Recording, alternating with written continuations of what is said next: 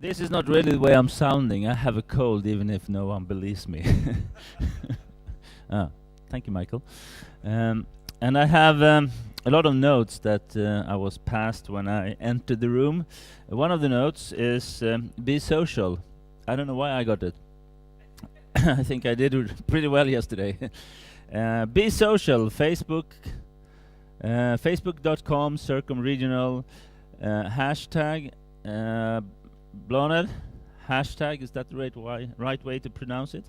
Hashtag CRConf at CIRCOM Regional.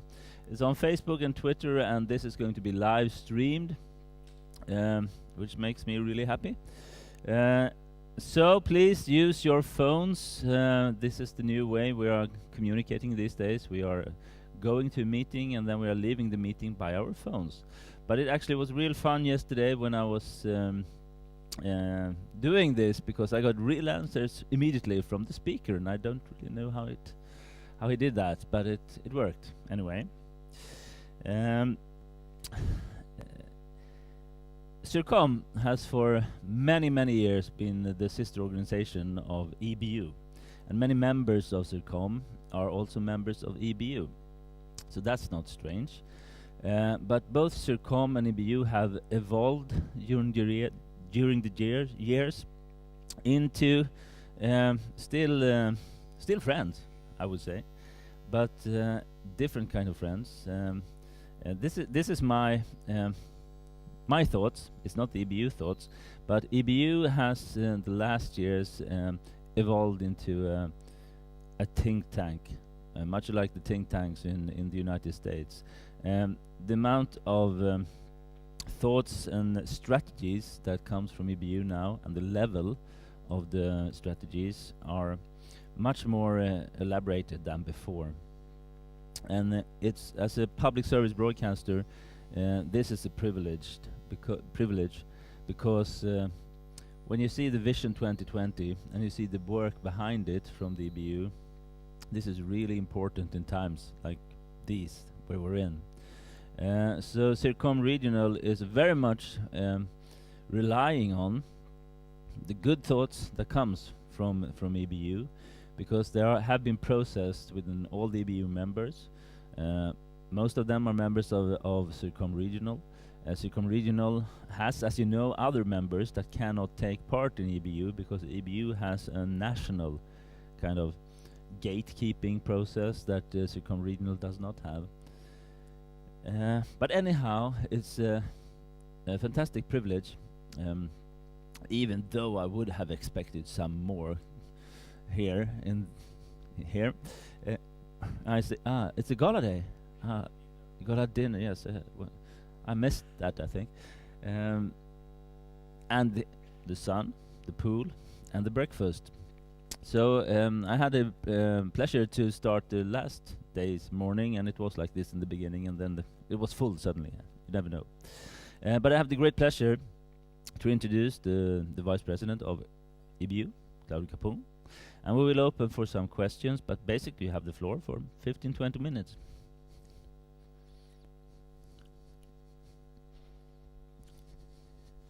Okay, thank you very much for this invitation. It's not the first time that I'm attending a CIRCOM Regional Assembly, which also it's a witness to the relation between EBU as an Association of Public Service Broadcaster and the regional broadcaster, which regional and local broadcasting is an important part of being a public service broadcaster.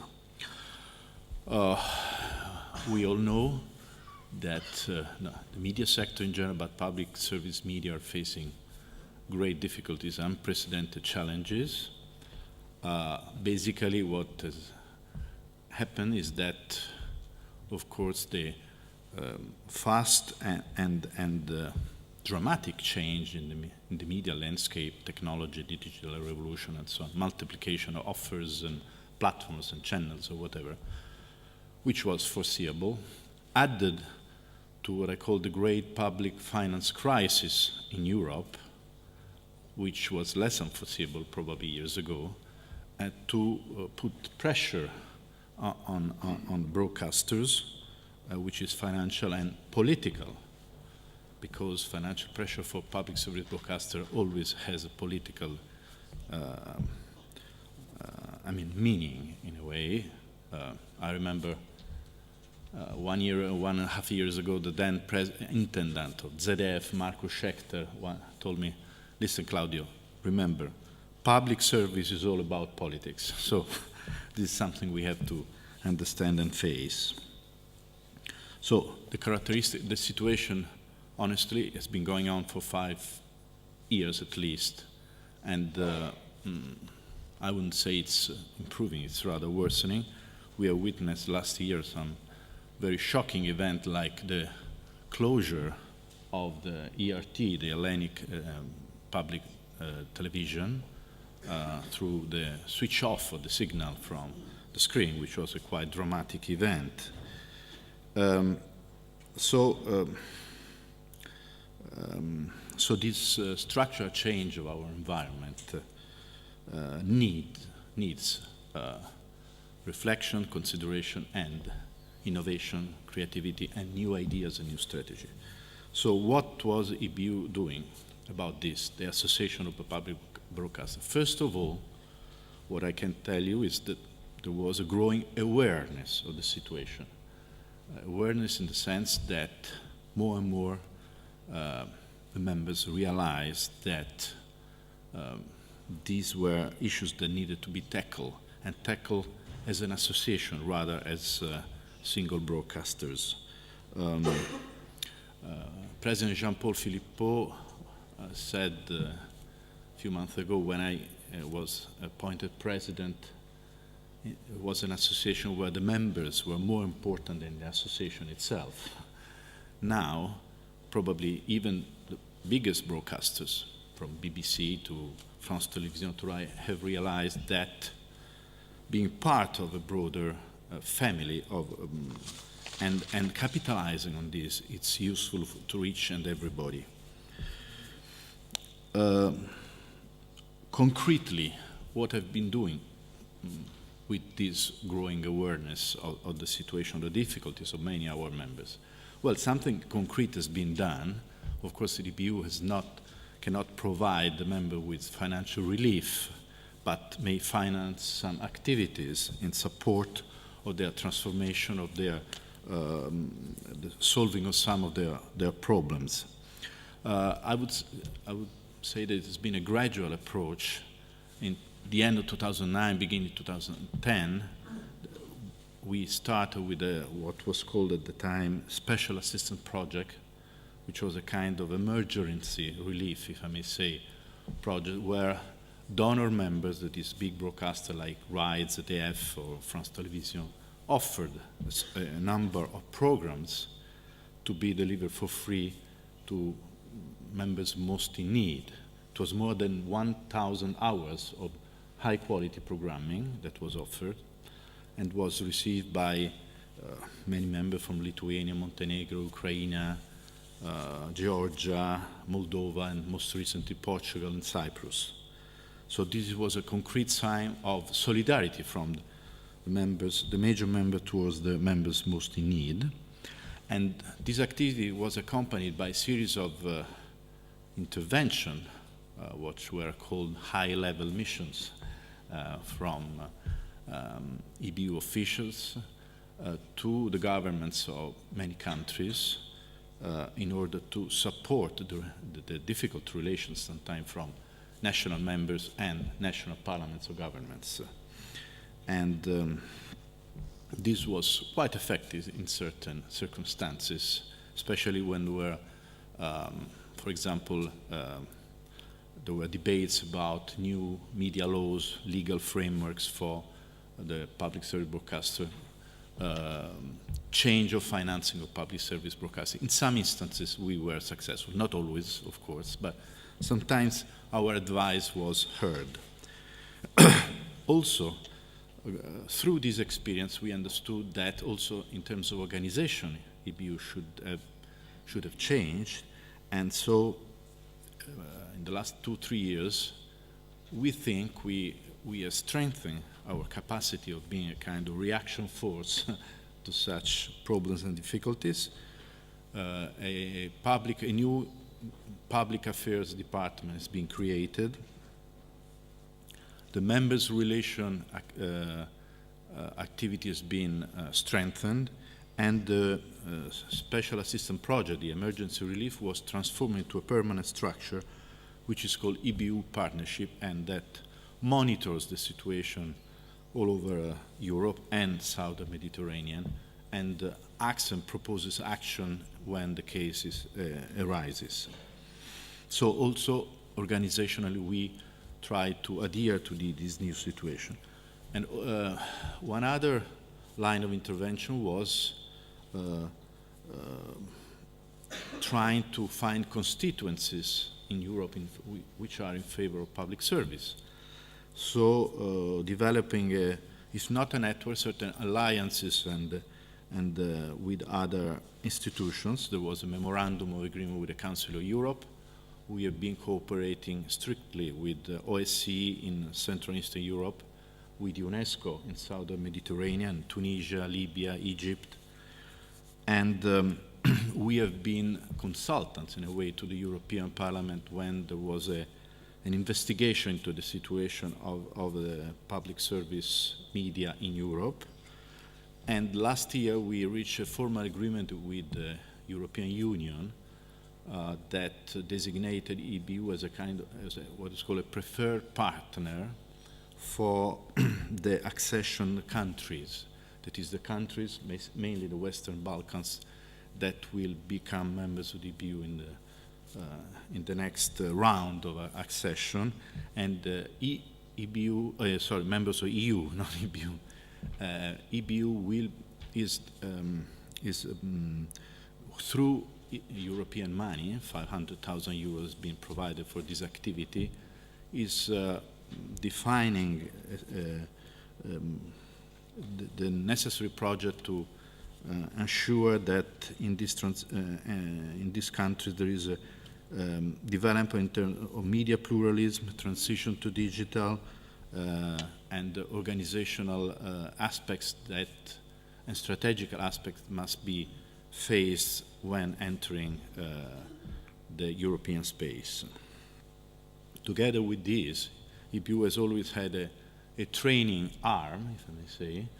This has been now transformed into EBU Academy, and there is a specific activity from EBU Academy devoted to the support of the members, to the EBU partnership, that is the activities of training, strategic, technical, and high-level training for the countries who require. All this has been financed, not much, because we, as I mentioned, we cannot provide financial relief, but we try to find inside our budgets, our normal activity, a certain amount of money to finance these activities.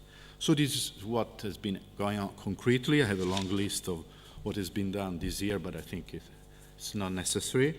So this is one part.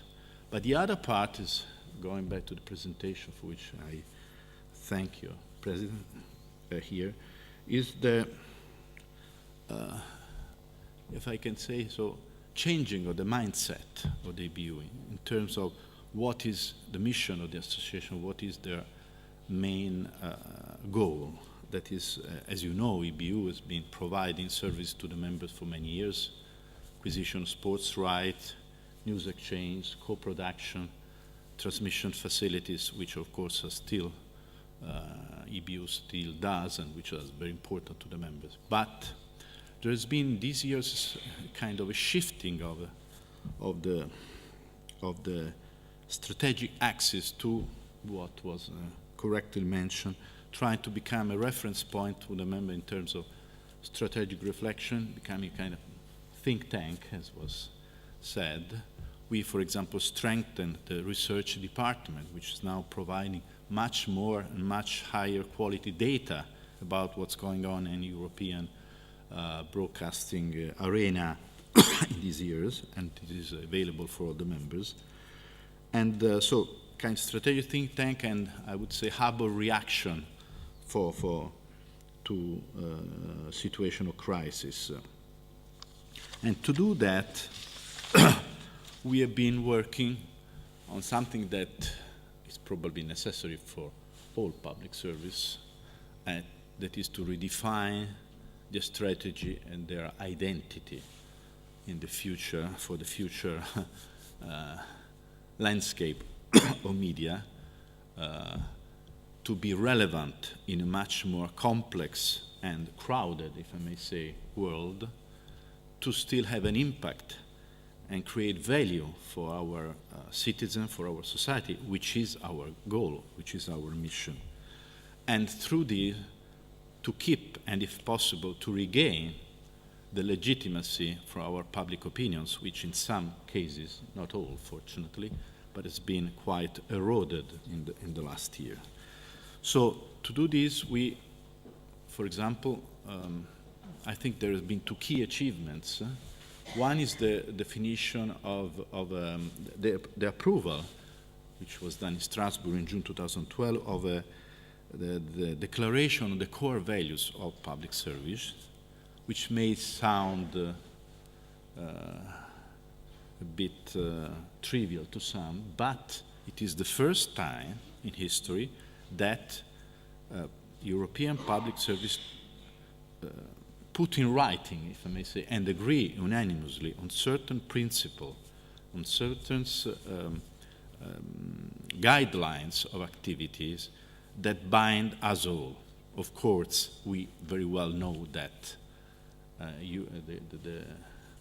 the key word for Europe is diversity, not homogeneity, but having a shared set of values, a shared idea of common mission is very important for supporting the very idea of public service also in a future world.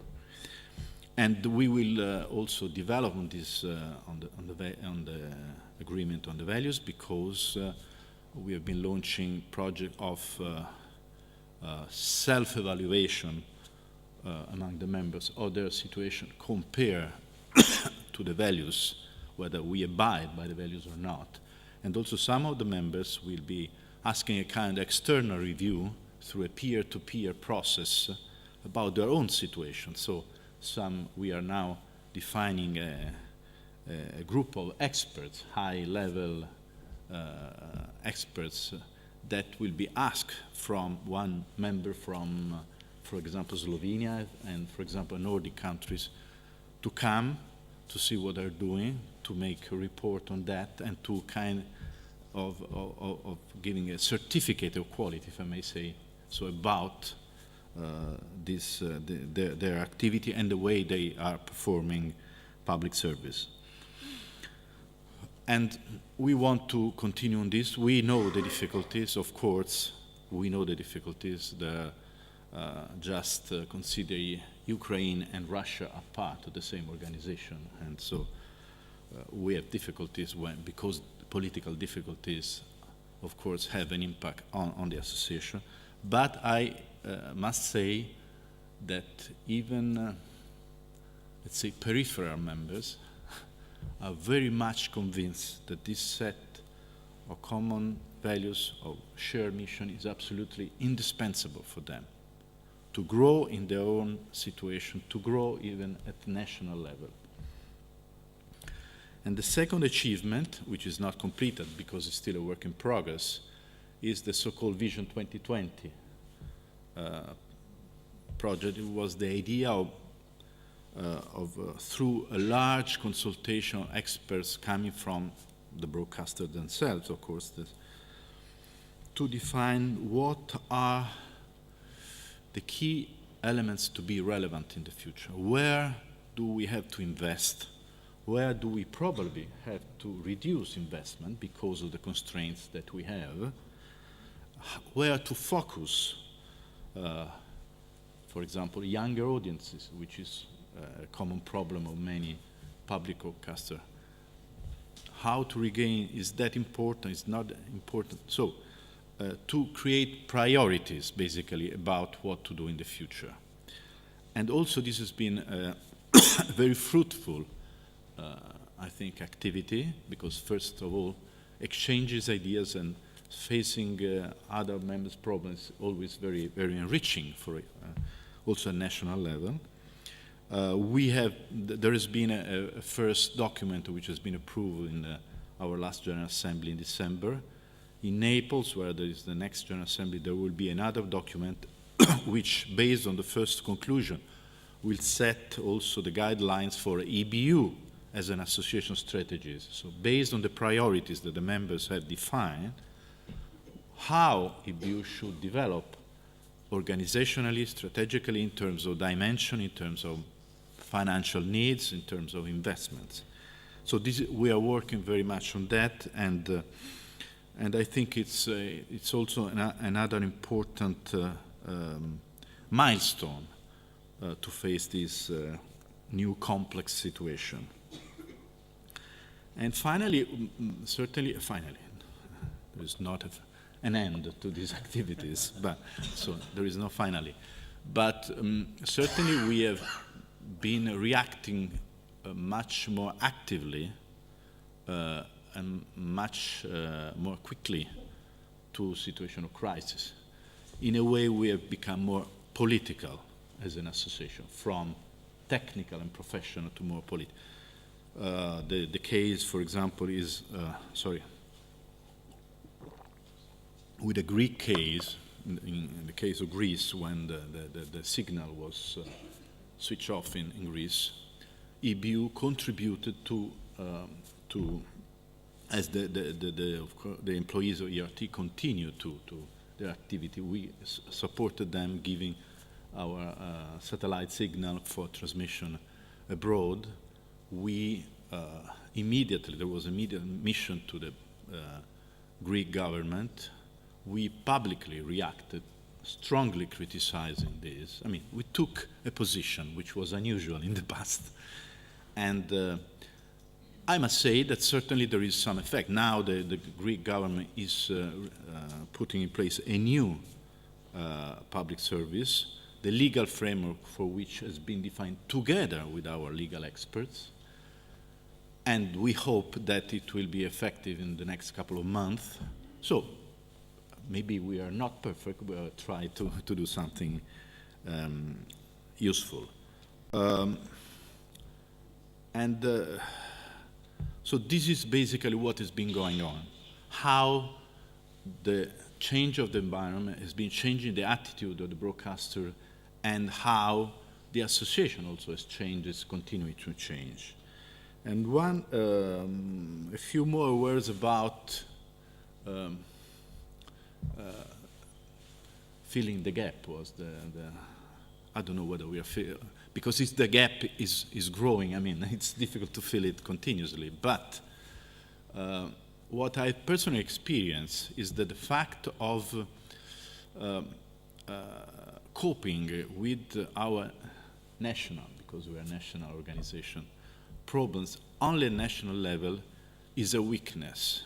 Having behind the shoulder, if I may say so, a European organization, a community of professionals, which is, at the moment, the largest and most important community of professionals in the world, is an asset also at national level. And this has been perceived very well, of course, in some countries where the relation with the government panel is more difficult, but now, more and more, in Western part of Europe, and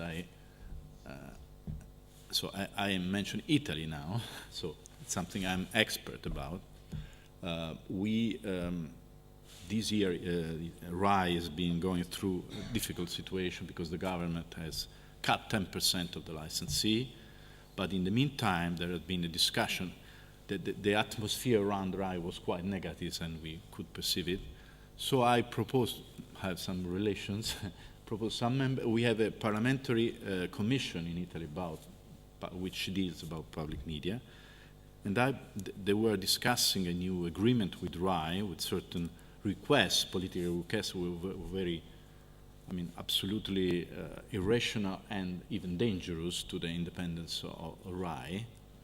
And the RAI was not succeeding of course it was debating, but they couldn't say. So I asked to some of the members of the commission, why don't listen to the EBU? to a European association. So they invited Ingrid Delten, the director of the EU. She had a hearing in the Italian Parliament, the first time ever, and she convinced our parliamentarians, and these requests were abandoned. So, being united, being a community is an asset that should be exploited. That's all. Yes, I'm only rising because I know that otherwise you will get the questions anyway from the audience. I have two questions here regarding, before I let in the audience.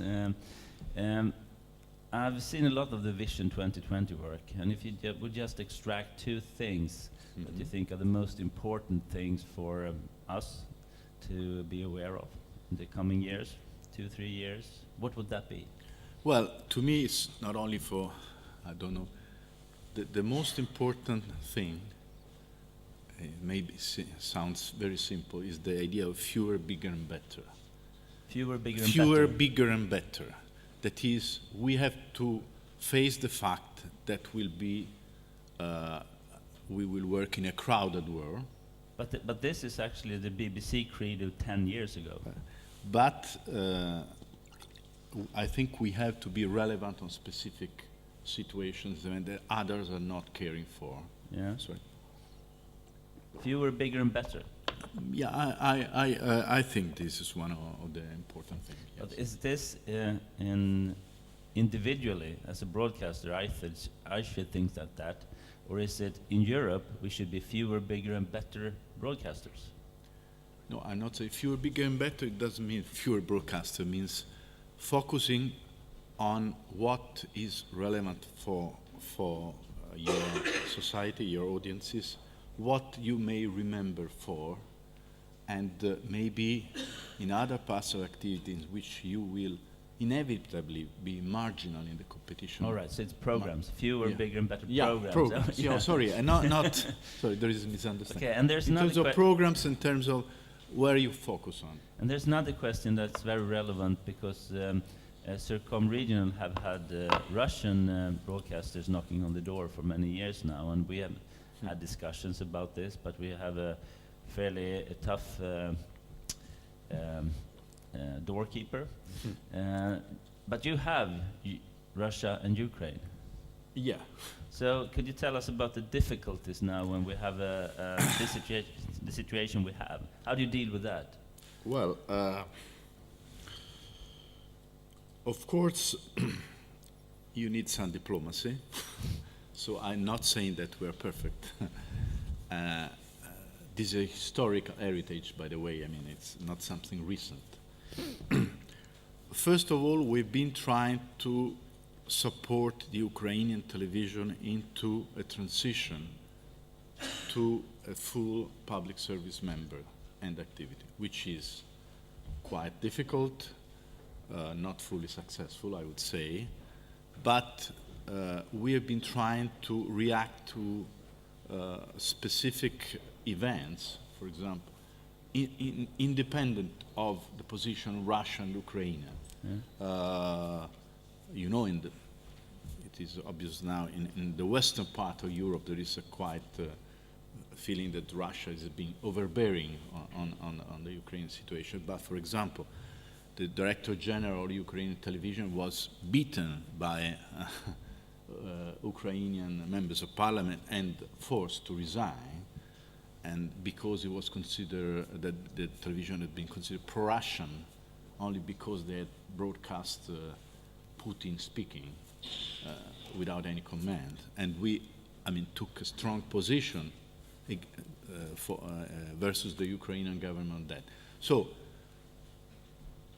we also hope that developing on the basis of the values will enhance the possibilities of being all together. I must say that with all the inconveniences of this situation, if we talk, when we speak at professional level with our colleagues from Russia, Ukraine, but even Tunisia or Libya, to be honest, we find really a lot of things in common. Then there is a political situation. It's better to include than to exclude. There is a big there is a big debate on that. I'm Italian, I'm flexible. Nordic countries are much more inflexible. Yeah, I'm not flexible. I remember that we have been asked by CCTV to enter as associate member. That's 3 years. China. Huh? Yeah, sorry, China. China. 2-3 years ago, the General Assembly voted unanimously in favor, but for the Swedish vote. So. Sorry, we have one question from the audience. Sorry. Please, Gladys. You mentioned that in 2009 you introduced the program project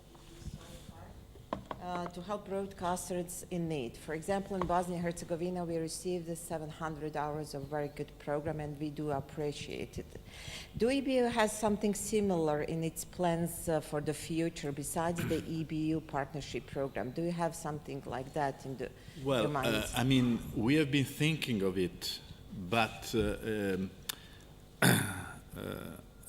process, I mean, I was personally in charge of that. It was at the end of the day successful, but has been quite, to be honest, bureaucratic and more cumbersome than I expected personally, because gathering from all the members, the transforming has been complex. Yes, I think that we could do it again. We've been speaking about that. It very much depends on whether the request for the member, also whether the members really use these programs. We also want to check, I mean, that these requests are really based on effective needs, because it's also, of course, financially demanding for us. But yes, we have been discussing about the possibility of recreating a second solidarity package, and depending on how the permanent office in Geneva will monitor the situation, I think we could do that. Thank you. Okay, I'm looking at my producer who gave me no more minutes. So, Thank you, Claudio. Big applause for Claudio. Thank you. Yeah, I think it was.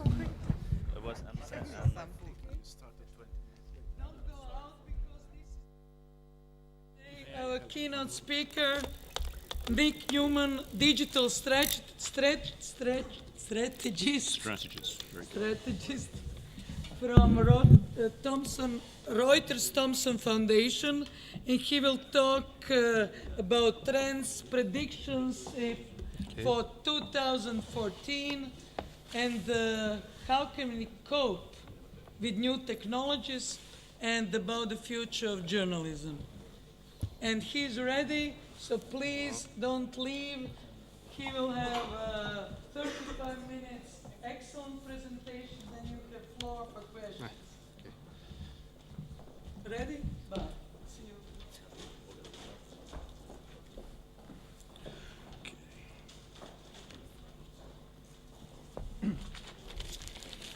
you. Thank you, Tenor, and it's really good to be here with broadcasters. I spend most of my time with digital people, and I started my career in radio and television, so it's really nice to be with so many great practitioners of the art. I'm going to talk today about one of the key challenges that you've identified in your conference this year, so the impact of technology on media in general, and in particular on regional broadcasters. So I'll talk for about half an hour or so about some of the general trends that are driving disruption, with a focus on journalism, and show some best practice examples around the world of how I think news organizations are responding to those. Tenor's given you a little bit of detail about me, just to give a little bit more. My background was as a journalist, so I spent about 15 years as a journalist. I was also one of the founding members of the BBC News website, running the international news, and then I spent 10 years or so developing digital products for the BBC, mainly around journalism. What I do now is work with media organizations, arts institutions, even the UK government, which is a real leader in digital, surprisingly, helping them with some of the issues that you've been talking about. So the issues of cultural change, how to move to a world where digital is absolutely front and center of the way in which people are consuming information. And then I also have an academic side. As Tenna says, I work with the Reuters Institute for the Study of Journalism at Oxford University, where I produce an annual survey of the news industry, including television, but mainly focused on digital, and also with City University London, where I'm doing research into technology, social media, and journalism.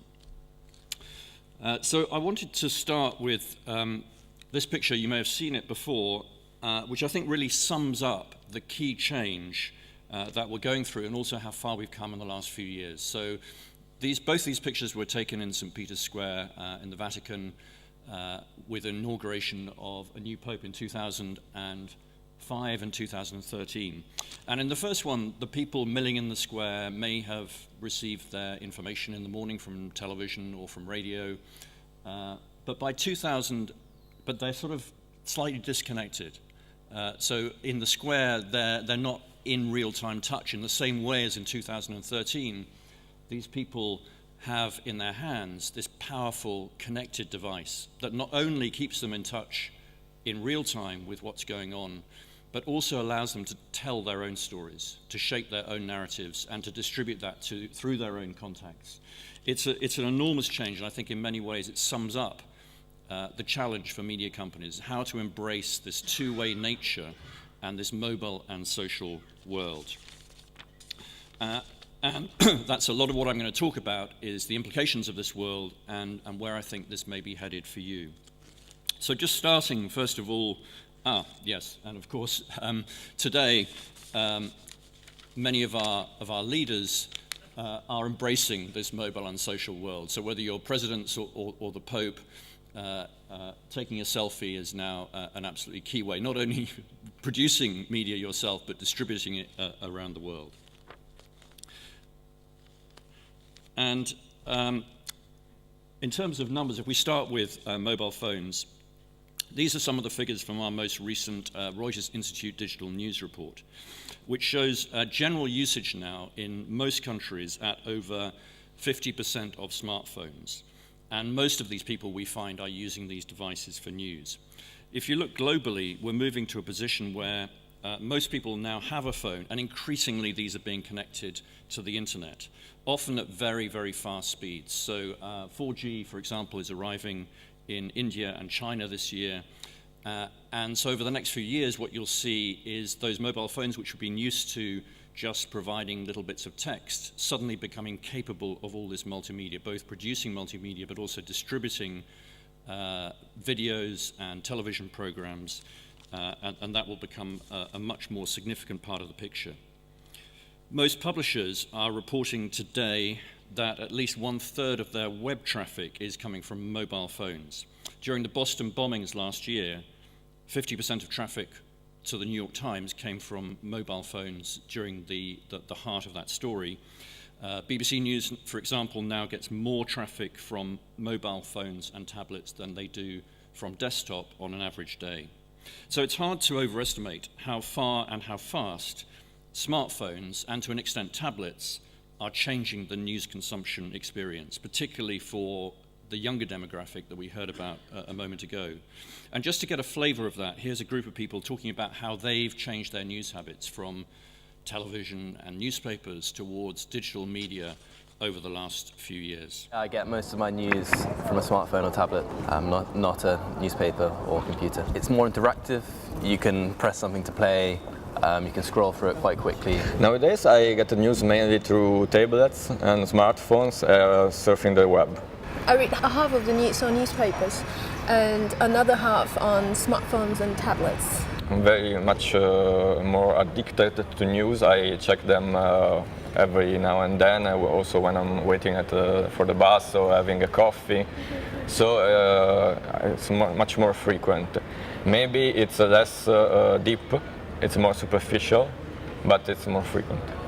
Before I wasn't very much focused on reading the news on a daily basis, but now because stories come in so frequently and they are so succinct and you get just the headline and you can get a real overview of what's going on, I'm much more into reading the news. So mobile phones are, in a sense, increasing the frequency of our access to news, but also our research and research from the Pew Research in the United States show that people who use these devices more regularly are also far more likely to share and use social networks. So social and mobile very much going hand in hand. And you can see here that the more devices that you have, these are US figures, the more likely you are to access the news regularly. So it's increasing this frequency of accessing the news. And then, of course, we have tablets. So quick show of hands, how many people here have a tablet, either at home or... So you're not necessarily a typical crowd, but really significant numbers. And every year we're seeing and we're tracking double-digit growth in terms of the percentage of people who are accessing tablets. In most countries, it's now around 1/3 of households have a tablet. And the predictions in the UK for this year is that by the end of this year, half of all households, so 50% of all households will have access to tablets.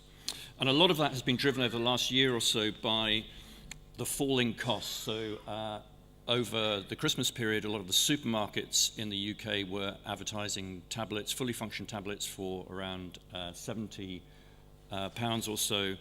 And so something like 15 million tablets were sold in the UK in just a month or so. So amazing speed of adoption of some of these new devices. And we're predicting that later this year we'll see the first £50 or probably the first €50 tablet emerging.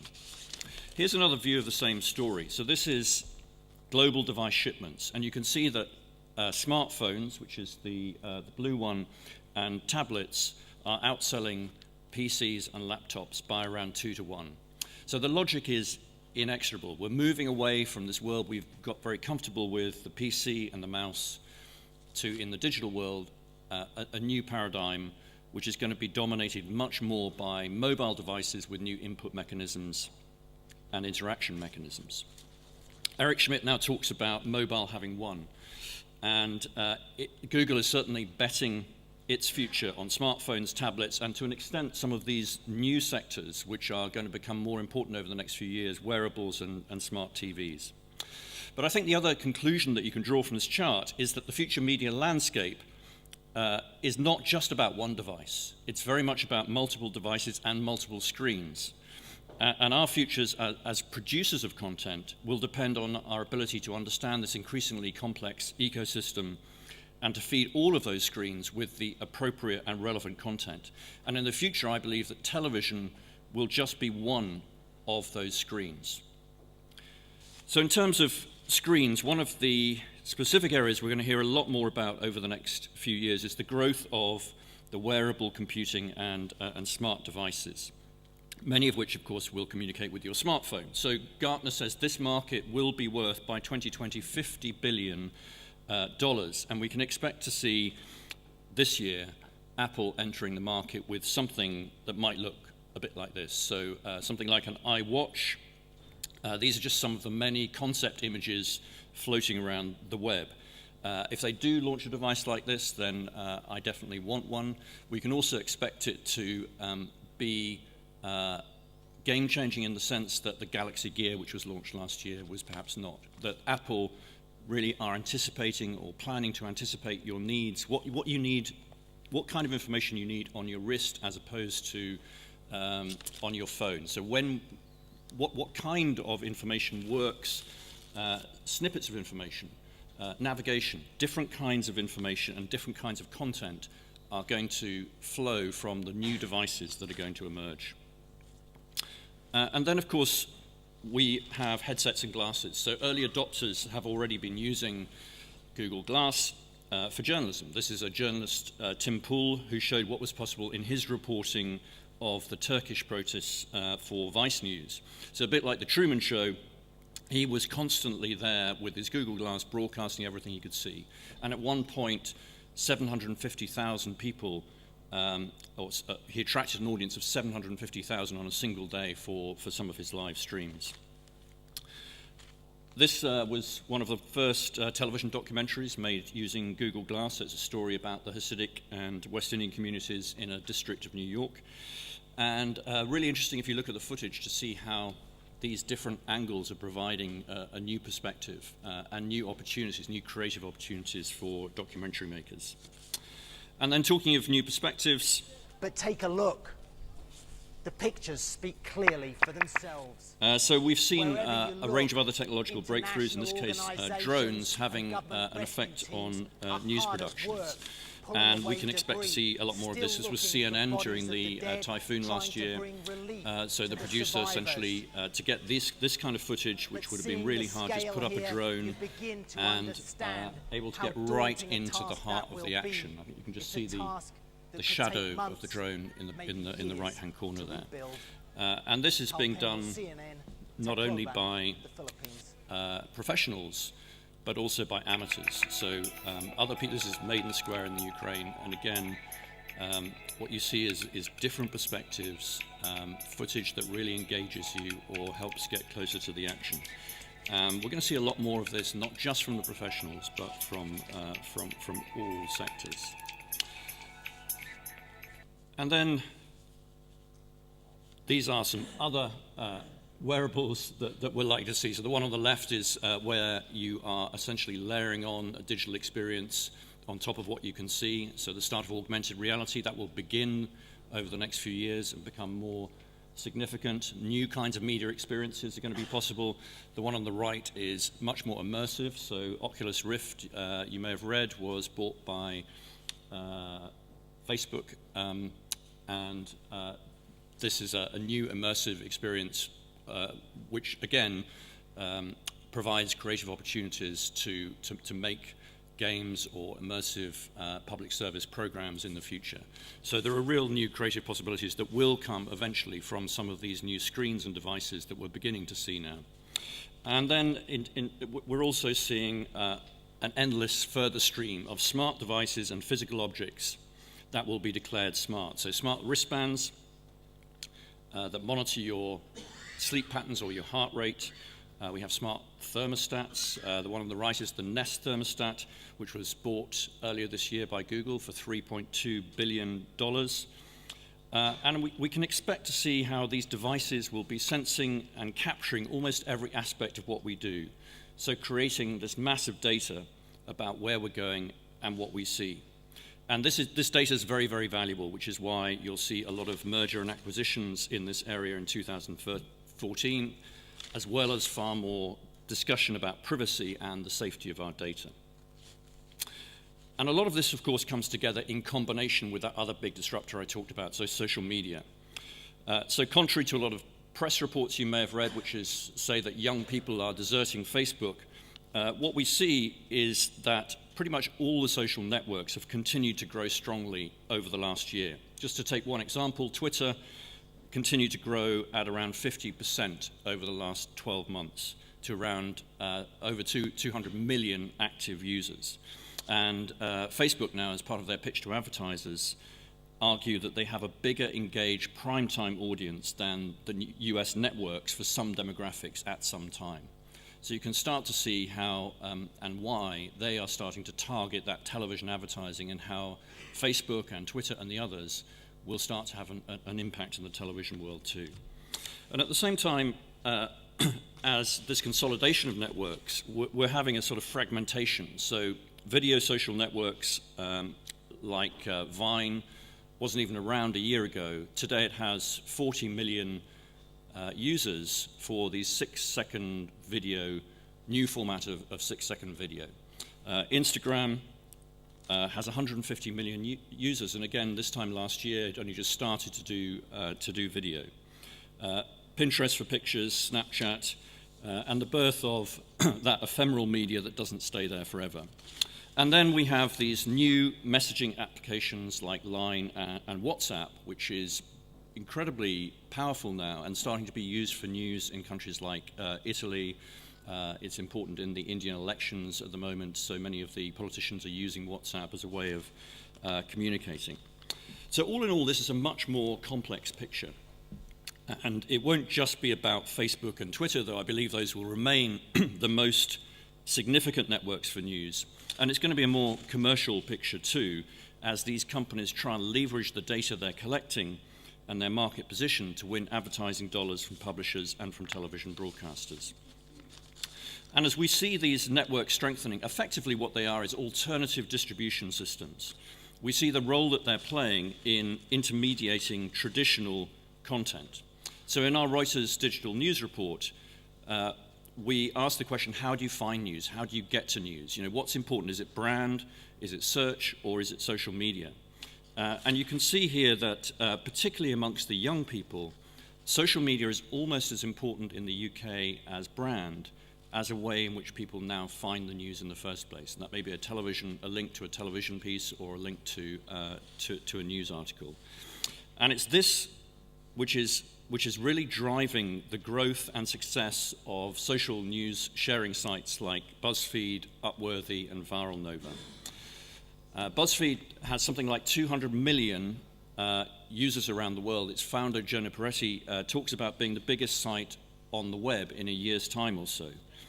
And he talks about this transition on the web when it sort of started with portals, and then search was the thing that everyone talked about, and now he talks about social as the starting point for content. And here's a really good example of that, of social discovery from the last year or so, and how powerful it can be, these new distribution systems. So this was an interview which the BBC ran with its presenter Jeremy Paxman interviewing Russell Brand, who's an actor and comedian, and this received something like 9 million views just for this one version of a 12-minute extract from a current affairs television program. Does anyone have any idea what the average weekday audience of Newsnight might be in the UK? Maybe there's some BBC people who know. So 600,000 is the answer. So 600,000 may have seen that on the original broadcast, and 9 million people are seeing it as a result of these alternative distribution systems. Indeed, one of the biggest problems for news and current affairs programs, and particularly in many countries, has been the difficulty in getting attention for what is often quite difficult material when there are so many distractions in the home. So our regulator, Ofcom in the UK, has produced some research which highlights this problem of fragmented attention. So even if you can get somebody to sit down and watch something serious, they may not be concentrating on it all the way through. So what they found is that 49% of people, almost half of them, are effectively doing something else when they're watching television. So increasingly we are distracted. We are doing our emails. We're spending time on social networks. We're using our smartphones and our tablets while we're watching television to do something completely different. And this seems to be a particular issue with the young. We heard about this from the Director General of the EBU. So just looking at news, this is data which shows the time of day when people are accessing the news through the day. And you can see that for the over 55s, which is the red line, you still have that appointment of view. You still have people who are sitting down and watching television news in the early evening, and you still see people listening to the radio and watching television in the morning. But for young people, which is the yellow line, that is the 18 to 24s, that peak doesn't exist. They're simply not engaging in the same way. They're preferring to snack on news throughout the day, and quite often using these new devices such as smartphones. And just as an aside, I think we're seeing now people starting to express real concern about what that means in terms of the values, about how people are going to learn enough about politics, for example, to make informed decisions when it comes to elections, some of the downsides of the digital revolution. And we're going to see more of that in 2014. This book by Douglas Rushkoff really, I think, captures a lot of the growing unease about some of these trends. He argues that we live in this always-on world where the priorities of the moment are distorting that longer-term view. And he bemoans the sort of loss of narrative storytelling, which he thinks is being replaced by this stream of always-on content, and the time for reflection being crowded out by the insistent reminder of the smartphone and of social media. So taking all this into account, what does all this add up to in terms of implications for public service journalism and public service broadcasting? So I think firstly, we need to recognize that this is an increasingly social and mobile world. There is no going back, and we need to make that work for us. So I believe mobile and tablet will become, over a number of years, the primary way that people consume a lot of the content that you put out. And that requires a big shift in what you produce and how you hook into those networks. Secondly, distinctiveness and added value. So in content and experience, it becomes increasingly important in a market where information is everywhere and in many cases free, not just public service broadcasting. And thirdly, digital is no longer just about words and pictures. It's, in many cases, it's the reverse. It's becoming a much more televisual medium. And that requires for those who are going into it, like newspapers, new skills, and it should be a massive opportunity for those already with some of those skills working in television, but only if you can escape from the formats and approaches that have worked in the past, because the consumption habits are different on these new platforms. So these are, I believe, some of the ingredients for change, and I'll just briefly show some examples of what I think best practice is in this area. The first example is really about optimizing for social.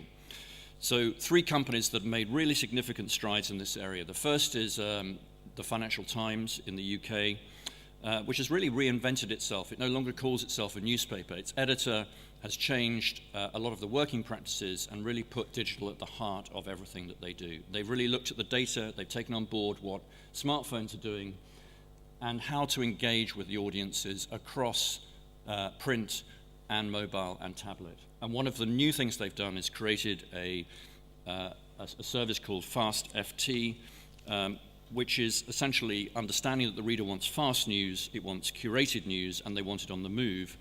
But it also needs to make sure that it can produce that in-depth material.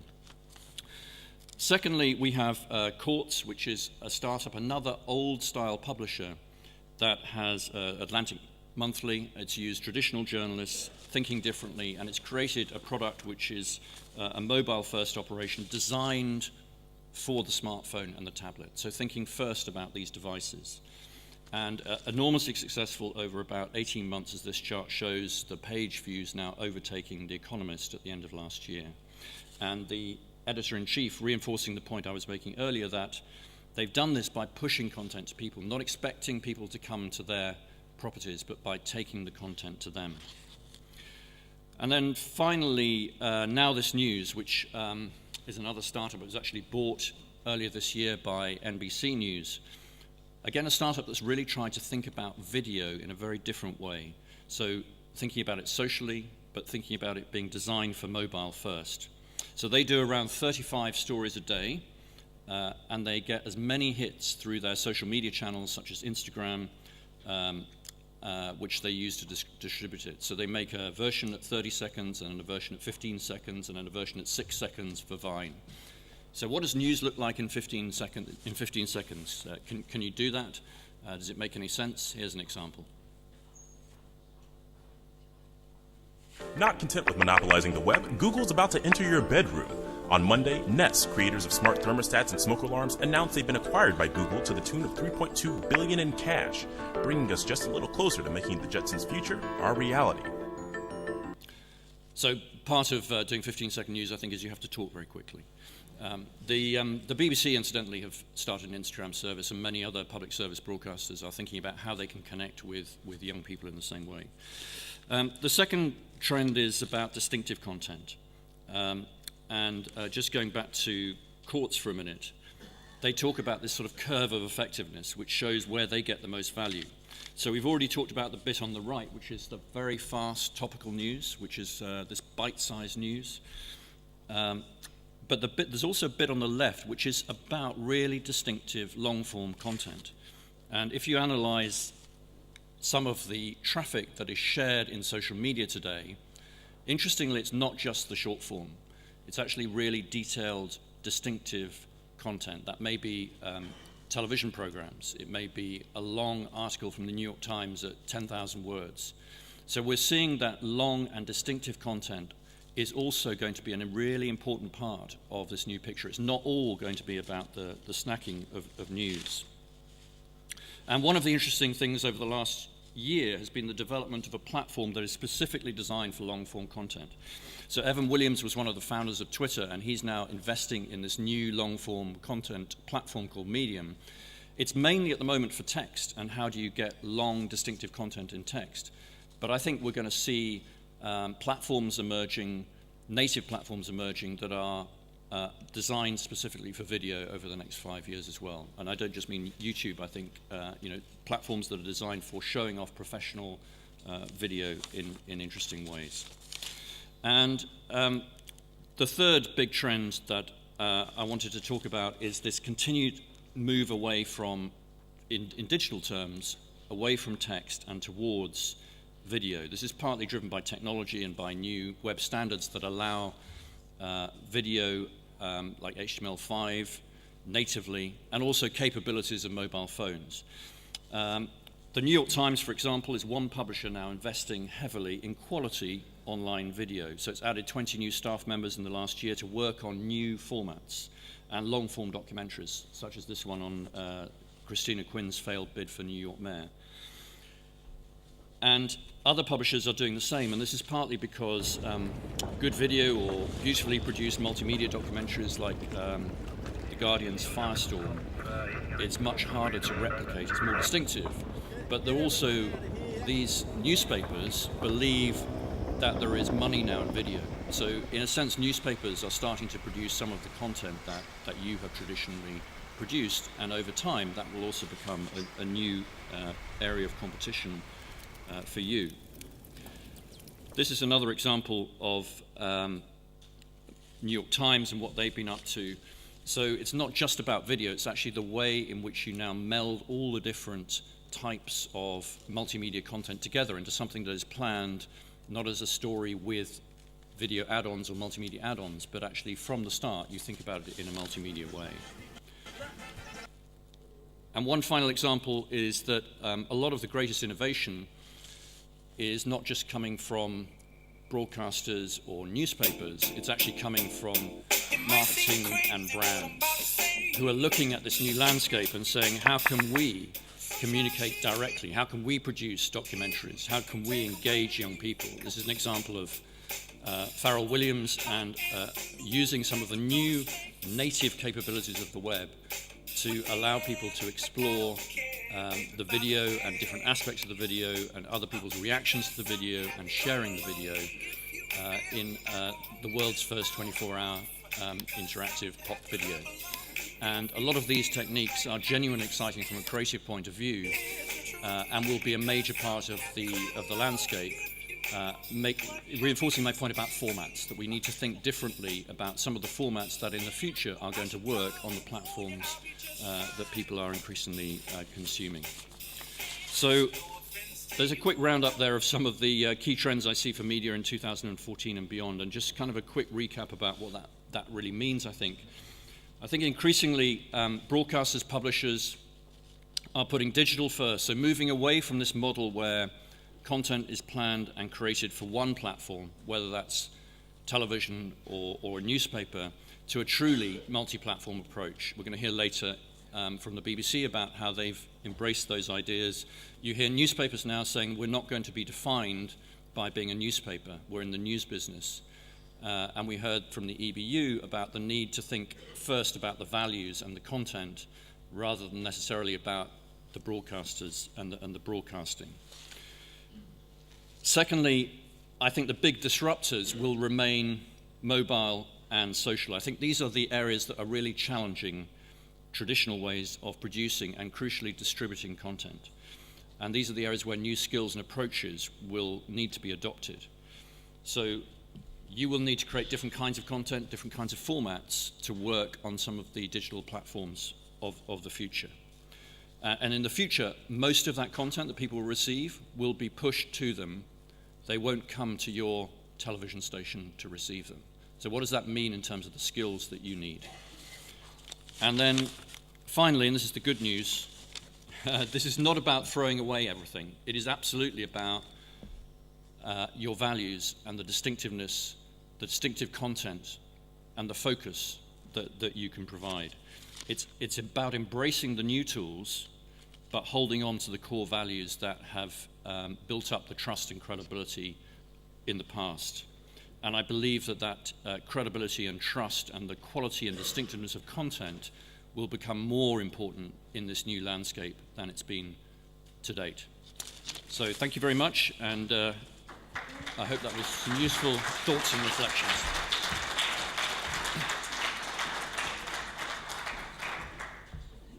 And I think we have already questions in the audience. Doman? Yes, at least one question.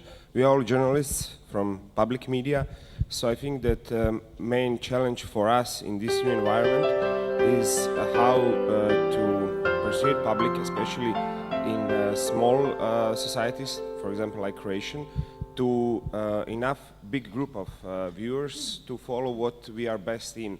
Big, when I say big, I mean serious stories which give you context, because all new platforms, all new technology is focused on flood of quick copy-paste context, and I think that the big challenge will be how to persuade new public which is coming, not just to follow us, to find us, but to persuade them to spend time with our stories. Yeah. Do we have good practice already on that? Yeah, I'm more optimistic than that. I think that if you produce engaging content and you carry on, producing interesting stories that are well told, the classic journalism, then people will be interested. You just have to work much harder at making sure they're aware of that than in the past, because it's less visible. On the television it's visible, in a newspaper it's visible, but in a digital world everything is hidden unless you're alerting people in some way. So that's the biggest challenge. One of the most interesting things when we started BBC News Online is we assumed that everyone would just go to the entertainment stories. But actually the encouraging thing is people are really, really interested in a range of very serious things and light things. And they're the same people. Even the young generation, absolutely, yeah. But for the young generation, you may have to tell those stories in different ways and on different platforms. And I think that's a huge challenge for public broadcasters, partly because of regulation, partly because of the culture of those organizations. And I think that's the biggest thing you have to change. It's still rooted, the language is still rooted in broadcasting, in thinking about formats as are going to be the same in the future, and they're not. There is another question. You have a mic? Just a moment.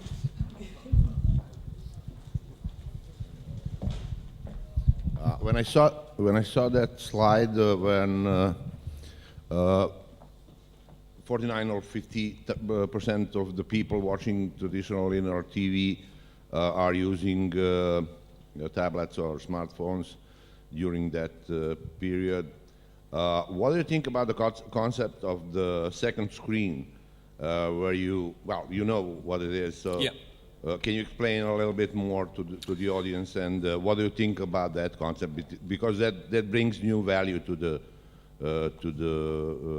traditional TV. So yeah, I think it depends on the new way of communication or interactivity. Yeah, so the second screen is basically when people are getting additional information that related to the program, either after it or during it. And the same research showed that some people are doing that, but only a minority of people are doing that. Most people are distracted, and it also depends on the genre, very much depends on the genre. So where second screening is really powerful is around big entertainment programs, around sport, because those events don't demand your attention all the time. So actually, to be able to interact and do different things. Around a drama, people aren't interacting during the program. They actually that is like a broadcast. It's like a linear story. A lot of the documentaries that you do are linear stories. And so the role of the second screen, the role of social media, is about alerting people to those things beforehand and having a conversation afterwards, or generating the ideas for the program in the first place. It's different depending on the genre. So I think that's really important, not to think about all media in the same way. It's a really, really good point. Yeah. Yep. If we're looking back, looking forward, 10, 20 years, most of the social media networks, there was another comment, you're sharing news, you're sharing something that someone else did. You know, in 10, 20 years, how many of the news media and the companies still exist, and how much there is actually professionally produced content? What happens to these wonderful sharing sites when there is not so much to share?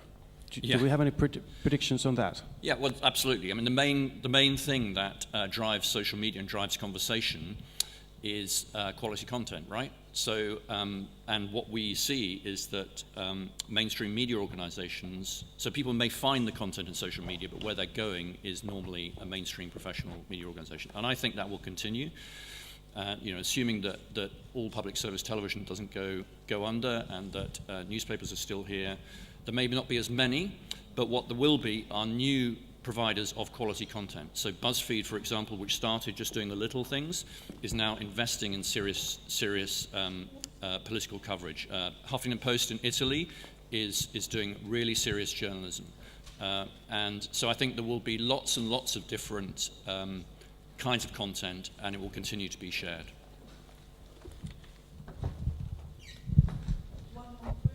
If we have enough time, you know what I found the problem? Everybody said here, everybody agree, we need good content to share. Right. But I need time to produce good content. Yeah. And when I say I mean we, company doesn't have enough money to give me a long time to produce content, because in that way the platform will be flooded with copy-paste sharing on somebody other company. So I think that we still have to find a model, you know, how to finance in this new environment production of quality content. Yes, and it's very hard to do the snacking content and to do the quality content at the same time. So if you go back to the Financial Times example I showed you, essentially what they've done is set up a little team that is purely focused on doing the short snacky stuff, and then they've empowered everyone else to get on with the time to make quality content. And you effectively have to make choices. You cannot just carry on doing everything that you've done before. You have to make choices about where the future lies and where public television can provide, or public service can provide the value. I think the Director General of the EBU was talking fewer, bigger, better. So sometimes it's about fewer, bigger, better. Sometimes it'll be about getting down to the niches as well that aren't being served by other people, rather than trying to be everything to everybody. And I think that's the key. It's about making choices. I will thank you. And we have to prepare. Please applause for our keynote speaker. We have to move fast. Bob Collins is our next moderator. And I ask everybody who is in his Natalia, our investigative journalism winners, they are here. Everybody's here. Do we have? They will need maybe 2 or 3 minutes just to you are right now. Adjust. You see, I have 2 microphones. So I think I'll be. You can speak in stereo. I'm fine. Don't go away. Keep coming in. It's okay.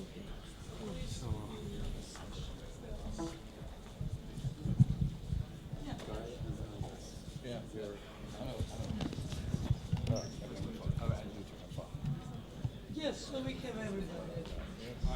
I will be. Hi.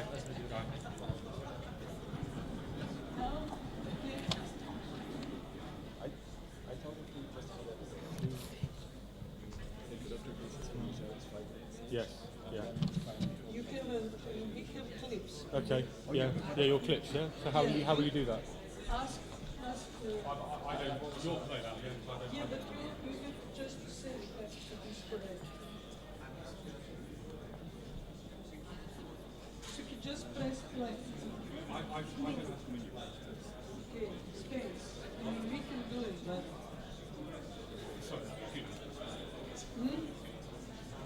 Space, you know, you press space for your, I don't know.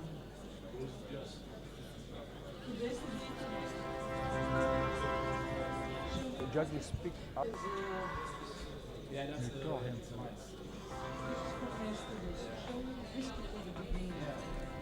Yeah.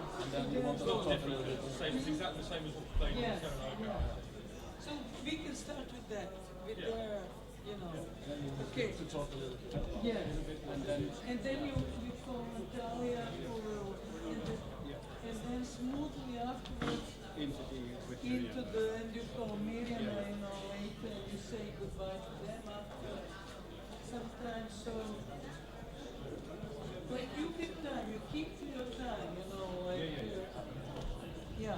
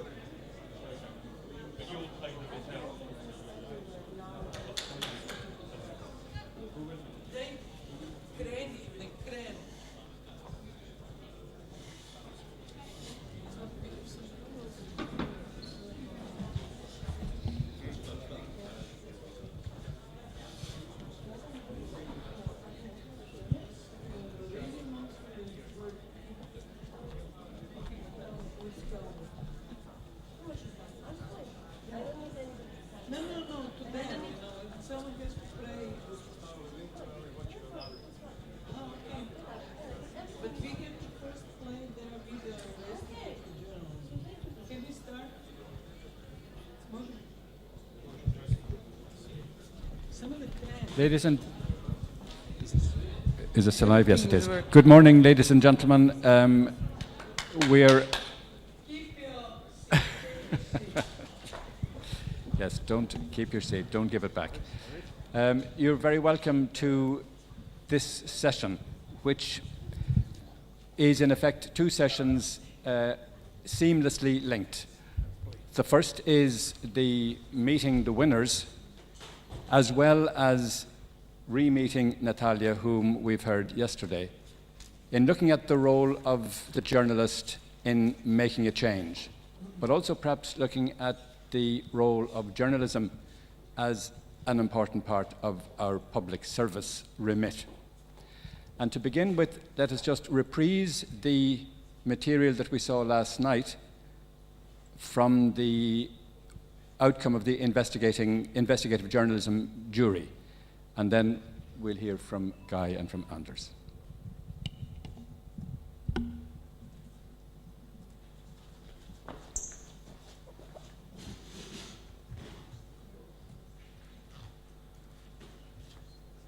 So, investigations in racism, in child abuse, in mistreatment of migrant workers, all of them hard-touching topics. The investigative journalism is also treated as some kind of la crème de la crème of the modern journalistic practice. And all packages we saw this year prove that. As the commandant's story, judges picked up the report of a Swedish regional station, STV Örebro, about the fictitious work contracts with the non-European Union players in the Swedish Volleyball League, and it was a very good example of the sticking with a good story in the local area. En stor framgång för klubben och för Nadia, men mycket har hänt sedan dess.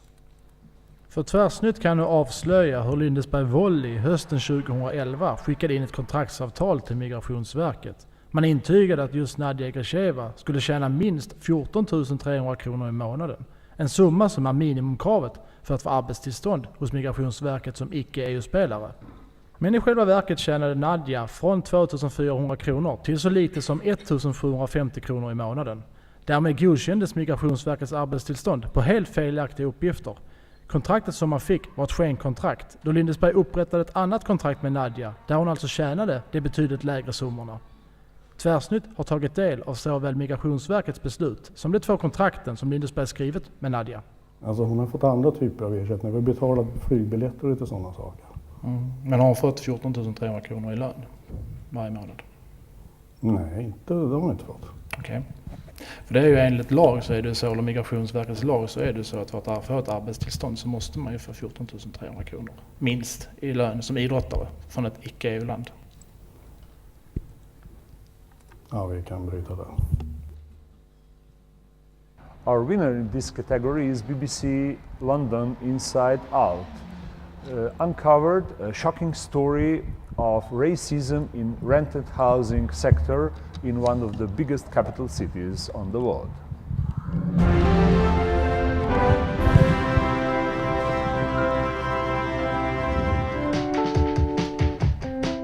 We've got Dean and Joe on board. As far as a landlord's concerned, the only difference between them is their colour and ethnic background.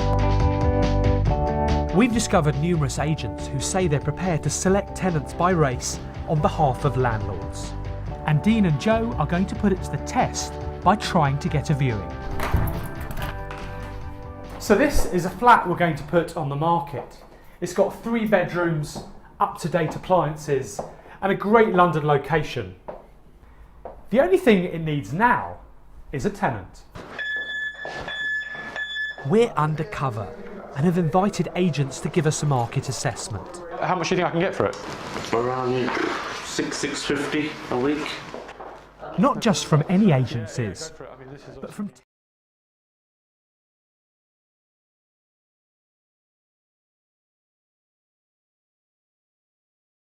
That we cannot be shown discriminating against the community, but obviously we got our ways around that. You don't have to tell us that, because we, you know, like yourself, 99% of my landlords don't want Afro-Caribbeans or any troublesome people. Afro-Caribbeans, yeah, you did mention the fan. Yeah, that's not a problem. There's nothing wrong with saying that, yeah. Without openly advertising it that, you know, no Afro-Caribbeans allowed, we would obviously, you know, understand that it's not available. It's quite shocking, really. I think these are individuals, agents who know what they're doing, who know that what they're doing is wrong, who know that they are breaching the law. Equally, they know how to get around it. Yeah, that's fine, that's not a problem. And just listen to how they say they'll get around it. We don't say to them no there and then, but we say, okay, we're going to have to come back to you, and then we don't call them back. When somebody comes in, they won't basically advise them of this property being available, and even if it does get, then they say, oh, somebody's taken it. We'll have to make up an excuse, to be honest with you. We can always make excuse. One of my colleagues has taken the property on the viewing. It's under offer at the moment. You know, we would just wait.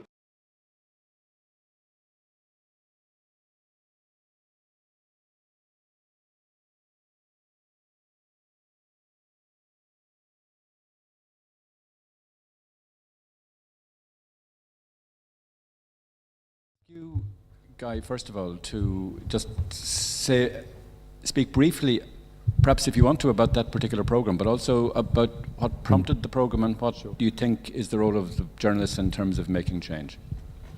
Okay, so I think in terms of the role of journalists making change, I'd say that that at BBC London, which is who made this piece, this was a joint production between the main BBC London newsroom and the current affairs programme Inside Out. So they are in the room, and I just wanted to say, just actually, sort of, I'm sitting here, but really, I was lucky to have the benefit of 2 output editors on this programme, Dippy Chowdhury, the output editor of Inside Out, and Anthony Dorr, the output editor of BBC London.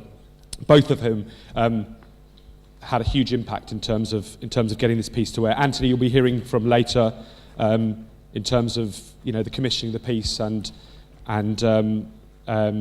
taking it really to the next level.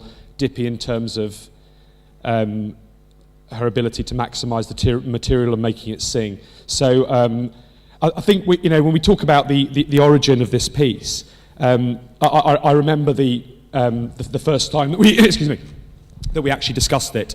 It was we saw a very obscure article round about sort of page 10 of a paper where it was mentioned that a local MP had some of his constituents suffering what he thought was discrimination in the banking sector. And I remember just starting to think, oh, that's really interesting. It wasn't given a lot of prominence, and I started making quite a few calls to lawyers, experts, people in the industry.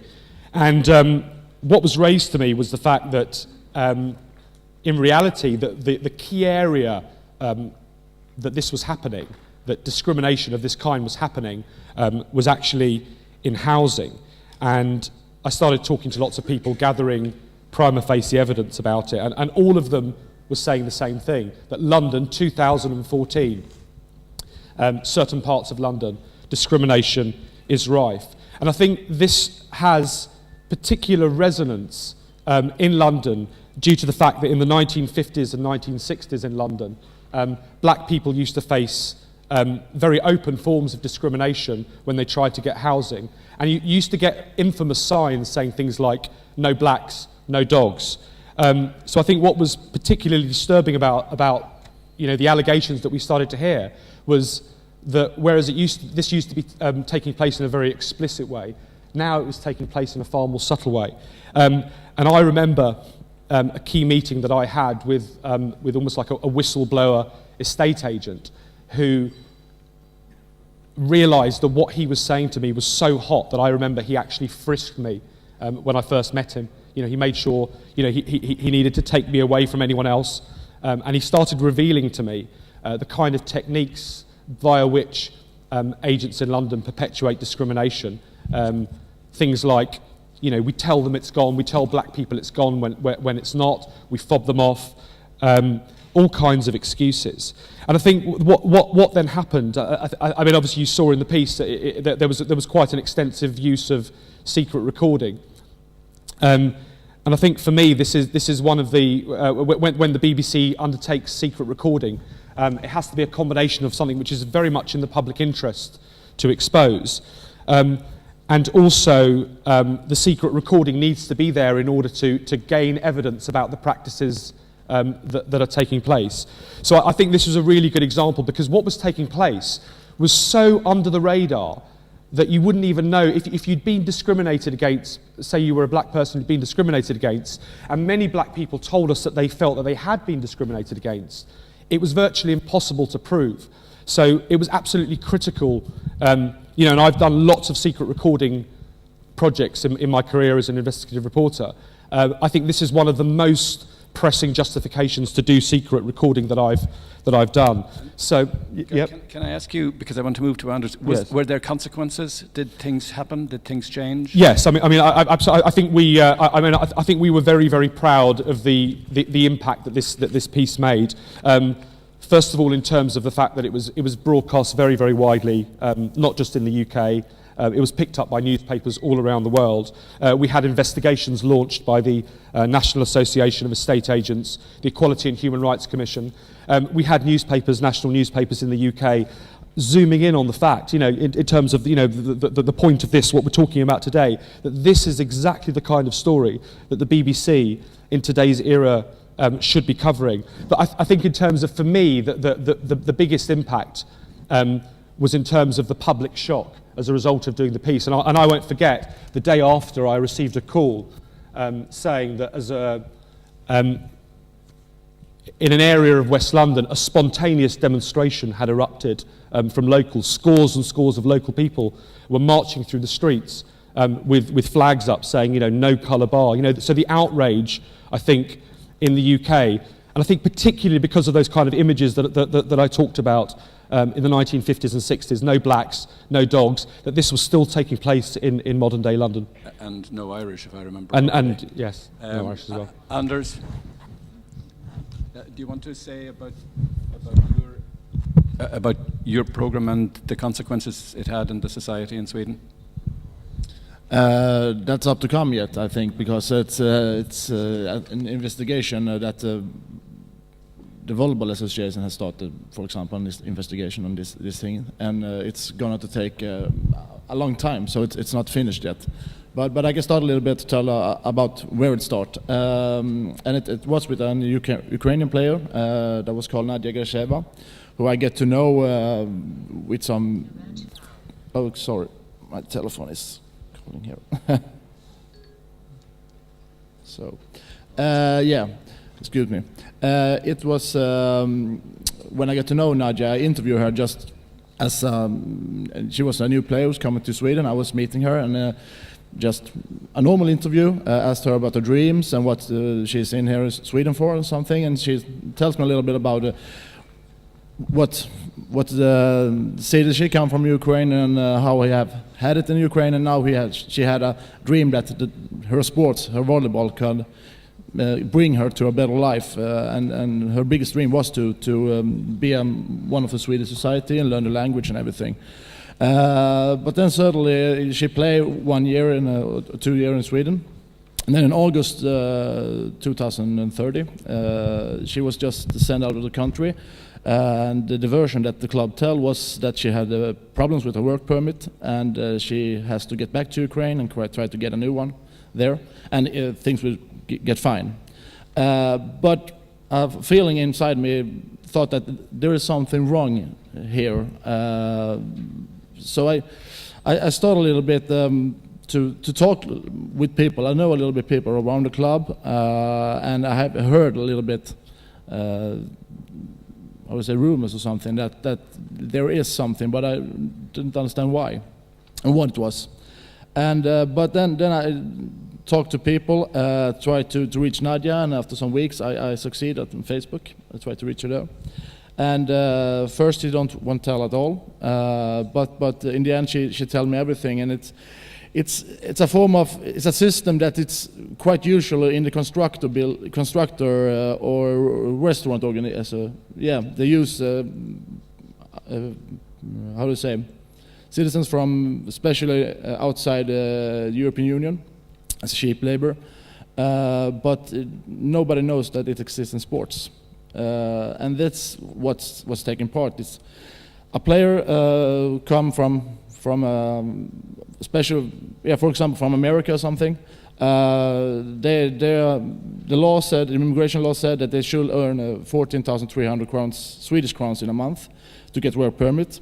And the club signing contracts with the player, everything looks fine. They're getting stamps on the contracts. They said that they're gonna get the right salary. But in the background, they construct a second contract with the player. She doesn't earn so much money, but they say that you will get an apartment, you will get free travels or something instead, but they don't even get that. So, I mean, they come to Sweden to dream about work as a professional volleyball player, but it can turn out to be a nightmare, and it did for Nadia and for some other players that I've been in contact with. They also told me the same story, that the club have used them as cheap labor. So we will have to wait for the association's investigation, but yeah, and there's been like the Swedish society is now well known that this is not only something that exists in the constructor building, it's also in sports, and that was a shocking story for a lot of people. And we will now try to look at, my first feeling was that these clubs are not alone. There must be a lot others are doing it too. Yeah, yeah. So we will try to look at it at a more wide perspective now. Thank you, Anders. Can I move to Natalia? Yesterday you spoke about the way you began Hromadska TV. Can you talk a little about the kind of change you hoped and you and your colleagues hoped this might bring about? Yeah, I would first, if you give him a mic. I can speak loud, as loud as possible. I'm trained to do that, but it's better with a mic. I just ask if I can just put the video on the background. It's played, so you would just use this computer, so we would have some of our footage.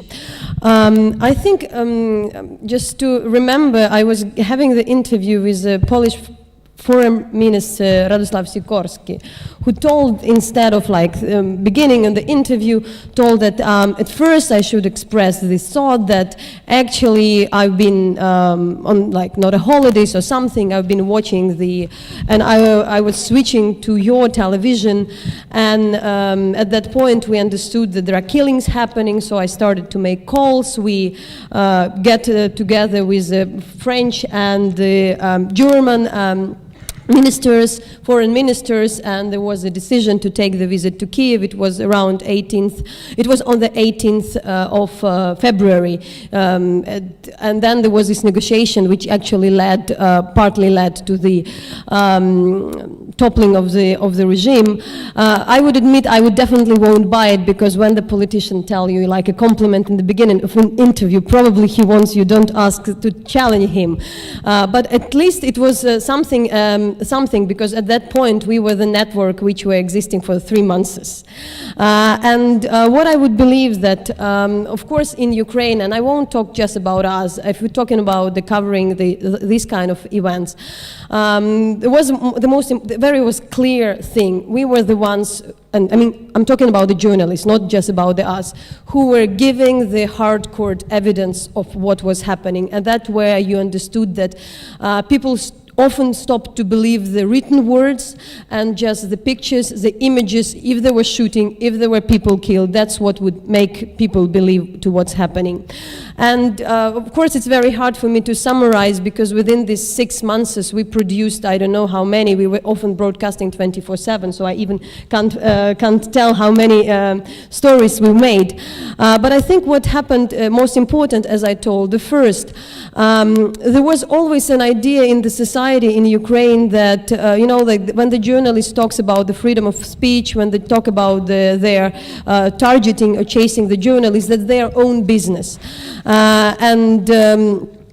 But after that cases, when, for instance, in the case of the recent events where up to 200, 300, there were 300 cases when the journalists were targeted, in order, especially the photographers and the video journalists, just not to have this evidence.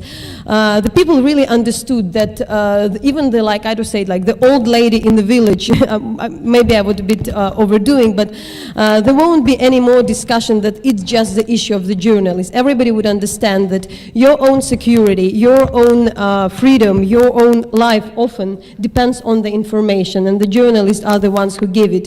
And somehow after 20 years of the manipulation with the media, I was very happy that this trust to journalism came back. And so for me, what would be the biggest change, it's not that kind of what exactly we done, but that definitely the parliament didn't make it, and in the very hard time which we have now, didn't have a chance to turn down the law on the public broadcasting. And after 20 years of struggle, it was voted, so we have a chance to create this system. As also we understood that there was a kind of an inspiration for the system, inspiration for the journalism, because it was always hard for us to go to the regions, for instance, and where it's very difficult to work and to persuade the local journalists to work according to the standards. But now we have the really proliferation of the local journalism, when there would be small networks coming and, you know, telling like, we want to do the same on the regional level, how we want to have Hromadske Donbass, and it's happening. We want to have Hromadske from another regions, and we give our help. So that would, for me, would be the most important things, that you kind of coming back the profession, when the people start to trust journalists back. Not everybody, because I would talk later about the propaganda, about manipulation. It's all very, very tricky. And I think the also thing was what is special, why I think the public broadcasting is so important, and it happened to be in Ukraine. We didn't have a live discussion. We didn't have like a discussion. There were a lot of marginal groups. You know, like the artists were somewhere there, the scientists somewhere there, I don't know, the civil activists doing their own things. None of the party, nobody could unite them. But the media is that platform when people can come to the studio and discuss. So somehow, for a lot of groups in the society, they understood, because for a lot of time, a kind of I won't say the elite, but a kind of the citizens, you know, the active citizens, they were marginal. You know, the video, the commercial television, it was given to kind of either celebrities, to the criminal stories. So for the people who would care about the information, there was no place. They were never there. Usually there were 20 faces in the Ukrainian TV, you know, pop stars or some politicians who would be coming from the show to the show. And all of a sudden, within this last half a year, we saw that there are 100,000 people, and for a lot of people it was the answer that actually there is a place in this country for us. At least if even there is a place where we can come and talk about our problem. So that for me would be the biggest result. Okay, well, thank you, Natalia.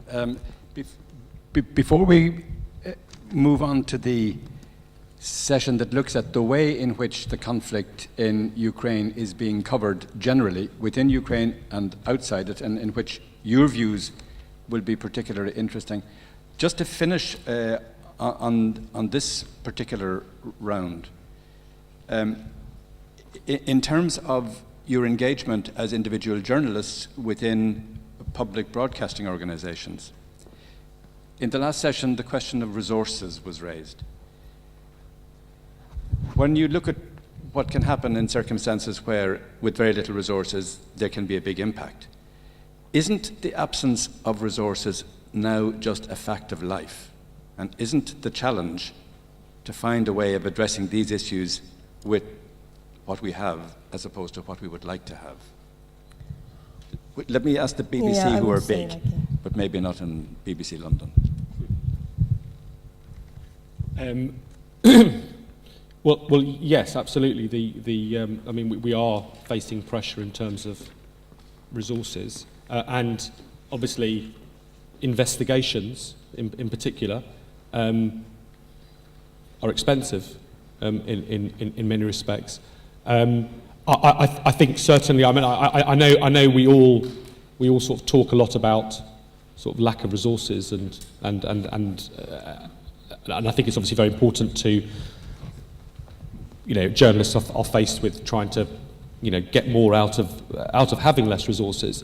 But I think that, you know, from my point of view, I think the onus comes back onto the journalists to almost like present news editors or people within your organisation with the evidence of your story being such that it cannot be turned down. It has to be so. And if that means, you know, going out at night afterwards, or you know, after your day, then I think that's really important. But yeah, I think that is the case that we do face. And Anders from Örebro in Sweden. Similar. Yeah, I mean we have the same problems, of course. But I mean I think it's really important. We have so many regional stations in Sweden, outside in Sweden, so we cover a lot of Sweden, and I think it's really important just not to work on your own station, to involve other stations, so you can get a more widespread news, and you will, how do you say? Increase the impact. You work with the same thing. I've discussed a thing here in my city or in my region. Look at this at your region, and then you can be like a widespread news. So that's, I think, you have to do when you have such a this resource problem now. Yeah. Well, can I say congratulations again to both of you on your awards from last night, and thank you for being in this session. And then ask Mariana Rakic to join us on the platform, and thank you too. And in the meantime, Natalia. But I would like.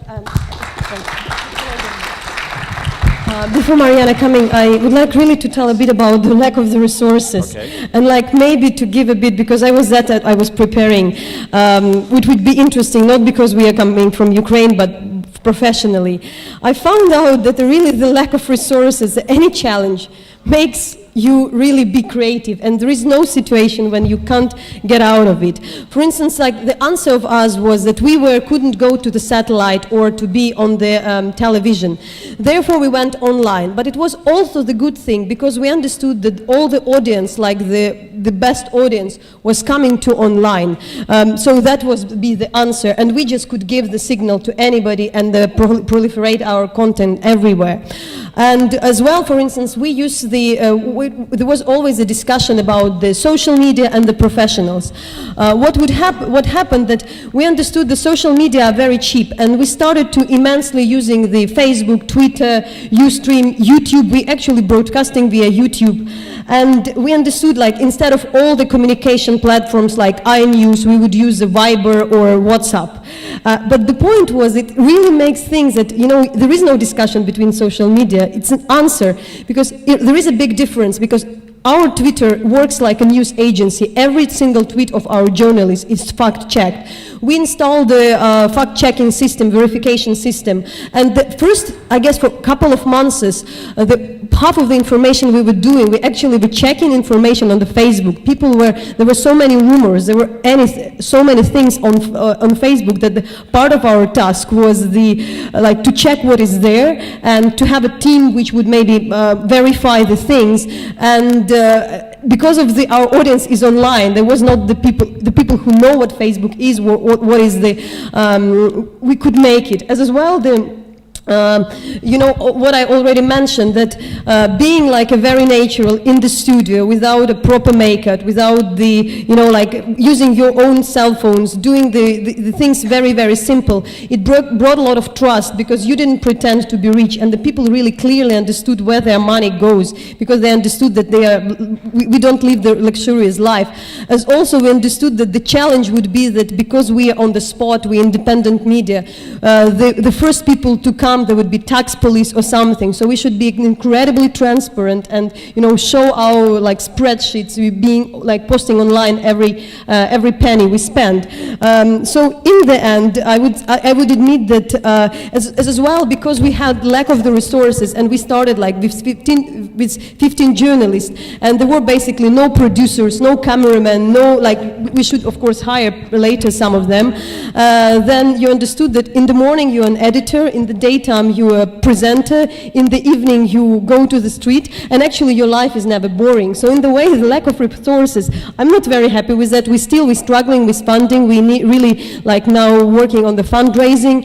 It's very important for our sustainability, but in the end, you understood, after 10 years in television business, I understood you really, the content is the first. You really, if there is a story, people can tolerate all this lack of resources.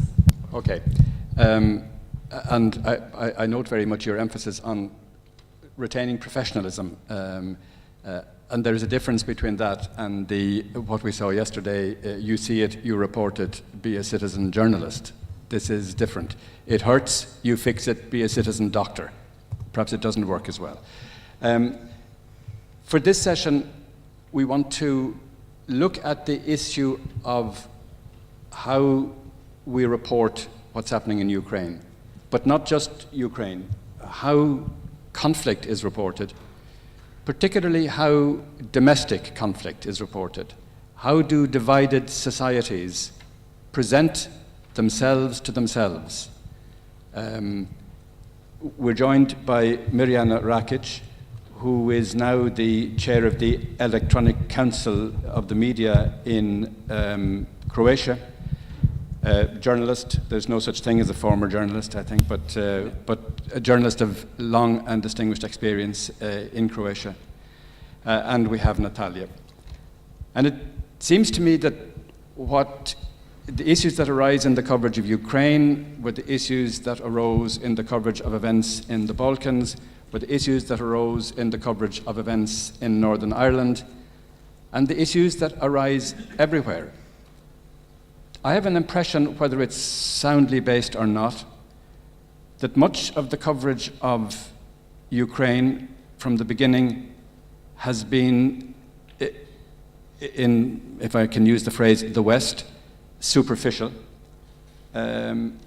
certainly in the sources most immediately available to somebody who is based in Dublin and Belfast. Partisan, the automatic assumption that the failure to sign the agreement with the European Union was in and of itself wrong. Irish media, I think, had a particular feeling of that because one of the negotiators of this agreement over the years was Pat Cox, former President of the European Parliament, former journalistic colleague in RTE. And I wonder whether any of that rings true, and also that takeover of government offices in Kiev was a democratic triumph. Takeover of government offices in Donetsk is an outrage. Is almost terroristic act. Yes. Yeah. Well, the problem is that with all techniques that we have today, we lack of informations. That's a problem. We have our prejudice about certain parts of the world, and that's the start how we began to evaluate new situations or conflicts. It's normal to have a conflict in Africa, for example. And specifically coming from the Europe, we think that we know everything. And suddenly erupts Ukraine, where we are. We are with the European Union, that it must be right. If they offered an agreement and somebody refused that, he must be deadly wrong. And then situation develop. And what you discovered is that you are deadly wrong from the very beginning. What I think is that, again, thanks to technique, we have more and more information 24 hours. And if you want to be informed, you can inform yourself.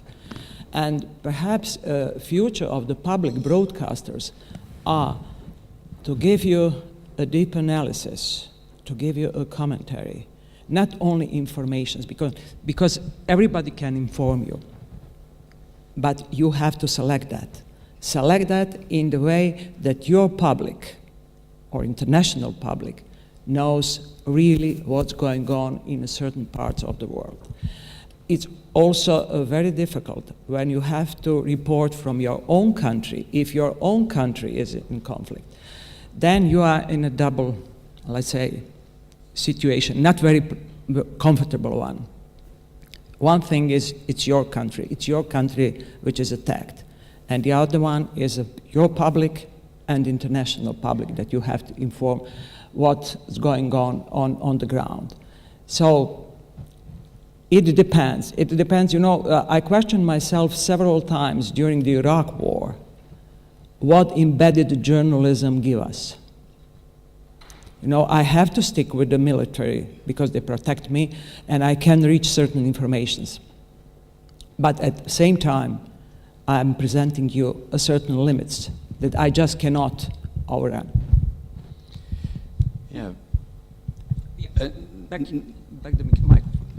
Natalia, being in Ukraine, I'm just looking at the principles of the European Broadcasting Union to which Claudio Capon referred earlier. And these editorial principles are, we are completely impartial and independent from political or commercial interests and any other influences and ideologies. Trust underpins our existence. In our reporting, we are fair and honest and conscious and respectful of differing viewpoints and opinions.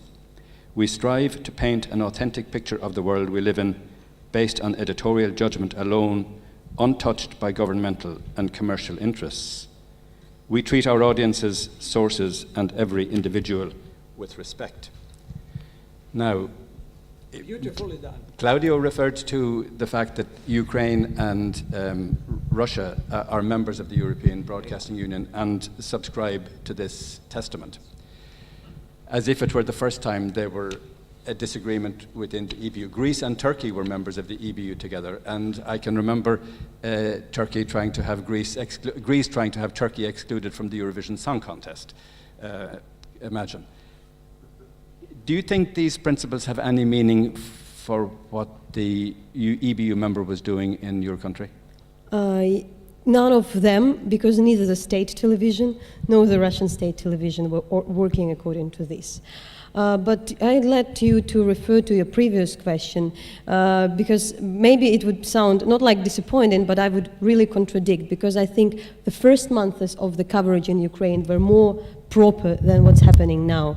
For me, it was a huge challenge because, of course, there is this phrase that, you know, like reporting on the conflict in your own country is like covering the fire of your own, when your own house is on fire. But I always knew from the international reporting that there are two sides. But all of a sudden, you really understand that it doesn't, and that things are never black and white. That's always what I was doing for many years. And all of a sudden, you understand that it's not that sometimes things are not really black and white, but almost black and white. And the sides are really, sometimes there is one side. For Ukraine, there was a point that for a while we were reporting on the politics in Ukraine, like in usual country in the election. You have Democrats, you have conservatives, you have Republicans, like liberals. And then you understood that the coverage of especially the previews, what was happening during the first 3 months of uprising, it's happening now, it's like reporting on the crime gang. It's like reporting on the drug lords, because there is a particular group of people which is committing crimes, and that's the only point of view. And it's not about the opposition and the government, which was always somehow, that was the issue of the foreign media as well, when they were coming and trying to explain who is opposition, but we saw like, you know, the people are not really supporting opposition. It's not about the opposition and government. It's not actually about the EU in Russia. It's because the people were beaten and the people were, you know, it's an issue. And it happened that a lot of questions were raised to Ukrainian journalists, why the Ukrainian journalists were in the forefront, because is it biased? But the point was that the Ukrainian journalists were not, and I'm not talking just about us, it's not because they were not impartial, but they were the most informed, and they knew better than the others what is the level of corruption, what are the level of the brutality of the police, what are the crimes. And so they were coming to report on that crimes, and it sounded, as things there was a parliament, the government, and one party in power, it looked like it was kind of, in some point it became a one side of the story. But even in this situation, there were a lot of space given the government politicians. You know, they were not given interviews almost to anybody, you know, like the high-level politicians. But they were equally coming to us or to BBC or to somebody. You know, there were a couple of people who were coming and they were talking. This was a point. And when you talk about the, I would leave a bit of space still, but I would say, like, for us, from the first days of the, now it's very obvious, it looks obvious that there were two messages which were sent by Russia, let's say, by the Kremlin, and we never use the words, not really never. When we report, we have a lot of good cooperation with the Russian media, with Russian independent media. They use our office as a hub, like a lot of Russian journalists. We usually talk about the pro-Kremlin media or pro-Kremlin forces. So, two messages. The first was that, you know, don't go to the streets, because otherwise you create a civil war. And that was something which was, you know, coming up from the first days of the Maidan. And it didn't work for the first 3 months, because, you know, you couldn't, there was no this other side. It just wasn't there. I mean, meaning from the people. You know, there was a government, but there were no people. Later, they tried to spin the story about the language, and it didn't work because half of Kiev is Russian speaking. You know, like a lot of Ukrainians are Russian speakers, so the language didn't determine your views on the politics. But there was the parliamentary vote in relation to the status of Russian. Yeah, it was, that was a complication, because, I mean, I don't define this thing, because also actually it was, getting too much into details, there was the cancelling of the law supporting the regional languages, which was actually a bad law. It shouldn't be done. It was renewed, and most of the population actually told against, because it was a party which wasn't really popular who made it. That was a mistake for sure, but I meant, like, when we talk about the division between Russian speakers and Ukrainian speakers. And what is interesting now, and that was a point, how we challenge that. What is happening now, it's kind of a non-usual, non-linear war where we tell. When you talk the message from the Kremlin often, I mean from the Kremlin media, I'm again talking, I'm not talking about the Russian media, that everything is relative. It's a bit different, it's not the division between the ideologies, just like, we are, you know, like you told, you are against corruption, but we are corrupt. Yes, we are corrupt, but European Union is also corrupt. You accuse we are propaganda, but you know you are also propaganda. The truth is somehow not existing. And we are used to this tradition when the one side telling, like, this is black, this is white, and you know somebody is lying, that the truth is somewhere in between, but often it's not somewhere in between, if it's somewhere where the fact and evidence are. Yes, perhaps the truth is a black cat in a dark room. Yeah, or the first victim in the conflict, as they mentioned. Mariana, is there ever a situation, you think, where there is no black and white, it is absolutely black and white, there is only one right and it's clear? No, I don't think so. That we just can do that and say, well, that's right and nothing else. Now, there are always in between something. I'm impressed with all that Natalia has mentioned. First of all, with the energy and courage that they have done. And I would like to refer to what you have mentioned, that Russia and Ukraine signed the document of EBU. Well, sometimes it's easier to sign something than to live with that afterwards. We know that in Ukraine there were 2 rounds of negotiations. The first one was in February on the national level, and the result was that the presidential elections will be held at the end of the year, that the constitution from 2004 will be reinforced, and so on and so on. It didn't last it for 1 hour, I think. And the second was in Geneva in April, with the disarmament of paramilitary forces. Didn't last it for 1 hour. And now we are facing a new round in Geneva. Geneva is a very famous place for the international negotiations. We spent there 5 years, and I'm fully aware of that. What does it mean? You know, you prolong and prolong. Perhaps you exhaust it at the end, people, and they signed it. But what future you will have if you signed something that you are aware that minute that you cannot live with that minute after that? Well, I suppose Christians have been trying for several thousand years to abide by the 10 Commandments and not quite succeeding. Can I ask anybody in the audience if you have views on how you think, either in your own countries, the issue of Ukraine is covered, or on the issue generally of objectivity and fairness in the media and in journalism? Can one be objective? Do we know enough to be objective? That's always the question. Gudrun?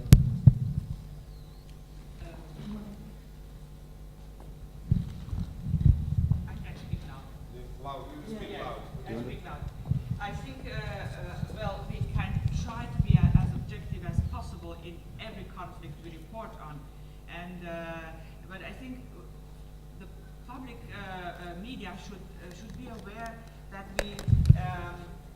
in fact, we should tell the stories of the world on a regular basis. We should keep our audiences informed. We never have, for instance, I am from Austria, and to us, the former Yugoslavia was a neighbor, and nobody would have expected in Austria what then did happen. And I think, but that was, we thought we knew each other. And then the surprise was very big when things went so bloody, to say so. So I think it is important to, within CIRCOM, which is one of these organizations, or EBU, or whatever, we have to keep our audiences informed, that even in peaceful times. We have to know that people in Lithuania, part of the EU, live. People in Ukraine live, not only when there is conflict, because then we have to be fast. And then you find out that quite a few of your journalists have no idea of history. In fact, this is one other problem which occurs. We are all living in the present time. Now, fast, but we never go back, and we never have take care of the knowledge we need to have to report, to be able to report correctly as possible, because we don't even take care of some conflicts. Thank you, Gudrun. I'm sure that people in the former Yugoslavia were also taken by surprise. Yeah. We have been taken by surprise too in former Yugoslavia, but I fully agree with you.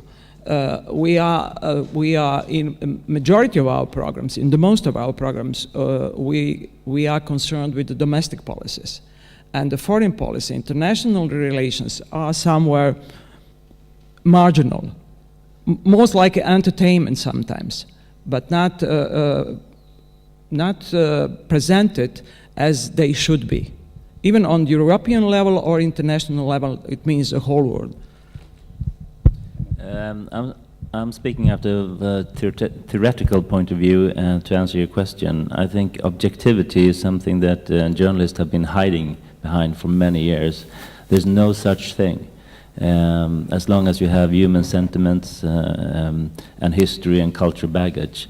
There's facts and there's integrity. There's no objectivity ever, I think. Is there such a thing as impartiality then? Can be. Yeah, I would tell that I would definitely still referring that I didn't claim that there is a really, but sometimes there is a not really purely black and white when you tell one side is right, one side is wrong. I think sometimes it's wrong that you really try to find the sides when there are no sides. You know, like really to find this distinction even if it's not there. I mean, but now for us would be the and when you refer in Ukraine, you also shouldn't do that. There is just one Ukraine. There is a state. There is a civil society, there are the people who are also critical to their, so like if some kind of wrong law was adopted and the whole society condemned it, it doesn't mean it was like supported by the society. You go to these details. But I would like to raise the issue that of course, what would be answer for us about the objectivity? You go, you try to be as, you know, your integrity is as fair as you can. And for us, the reference, I told, for us the only reference was the law. You know, like, I mean, killing people is bad. I mean, wherever. I don't think it's black or white. I can't find an excuse for that, you know, or like torturing the people or kidnapping the people. That's what, and that for us became like this reference point. But I want to warn about something maybe not known for you. Very interesting period about this kind of a propaganda we're living in. We have a couple, because we never really believed what we did believe, that the lie would be so open. I mean, there were a number of cases when, for instance, there would be the pro-unity demonstration in Donetsk, it would be attacked by the people, and you would see some of the Russian television, federal station, when they show that exactly the opposite, showing the same pictures. And now it's not just about the television, we were also not aware how big it can be online. For instance, we would talk to the people in Donbass who maybe don't watch the television, but you would ask, what is your core source of the information? And they would tell like, oh, I read everything on the anti-Maidan group. And you're like, that's your source of information? Yes. And they would be kind of the closed group, and for the people it would sound more progressive because they are not watching television. We read it on the internet. And in rolling news, it's also very, you know, like the news, it's very important who said the first story. So, for instance, if nobody really remember here that Putin once told that the pretext to come to Crimea was the killing of 2 Russians. At the same day, the governor, self-proclaimed government of Crimea, was asked by the Russian journalists in Crimea, have he heard about these cases? And he told, no, it didn't happen. But nobody knew about that in Russian, I mean, not in Russia, but in the Russian state channels never broadcasted it. And we even forget that it was actually the pretext which was false. Everybody came with this, I mean, it's like about the fast news. Now we got finally like some kind of figures that around 30% of the population came to this referendum. But it's never anymore, it's not in news. It was already reported that the majority is there, you know, and when you talk, you really understand that it's very interesting. It's a different kind of propaganda than you used to live in the Soviet times, because it's kind of spinned in a different way. You find the anti-EU sentiments, so you reach the far rights in Europe. You find anti-American sentiments, so you find leftists in Europe, you know, like to support the cause. And when you talk with the people, I spent last month a lot reporting from Crimea and from Donbass, mainly for my audience, being very critical about the policy of the Ukrainian government, which is not talking enough to the people, which doesn't propose any efficient, you know, political or economic program for the South or for the East, which maybe should, you know, adopt the Russian law, just the Russian as a state language, just, you know, like just do that, which actually would be the plan. But you talk. People would think that it's kind of, it's a very smart way you do. For instance, there would be a message there, you talk a lot of people, and they would really believe that half of the European Union, the people, 50% unemployment is there, that the Russia promised not to pay taxes for 5 years ahead, but the taxes, they are still paying the taxes. That, for instance, the corruption, when you talk about the corruption, that the, you know, the Yanukovych, which was the president, said like, he's very corrupt, so nobody would deny that because it's already evident, but they say, this is the Ukrainian state, and the Russian state is not corrupt. So it kind of, a lot of judgment made on the false judgment. It's not, when you talk a lot about, it's not about ideology, because a lot of people were promised that they would get a free education in the university. It didn't happen. Or like a lot of kind of things. So you really should go in the deep, but it's very hard to, why it's very hard to challenge now, especially to report on that. And it's also an issue with the social media and the access of the technologies, which is very good for us. You really understand that some sites, they really don't need journalists anymore. If before the foreign journalists would be necessary to tell your own story, now you have your own video. You don't need to be questioned. You don't need to be asked a complicated question. You make a statement, and you would see the statement anyway broadcasted by BBC, by CNN, by Reuters, and there would be the statement which I seen a day before in CNN. Somebody would talking in Donetsk from of this armed guy who told like, oh, the American black waters are fighting us, and it's not true. You know, like it's not true. But soundbite is there. It's a good line. Mirjana, in all of these countries, in all of our countries, there are organizations who regulate broadcasting. You chair one in Croatia, I chair one in Ireland. Yes. Have they any value in these circumstances? There's one in Ukraine as well. Yeah, well, I'm very fresh in my agency only for 3 months. But I think that the purpose of agency and the councils for electronic media are, as we are talking all this time spending here, it's to promote a quality program, to protect professional journalism, or to raise the level of journalism helped with the different funds that you, in your country and in my country, we have that. We have a fund for pluralism and diversity of media. And while this fund, I think that we can do a lot. I think that we can do a lot to promote what the quality is in journalism. And with the regulations, to make strict lines where the limits are. And Natalia, do you think that a regulator has had any impact in Ukraine?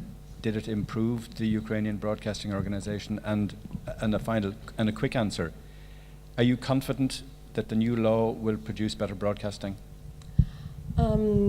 So far there was no, the regulation didn't work, because we even didn't fight the basic thing, the impunity of when the police were not investigating the crimes against the journalists, where the journalists were beaten or killed, and this investigation were not there. Not talking about the, all the other regulations.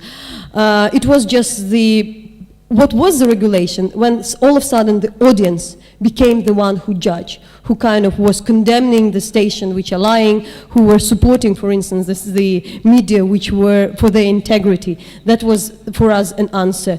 With the law, the difference with Ukraine now, we made this law to happen with the strong push with the civil society, media watchdogs and the media professionals. And nobody is going to stop to control, because how it's working now in Ukraine, you don't expect anything the state to do on their own. It's a long process, and now it's in every single field, anti-corruption or anything. On every single step, you need to keep the government accountable, the parliament accountable. So we are going on with that. Yeah, now we adopted the law on the access of information. Now we're involved in though it's not in the law, but building a new law on the presidential debate before the president. So it's ongoing work. But the law itself, of course, it doesn't work if it's not controlled. I hope that in the future it will. Yeah. Law on media or electronic media, because here in Croatia we have two laws, law on media and a special one on electronic media. So I hope that in the future, with the access to the information, you will improve the whole situation. But first of all, you have to solve what's going on now. And I would like to hear from Natalia, how do you see let's say, next month, because this is a very crucial one. On the Sunday it's referendum, or it isn't referendum, and on 25 is a presidential election. Here is Mike. Yes, so for us it's today hard day. It's a victory day, which is happening, and there were a lot of rumors in the south. There is a spread information that the Ukrainian government forbade the victory day, and we would have a gay parade instead. That's what they telling there. But we do have this, and there were a lot of concerns about a possible, like even explosions. So there is a huge concern now. We don't know. I don't know exactly how this referendum, so-called referendum, should happen, because there is no, on the contrary of the Crimea, which is occupied with the Russian troops, there were infrastructure overtaken, because when you see the media, you see kind of some overtaking buildings in number of the region, but the region is 6 million, I'm talking about the Donbass, 6 million people, thousands of cities, and there are in a couple of cities the security offices, like security service or police buildings occupied. It's not the places where you held the election, I mean talking the referendum. We think that one of the task is to create disturbance and not to make election happen, so all of the effort is done that this election should happen. And I don't see like the clear reason if they don't, because you know the infrastructure is working everywhere, the observers were coming, it's incredibly important, and in the end, like, sorry, you have elections in Afghanistan when the Taliban threatened, and they are happening, and this is uncomparable. So, but it is extremely important, because I see already this task that, you know, like maybe we shouldn't do that, but that's exactly what is the aim, you know, like if somebody's aim is not to make an election happen, you do everything. If somebody's aim is to, what would be the answer for us? If somebody's aim is to present the country as a failed state, just to make it look like that, what you do, you build your country strong, that would be the answer. And not to have Karzai as a president. Oh, no, yeah. If there are any truths that emerge from this kind of conversation, it seems to me that there are two. One, that none of us has a perfect system, and therefore none of us should feel superior towards the system that anybody else has. There's three truths. The second one is I think there is a real challenge for an organization like the EBU to be serious about what it declares to be its underlying principles. And if its members don't abide by those principles, well then perhaps they shouldn't be members. I think there's a challenge for regulatory bodies to be serious about ensuring that the law is upheld and justice is upheld. But the really fundamental truth is what Natalia said. Ultimately, the people are the regulators. The audience are the decision makers. And they choose, they determine, because the audience always comes first. Thank you to you, Mariana, and thank you to you, Natalia. And a striking example of what individuals can do in circumstances where the official system isn't doing it. Good luck for the future, and thank you very much for being here. Thank you. There is a 5 minutes coffee break. Thank you. Get to run.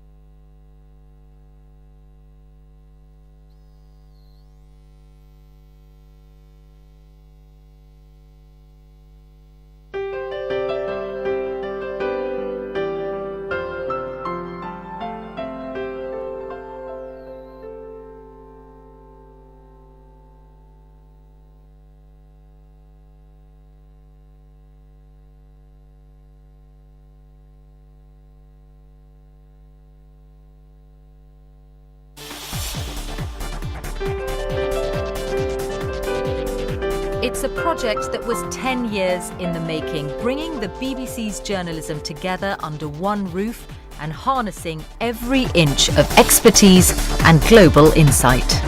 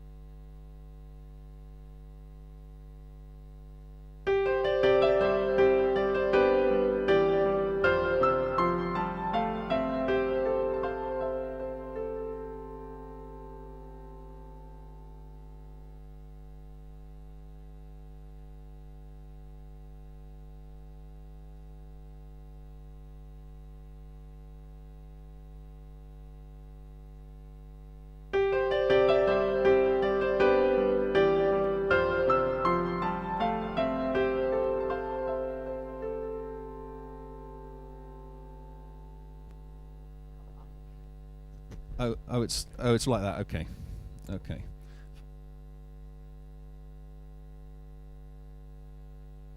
Hello, hello. 1 2 1 2 1 2 1 2 1 2. Hello, hello. Good. That's brilliant. Thank you.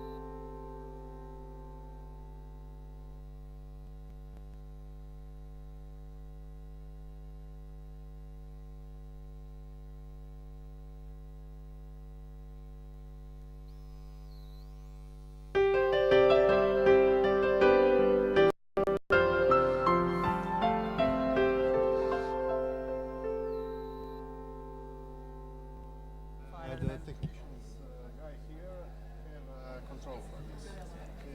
All mic is connected. Funny.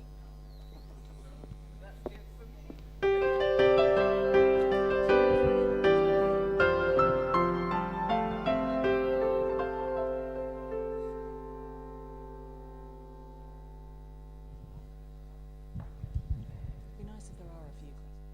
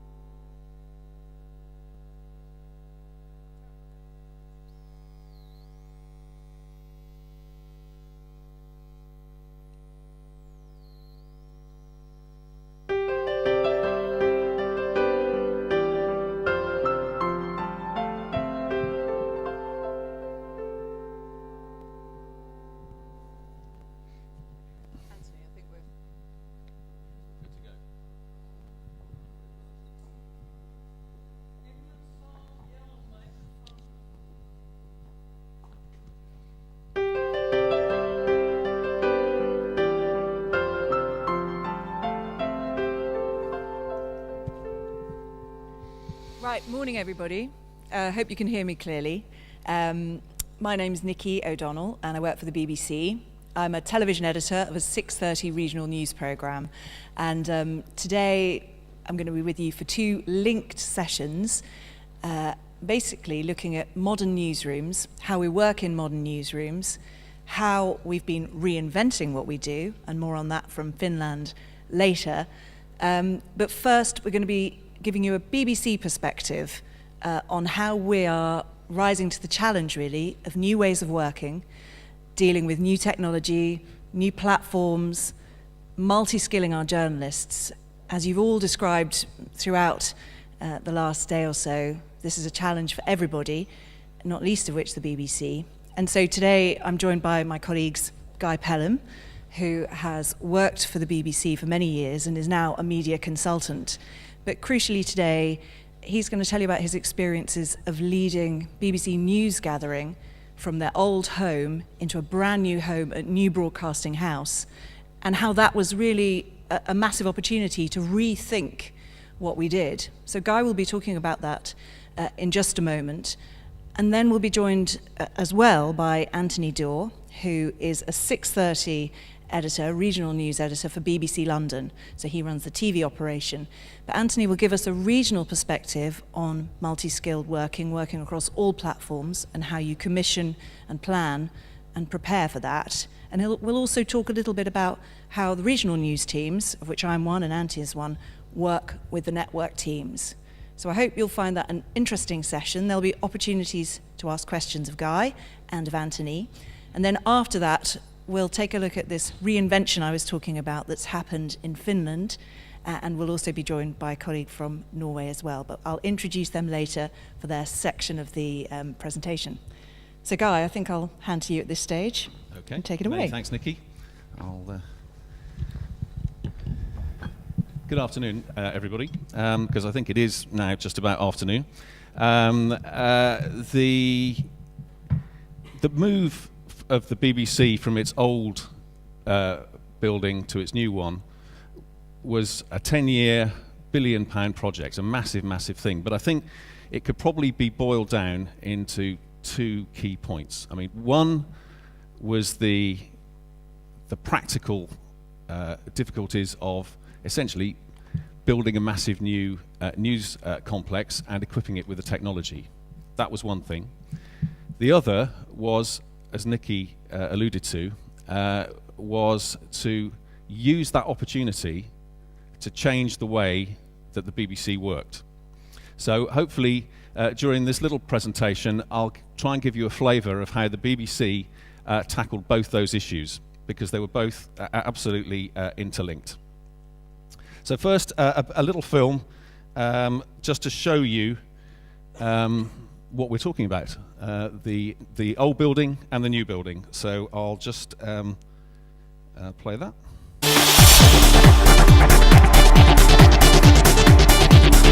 It's a project that was 10 years in the making, bringing the BBC's journalism together under one roof and harnessing every inch of expertise and global insight. It is also time to say goodbye to this studio at BBC Television Centre. It meant saying goodbye to our old studios, which had played an important role in the history of television in Britain, and opening a new chapter. Hello and welcome to a brand new look for Impact and for BBC World News. It's our first day on air from this studio and we hope you like what you see. Getting so many journalists together in one place means we are forging connections and collaborations as never before. But that's it with the business. And George, I have to tell you, look at this. I love what you've done with the place. I tell you, we've got room to play, Aaron. We do. Beyond the TV studios, this is also the home of radio and online, and of all our language services. They're at the heart of what we do here every day, sharing stories, knowledge and know-how. И сегодня в выпуске новостей BBC We call it the World's Newsroom, a truly global news operation, fit for the 21st century and a fast-moving world. Fit for bringing the best of the BBC to you. Okay, so that gives you the flavour of of what we're talking about. So the key task was, how do you get this television centre, the World Service headquarters at Bush House, elsewhere in London, and 8 other buildings scattered across the capital and all this output from BBC London to international websites to social media to the World Service to a whole range of output. How do you get all that into this? Big, isn't it? Well, first of all, let's look at the size of the task, the physical task that was involved in this move.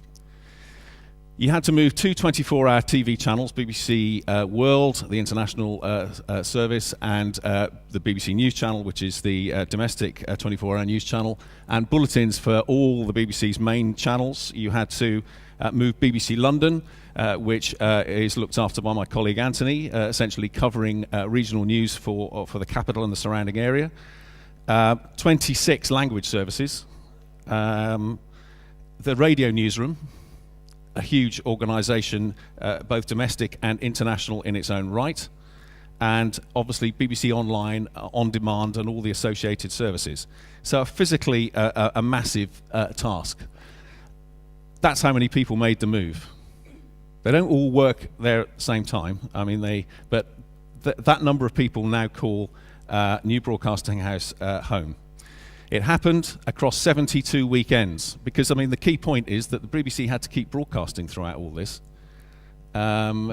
So actually, a lot of the time, the moves happened in the downtime, and downtime often at weekends.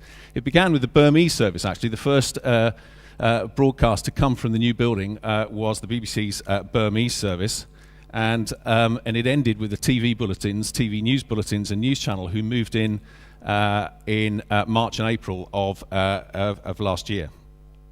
So let's have a little look at the building itself. This is a sort of cutaway of the new bit. So it's attached to Old Broadcasting House down the left-hand side. You can probably see here.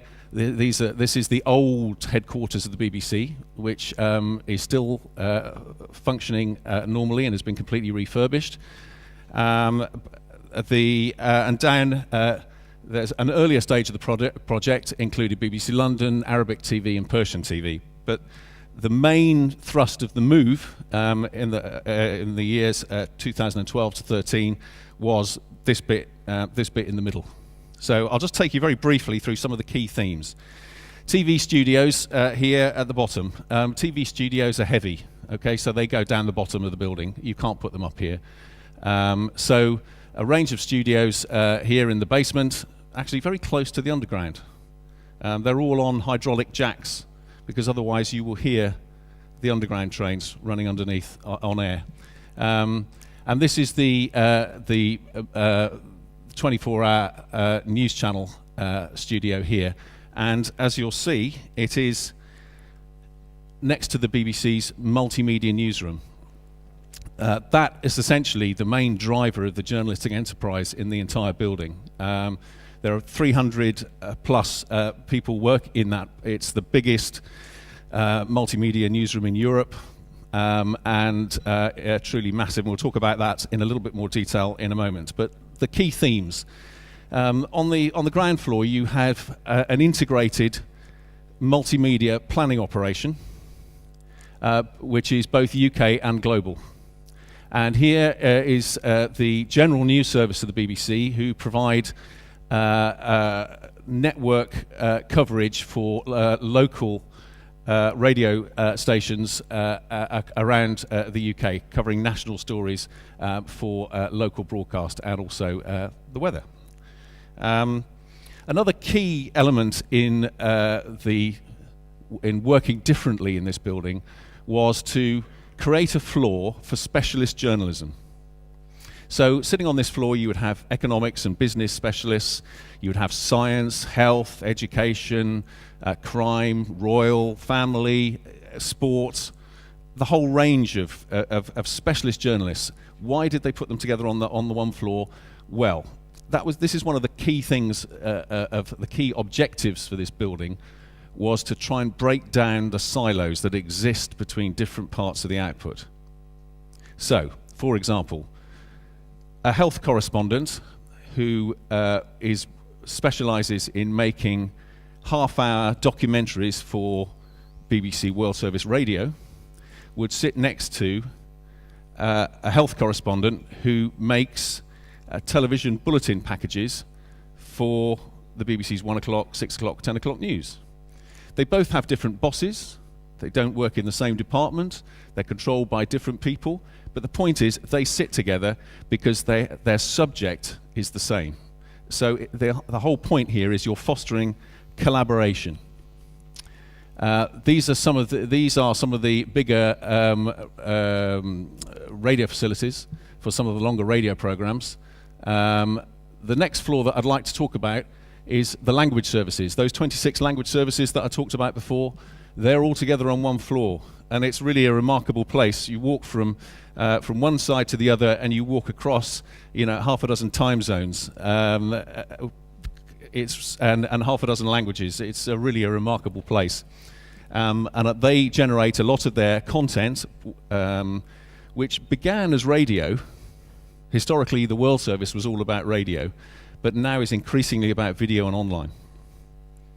And some of the support operation, and right at the top, the BBC's youth channel, Radio 1, which is largely about music, but also has a Newsbeat news program alongside it. So, the strategy overall: international, national, local, multimedia, and multilingual.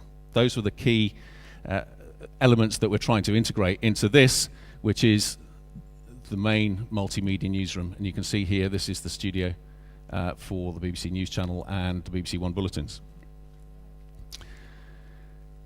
This is the key point. Lift and shift was like a dirty word, or dirty 3 words, during this process. The idea that you pick up your existing operation, you carry it across London, and you drop it down. That was not how we were supposed to work. The key word, and in fact it was used endlessly by the Deputy Director General at the time, was this building needed to be transformational. It needed to transform the way the BBC worked. And he would go into meetings and look at plans. This is not transformational enough. Make it more transformational. And, cynical old hacks like me would say, oh God. But I mean, that was the underlying ambition. That you could produce content anywhere in the building. I mean, this, for example, this is one of the BBC World presenters who's filming stuff, filming a cue into an item that she's going to present later, but she's filming it in the planning area overlooking the newsroom. You can make content anywhere in the building. The specialists sit together, specialist journalism sit together, I've already mentioned that, but again, a key point.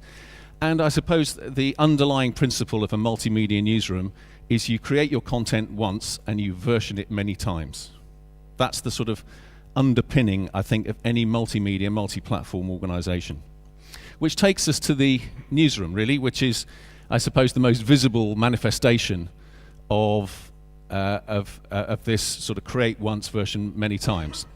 And there were some key themes that the BBC tried to build in around this, because any newsroom, and I'm sure you'll argue with me if you think I'm wrong, any newsroom, in my opinion, is all about communication.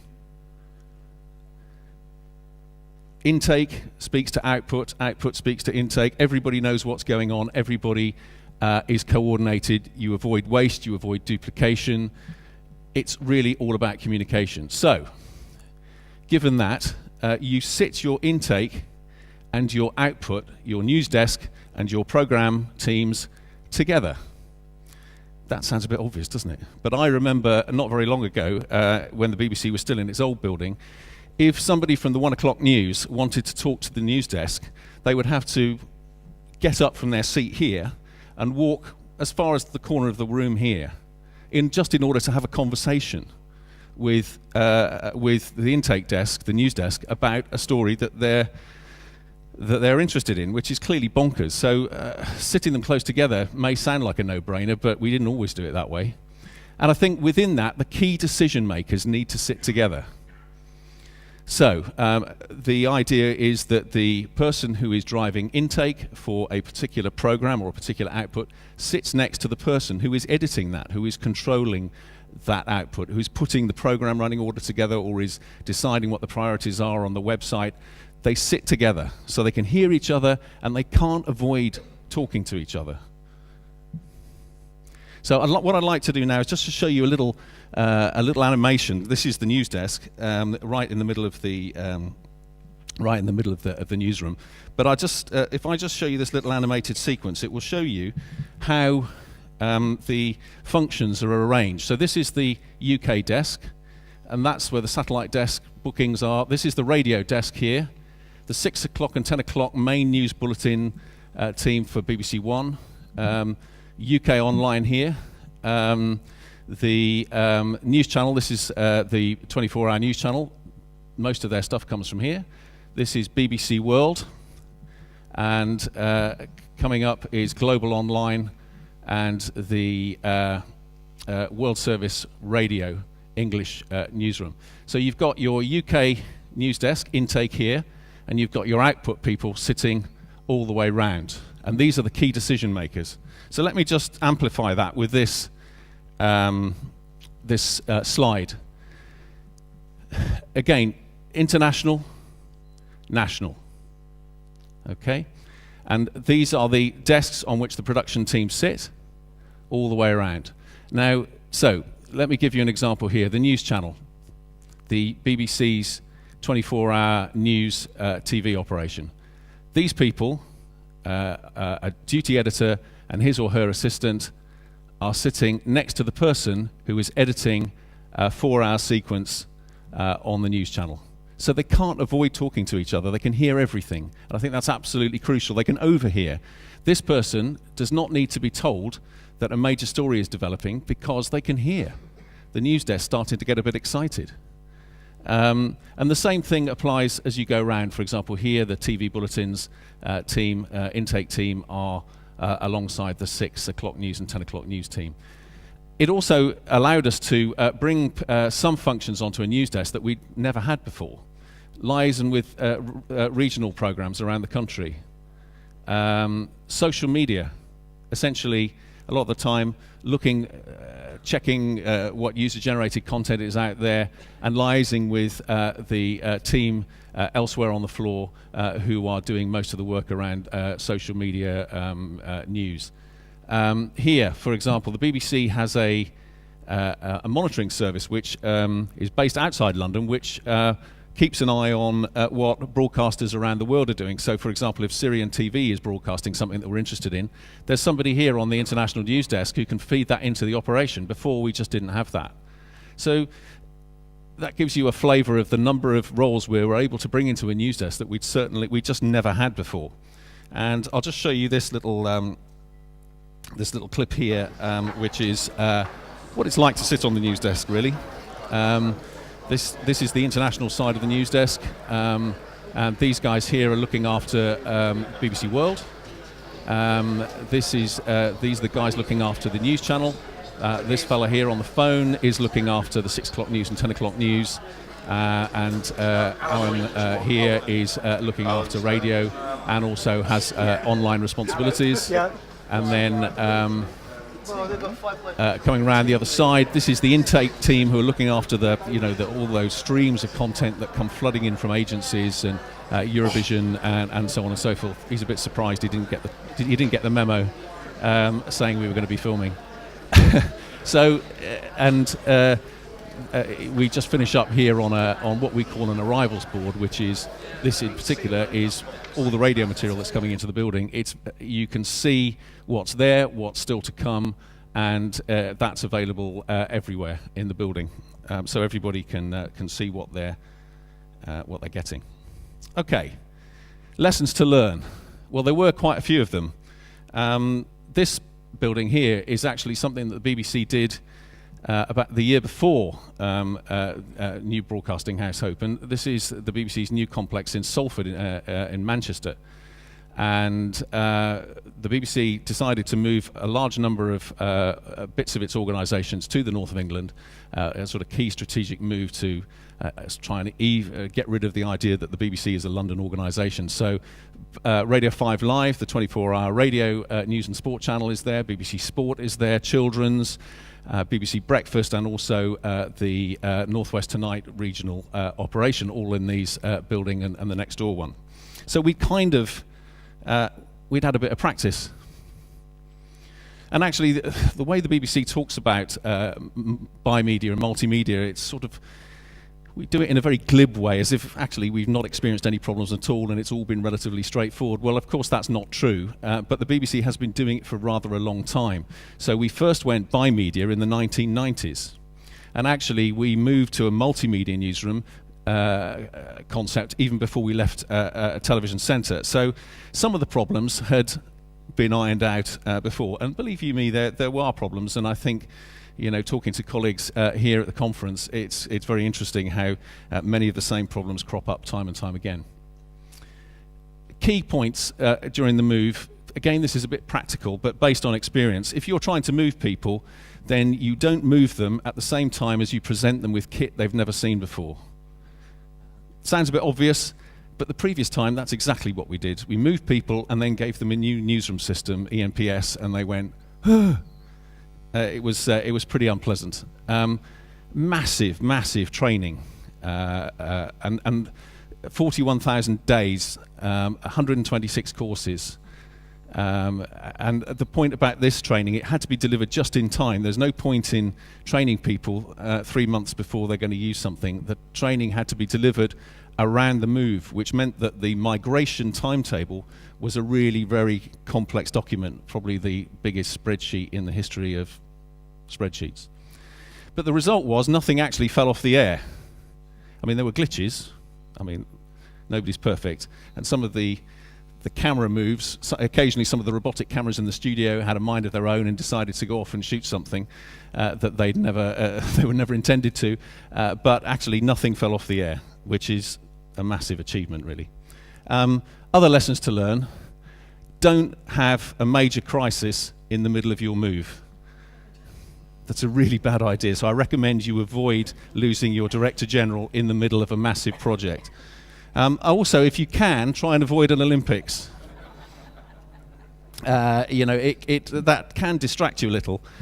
In fact, that year, 2012 was, there was a US election as well, and really massively busy news year, probably the busiest the BBC's ever had. So, and all that going on in the middle of a move. Cost, everybody always asks about the cost. Yes, it was bloody expensive. However, there was method behind the madness. It actually underspent, but the point was that the BBC shut a lot of buildings and sold them. I mean, Television Centre has been sold, and essentially the BBC has gone from 10 buildings down to essentially 4 in Central, and this being by far the biggest. Okay, so it's a massive amount of money, you know, eye-watering stuff, but, you know, paid for. I mean, we did get a loan. We didn't have it in the back pocket. And it was, but the business case, the financial case, was that actually in the long term you would save money, and you have the opportunity to create this, which is an amazing building. And I wouldn't just say it because I helped move News Gathering in there, but I used to work there, and it's quite a place. So that's it from my side, but happy to take questions. Guy, thank you very much. And I don't know whether anyone's got any questions for Guy, but now's a good time to talk about it before we move on to Anthony's take on the multimedia working. Yes, there's a gentleman over there. Do we have a microphone? Yes. Thanks a lot. And it's absolutely fascinating. And I just a question: what about the research department, which is very well known? We know that you are working very seriously with a lot of researchers. And where are they located in this building? Do you mean the technical research people? No, or editorial the content research? researcher. Okay. Some of them are embedded in this building in different parts of the building. Some of them are still at BBC Mill. A lot of them are at BBC Millbank, which is the BBC's political unit. But most of them are on the same floor as the specialist correspondence, which was with the second floor. You know, in that sort of stack diagram that I showed you. And the point is, they're specialists, just like the correspondents, the specialist correspondents. These are people who know an awful lot about an awful lot. And so it made absolute sense for the BBC to base that research capability alongside its specialist journalist correspondents on air people. So that's where they are, mostly. Does that answer your question? Yes? Sorry? Yes. It's very open. Yes. In fact, some people would say it's too open. It's absolutely open, and one of the sort of, again, guiding principles was that there would be no offices, no personal offices. So even the managers have to sit out with everyone else. Now, clearly, managers being managers have suddenly managed to get around some of that. And the higher up the organisation you go, perhaps the more successful they are at getting around it. But the underlying principle was that actually no offices. And it was really interesting for some of the people, for example, from the BBC's World Service, the radio journalists. They'd moved from Bush House, which was an old building down by the Thames. And if you ever went round it, it was full of little corridors and little turnings and twisty passages and little offices, and they've sort of left all that and moved into a building which is wide open. You can walk across a whole range of language services from one side of the floor to the other. And for them it was a major culture shock, but I think they've adapted really well to it.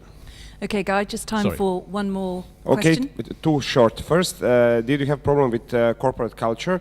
With what, sorry? With corporate culture, with journalists and other employees' attitude about this new concept. How did you deal with that? And how much time did you spend for designing new processes, workflows, you know, in our core business because of new surrounding? Okay, corporate culture. I think one of the things that really helped was the fact that from the top of the organisation, there was a determination from the Director General downwards that we were going to do things differently. And it becomes very difficult for people to be obstructive if not only does the big boss and the deputy big boss, but all the team around them, they're singing from the same hymn sheet. I think if they're not, then you've got a major problem. But I think the BBC had a history of breaking down silos over a number of years before this move happened. So, for example, we had already created a multimedia newsroom in 2008 in the old building.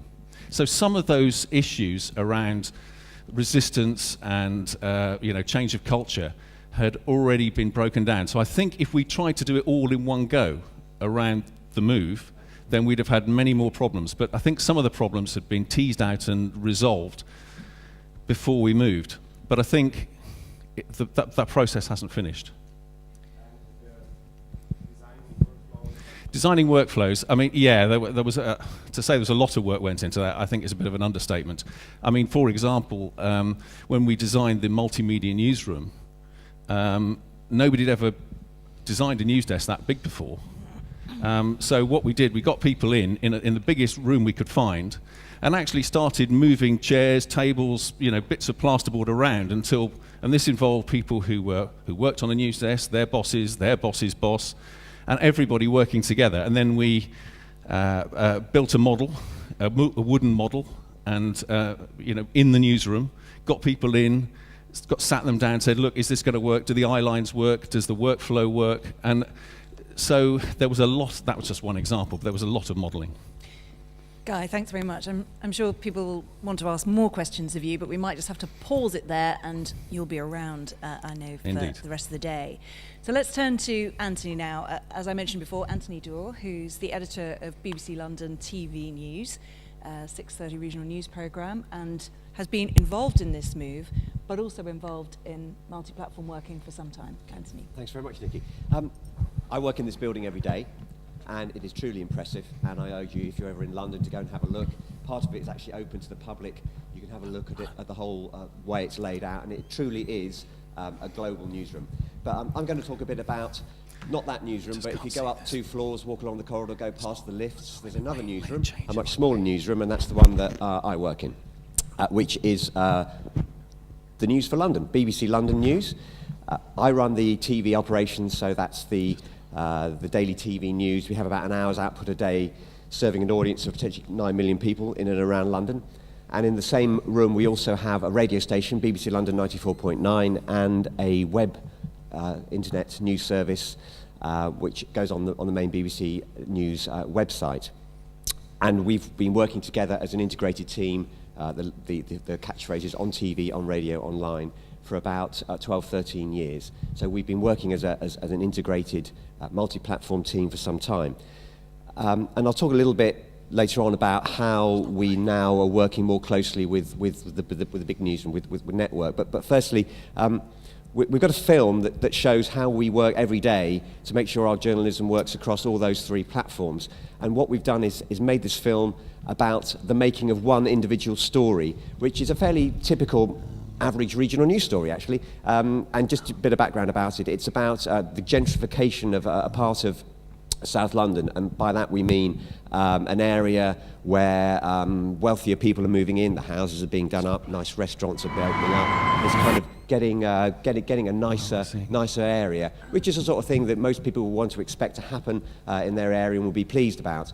But in this area, there are some people who don't like it. They don't like the fact that house prices are going up. There's some people who used to be able to live there can't afford to live there anymore. And there's a campaign against this gentrification. So it's a slightly sort of counterintuitive sort of story.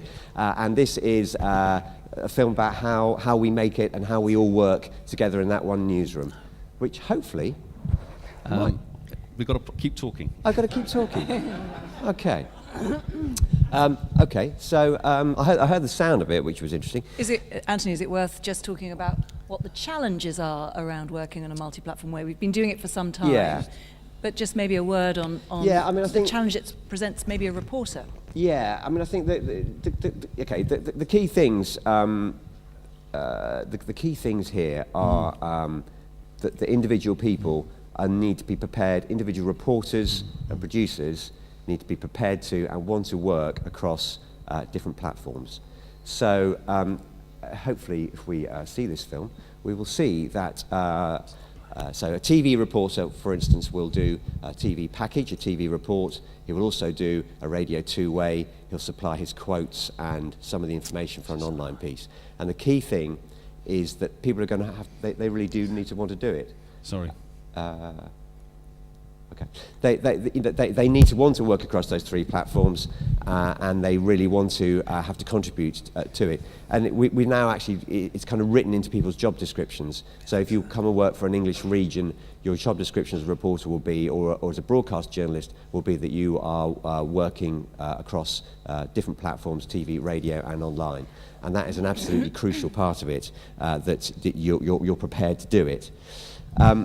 The other key thing is that every story has a genesis somewhere. Every story comes up from an individual journalist. So if you're a TV person and you come up with a great story, TV owns that story. Sometimes radio come up with a great story, they own it, but you have to have a plan to work out how it will run out on all 3 media. So the classic example would be if TV come up with it, you want to run it first at 6:30 in the evening, which is our flagship half-hour news programme. If radio come up with a story, their crucial audience is at breakfast, so that the story will run out from breakfast on radio and be picked up by other people later on. And if online come up with a story, the key moment for online, when they get most viewers, is... Well done. Hey, the technology works. I'm just going to finish this bit though. The key thing about for online is lunchtime is when they have most users. So if they're the drivers of the story, we'll let it run at lunchtime first, and other people will work around it. But here's the example of this story. This great anticipation for this film. I hope it lives up to the expectation with the excellent film. Yeah. On 94.9 FM, DAB, satellite and online. London's news, London stories. BBC London 94.9. A pressure group in South London has raised concerns about how... So BBC London is all about providing a really good news service for all our users, whatever the medium is. We designed the newsroom here to work more efficiently across TV, radio and online. That's both for daily and weekly planning, but also if there's a breaking story, we can talk to each other across the desk and work out exactly what each other are doing, cut out duplication and get to the story more quickly. So our pre-shot piece for today is about gentrification. It's going to work across all outlets. I think Drive Time are quite keen on doing something on this for their programme about 5:30. The on-the-day morning meeting is crucial really because it's the time when we get together with radio and online and we can all discuss the stories that we're going to do that day. I think the key thing is that we all just keep communicating because if I see a story then I will flag it up to online and to radio and they will do the same with me. Doing a story about gentrification in Peckham, an area of south-east London. Hi Luke, I'm Warren from BBC London. Hi, how do you do? I'm a TV reporter, but TV now means you've also got to be thinking about online, radio too, so I'm always thinking about what can I do, what can I give to online and to radio. So I'm thinking about what sound clips would work well for radio, what short video clips can I use for TV and also online, so I'm thinking about all those things, also thinking about Twitter too. It doesn't mean that on each day you have to do all the things in one day because that just isn't possible. But it means in something when you're planning for a long time, over a long period of time, you really know what other people want and can help deliver it. Hi Rhiannon. Hi, are you alright? Yes. When you come into the newsroom, the first thing you do is put all your material onto our computer system. I'm going to do a two-way for radio on the Drive Time show, right. And then for online, I've given them some of the longer interviews, and they're going to run some of those online too. A great way of working in this way is everyone can have access to the material, not just you who's working on it. Everyone can see it at the same time. So working together in this way throws up lots of advantages. People might phone into radio with various comments or other stories. Online might see something on Twitter or Facebook, and it all feeds through and to give us more ideas, more stories and more people to get in contact with. Luke Worcester owns an estate agent in Peckham and he's seen a dramatic change in the area. Can you play on my piece to camera again for a second? Hi, Warren, you alright? Yeah, alright. When can we expect the lunchtime paper to be published? It's going to be quite tight. So. The gentrification story is a great talking point. Once the story's up, we'll put it on Facebook, we'll tweet it out, ask for people's opinions. That's great for us because it engages us with the audience, it gives great interaction. But it's also very useful when people respond. You know, they may come up with great stories, they may be great case studies, things that we can follow up, then we'll follow it up ourselves, but we could also send it on to TV. And we're on. Okay, stand by on 4. Okay, so off the back of this, we've got gentrification on 4. And mix. The kind of shops in your local area and the value of property are all indicators. TV, radio and online each have their own teams. Often they're multi-skilled, so it helps that they understand what the other medium might want.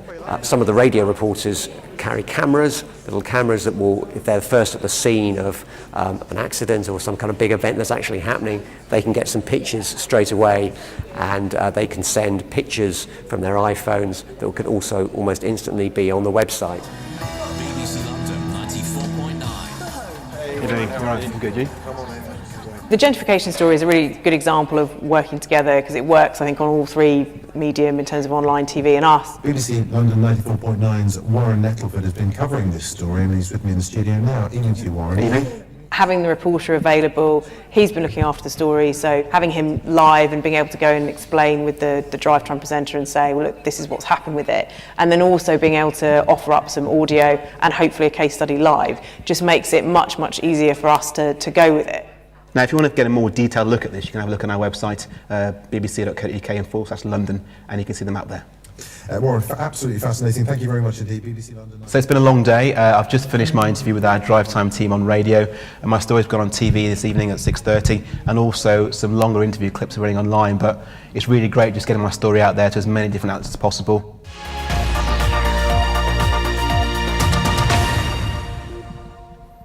So we'll be showing the left-hand portion of that video in the special session this afternoon. About that. I didn't want to touch it. Just for the full effect.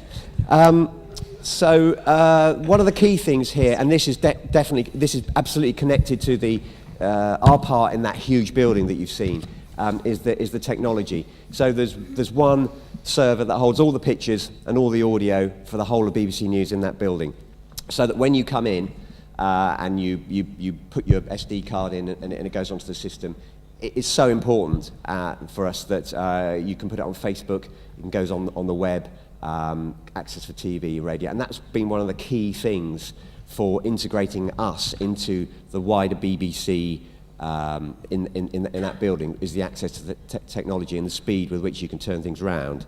But there have been some other things as well. We're in this building which is got, as Guy was mentioning, specialists in all sorts of areas.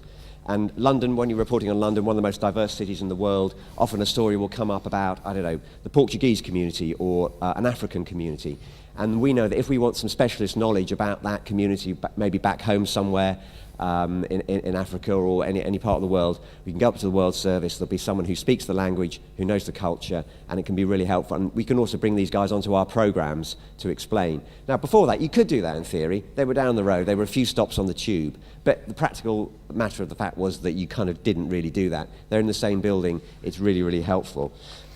It's also very important for our staff. I'm sure you find this working in regional newsrooms, you're an entry point for journalists who are starting out in their careers.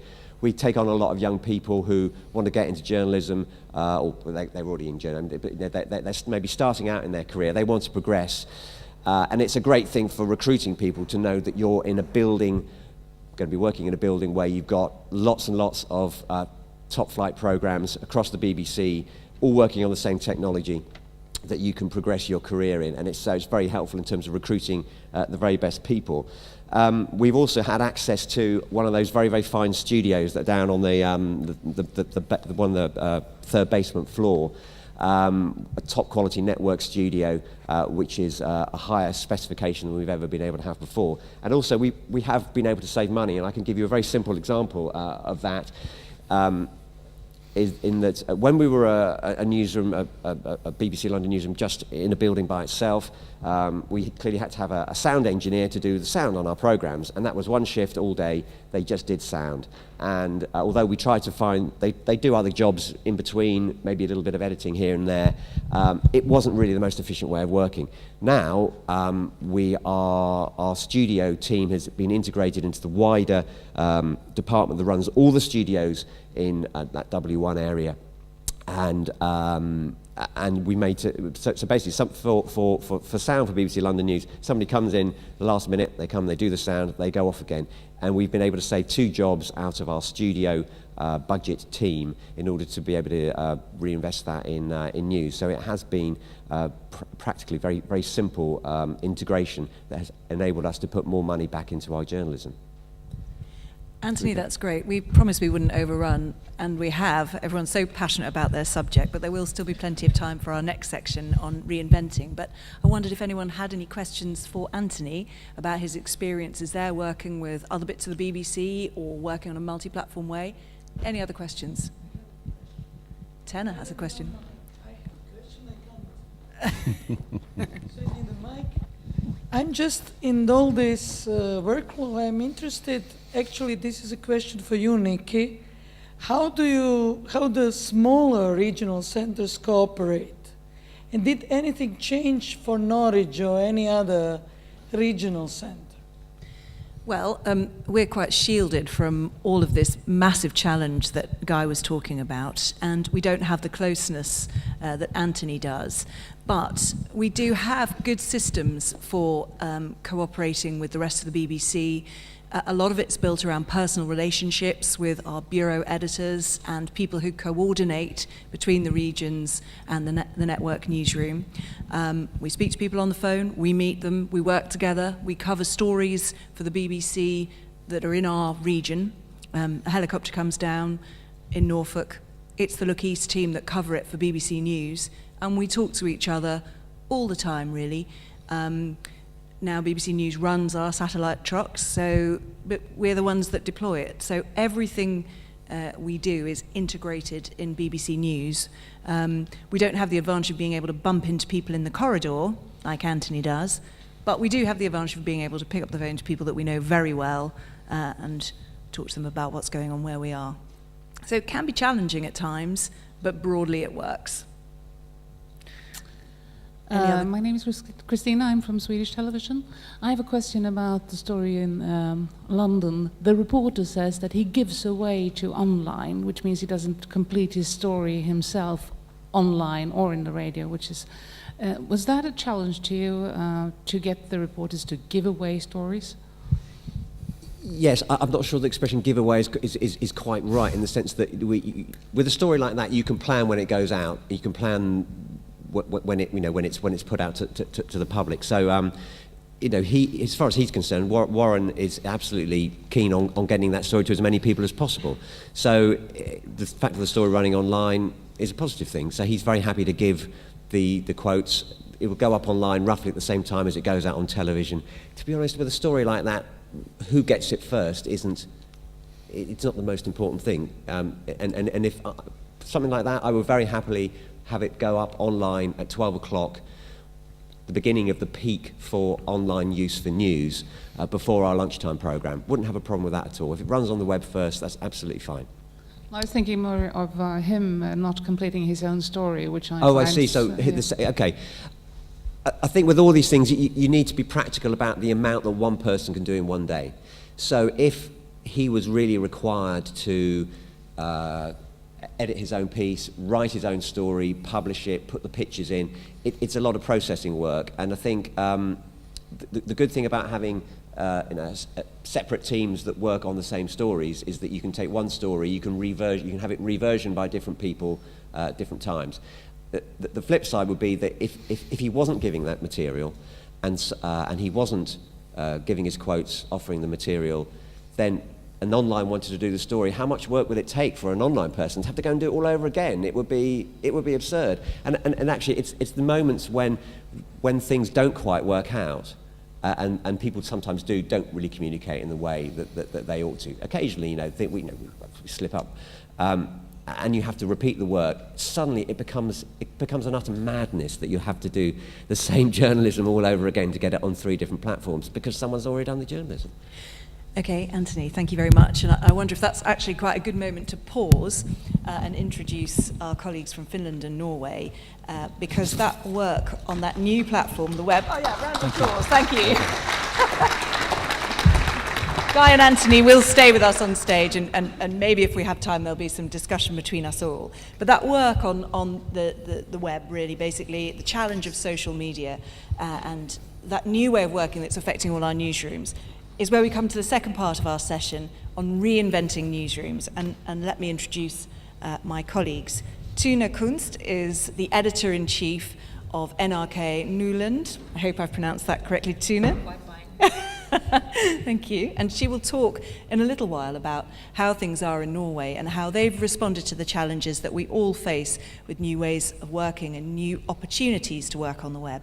But first we're going to hear from Juri Kataja-Rakko, who's the head of regional broadcasting at YLE in Finland. And what they're doing in Finland is really very, very different. And Juri took the view that this was the moment to actually reinvent the way they do everything. A little bit like the way the BBC thought we've got to think differently when we've got a new building.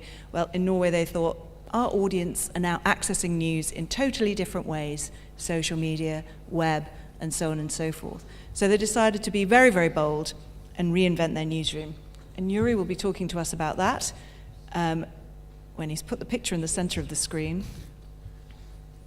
And is this a good moment to start, Juri? Over to you. Thank you. Nice to see you all. And I can be quick because we are thinking mostly exactly the same things as the BBC. But let's start with a short video.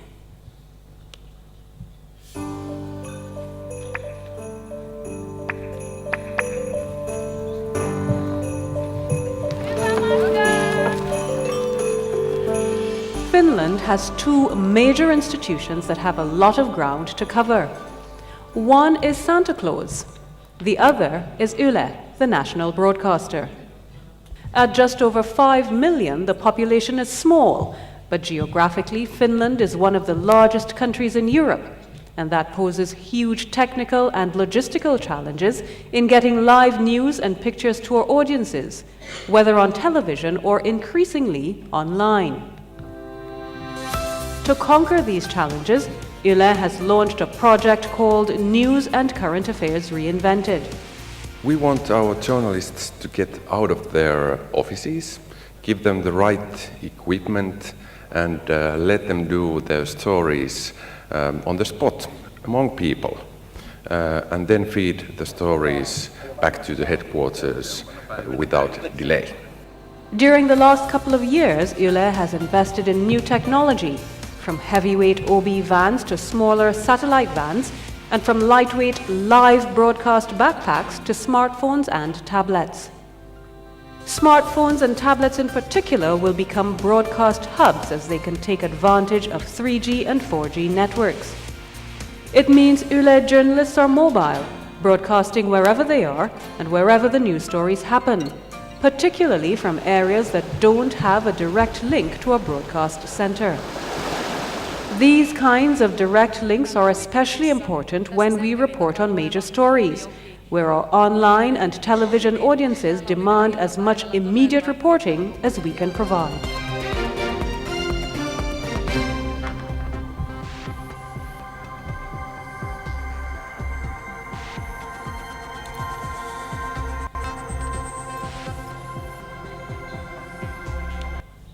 Okay, as you can see, this reinventing project is lots of technical change. But, okay, here's some background about Wiley regions. We have 20 regional radio stations, we have 8 TV news broadcasts, and the blue ones are the radio stations, and the yellow or orange is the big regional stations that have TV news. And we have 400 people working in Yle regions. As you saw, we will have new cars and video backpacks, and we are using mobile phones and everything. But the big thing that we are now changing is the culture. We can't just take new equipment and do the things as we have done years. So I think reinventing is also rethinking, lots of rethinking, and good example for that is that our reporters must get used to new ways of doing things, giving the story from the field to someone other, and that is a big thing for our reporters, because we have a culture where you own your story from beginning till the end nowadays. Okay, content, of course. When to publish, what are the main topics? These are the things we are now developing and thinking a lot. I won't be reading all because this is not karaoke, so you see it from there. Reporters,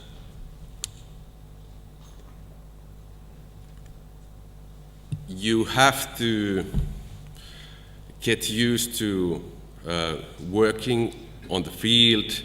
You must produce more live, more video, more pictures and so on from outside of the office.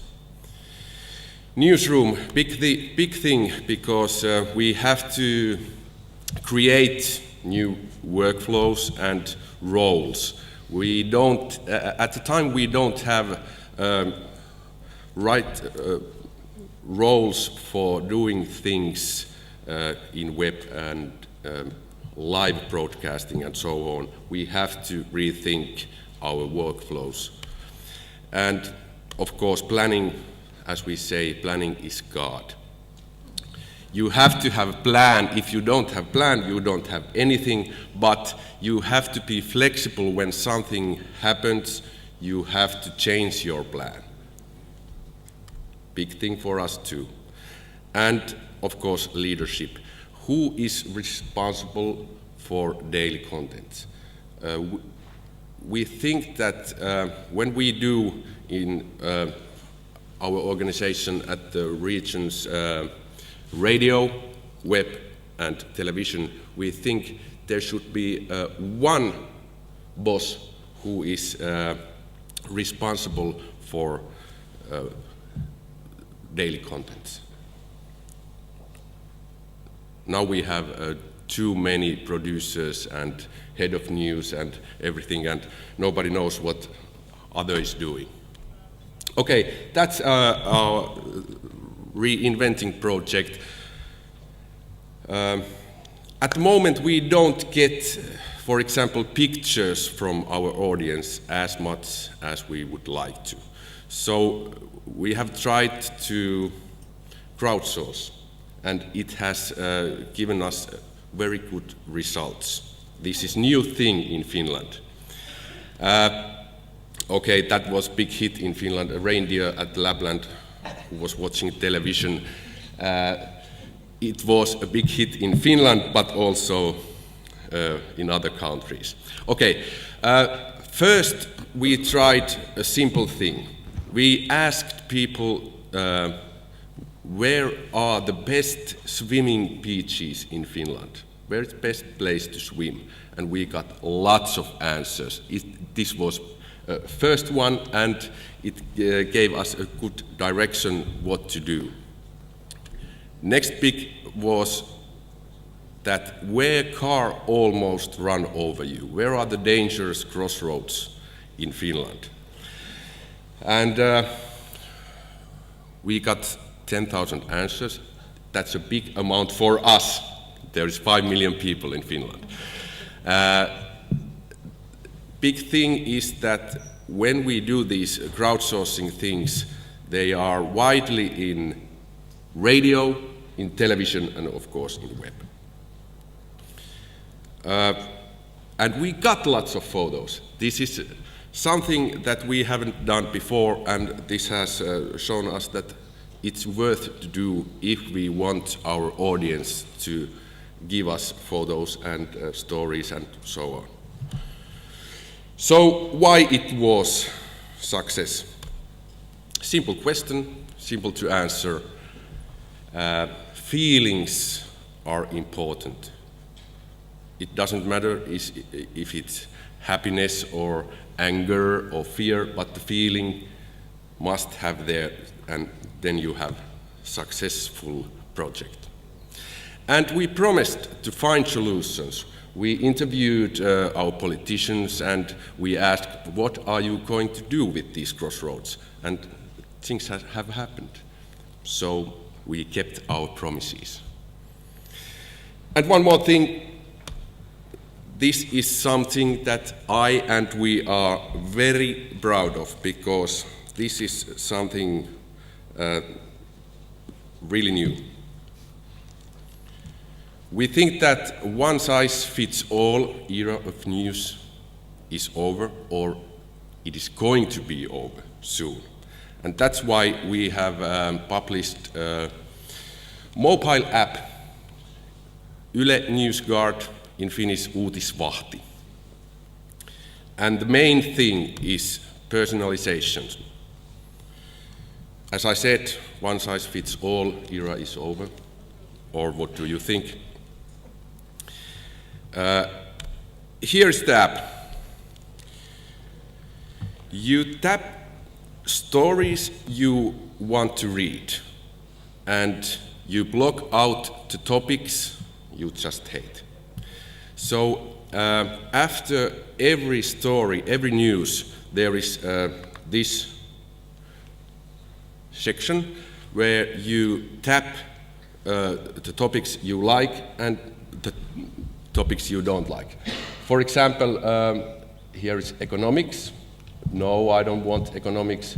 Here's culture. Yes, I want notifications every time there is culture news. I don't like media. I hidden the topic. So every time you do this for the story, NewsGuard learns what you like and what you don't like, and you will get the news to your mobile phone you like.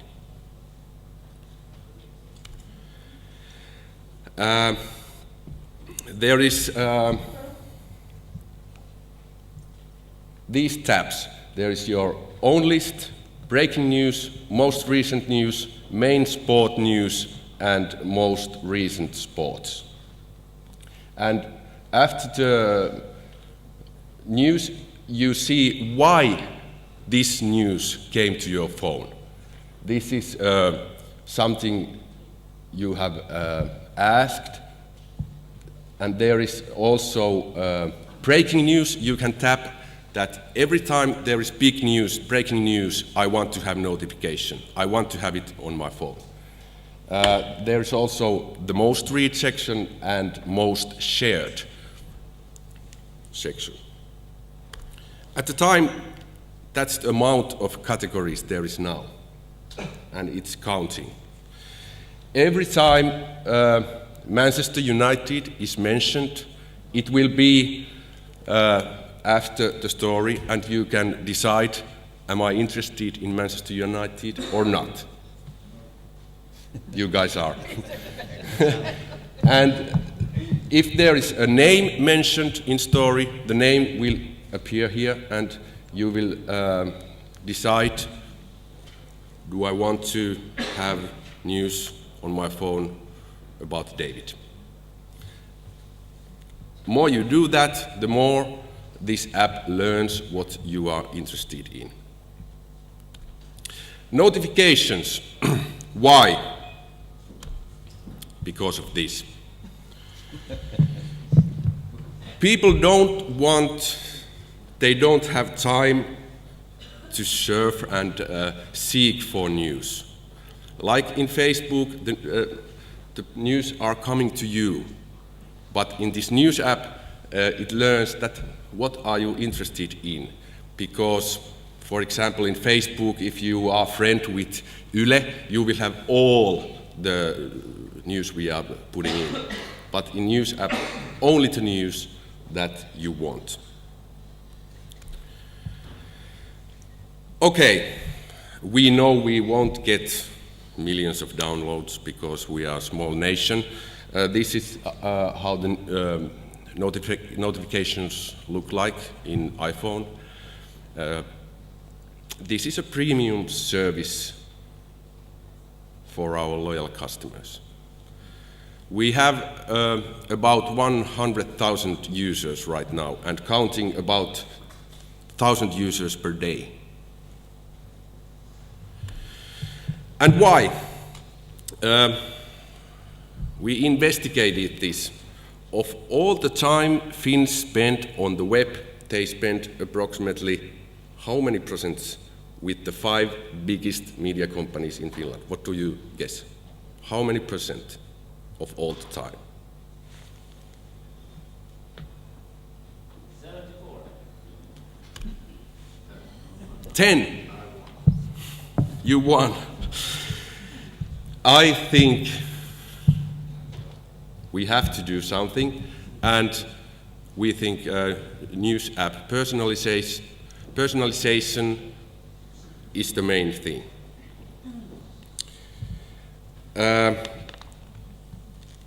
We created news app, News Guard, in-house by our news and current affairs web management.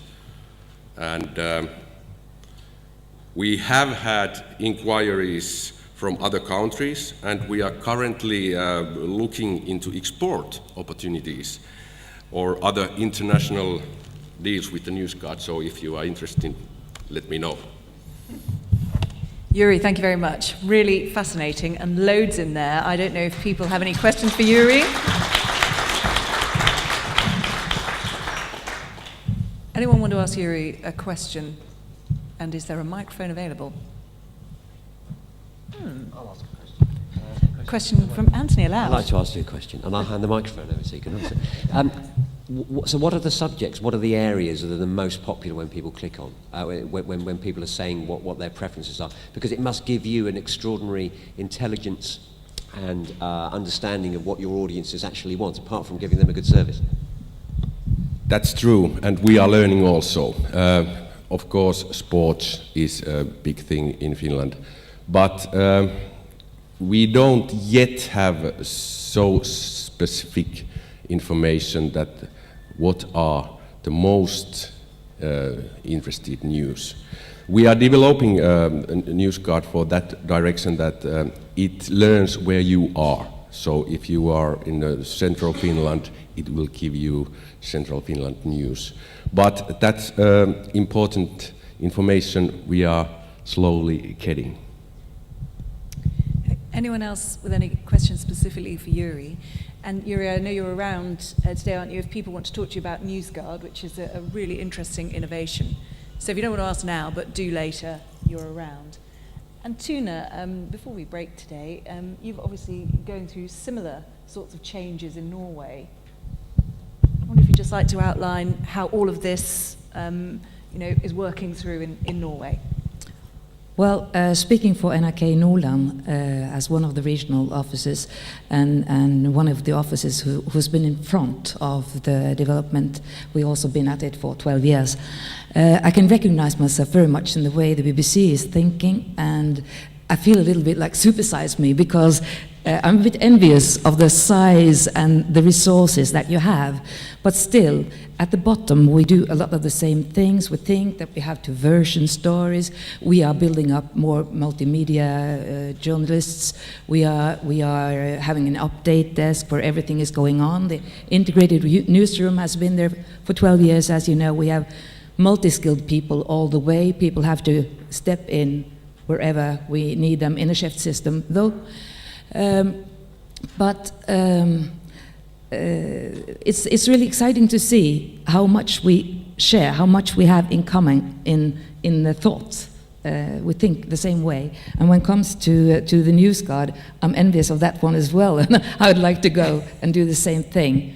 And we don't have an app yet on mobile, but we are working hard to achieve more and more users. And we're on our way, and we're very, well, that's a totally different story, but we're going to get a new white paper from the politicians, and we hope they won't limit us in our attempts to get even better. Okay. Tuna, thank you very much. I don't know if anyone on the floor would like to direct any questions to anyone on the panel, because we're all here now. I am aware that it's lunchtime, but if you do have any questions, please fire away. No, we must have been quite comprehensive, or maybe just we overran. Or they are quite hungry. So thank you very much, everybody. Thanks for your time.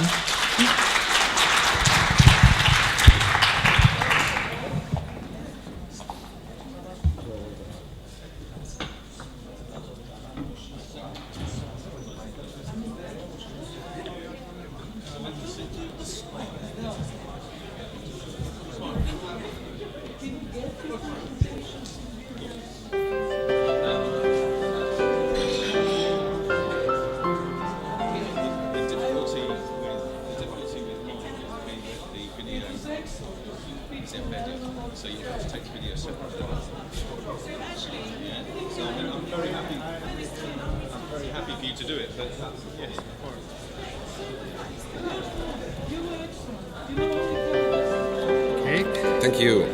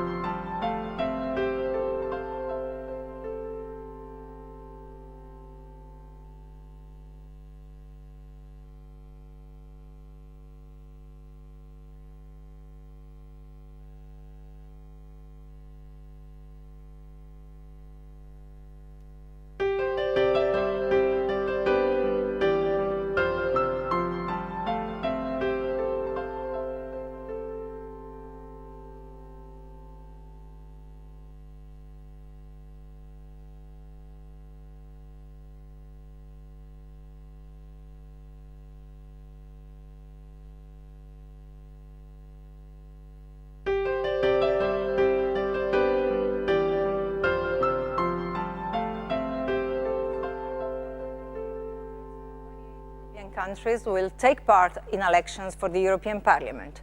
For the first time, their votes will help decide who becomes the next president of the European Commission. On May the 15th, in a unique television event, the Eurovision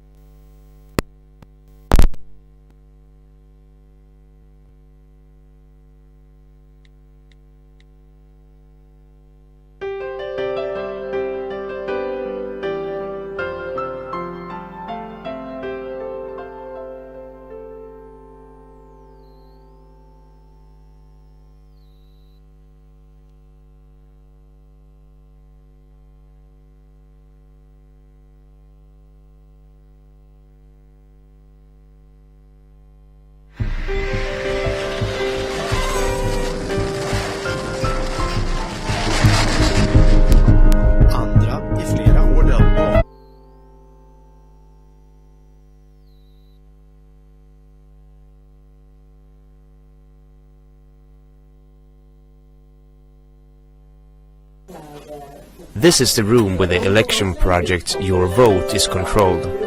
We asked our project manager to describe your vote. Vanligtvis när vi jobbar med val så har vi varit i händerna lite grann kan man säga på politikerna och när de har gjort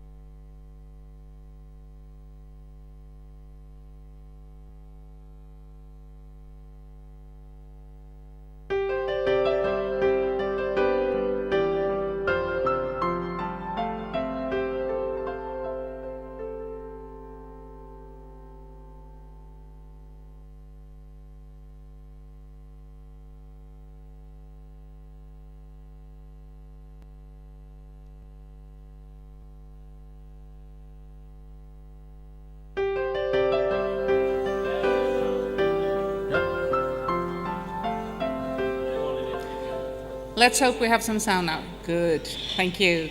We were waiting for someone to introduce us, but we can't see anyone, so let's get started. We are from SVT, Swedish Television. I'm Christina and this is Geronimo. And we have been talking a lot about changes in this industry these days, and we will continue to give you an example on how we are reinventing our regional news in Sweden right at this very moment. We are very, very fortunate in Sweden, but because we have the opportunity of reinventing our regional news with just one intention, to make it better for the audience or the visitors or whatever you want to call them, for the modern Swedes, that is. There has been no talk of money cuts. Of course, we do have to adapt to our economy, but still we are in a very good position of making public service regional news more modern. Actually, we are increasing the number of functions from 377, covering all of Sweden, to 385. So a little more than 400 people covering Sweden. Only television and online and social media. We don't have radio at Swedish Television.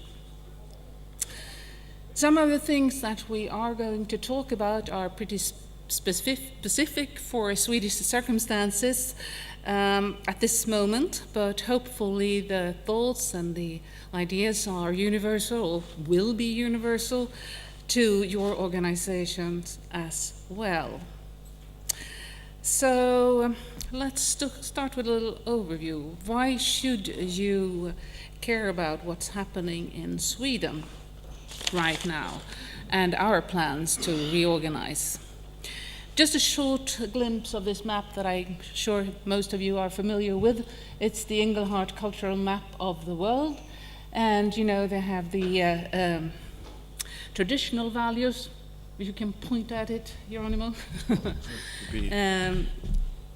The traditional values and self-expression values on the top, and you have the level from survival values to self-expression values. What's interesting is that it's based on an analysis that's been done since 1981 by the World Values Survey, and they've created this map out of it. And you can see that Sweden is quite up in the extreme. Sweden is a digitalized nation and has very early adopted to have very good broadband penetration.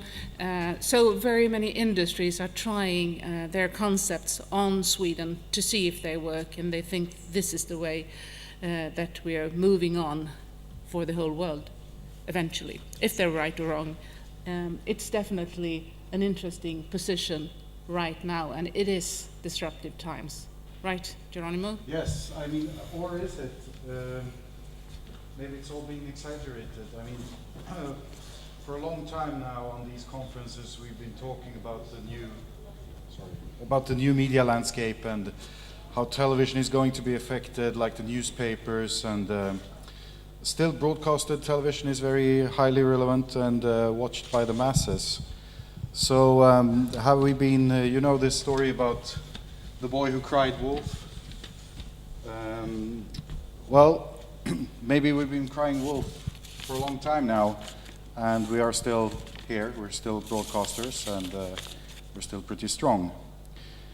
But by risking being the boy who cried wolf, I will cry wolf once again, because I think what we see in Sweden right now is that the wolf is actually coming out of the forest and is doing so very, very fast.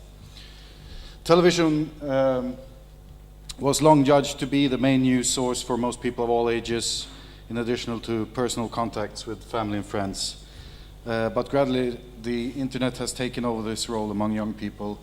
And today, as you can see, the internet is the main source of news in Sweden for ages up to 45 years of age. And it's totally dominant for young people up to 35 years. You have the orange dotted line is if your main news source is internet, online news.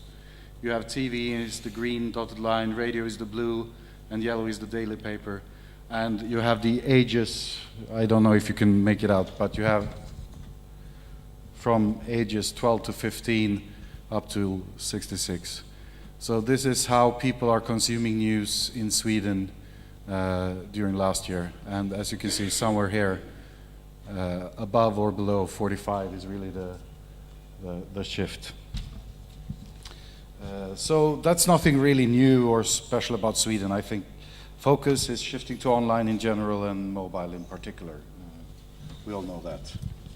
We have some fresh numbers that shows that the reach of streaming on demand, video on demand in Sweden is shifting the market drastically. Right now, more than 20% of the Swedish households are paying extra each month to get access to a streaming site like Netflix, for instance. And it's quite interesting because this morning, actually, I had an email saying that they were hiring their prices from 79 crowns to 89, which means that they actually have reached a market size there, and they probably make this, they know that they can ask for more money. So they're in a big position, Netflix, right now.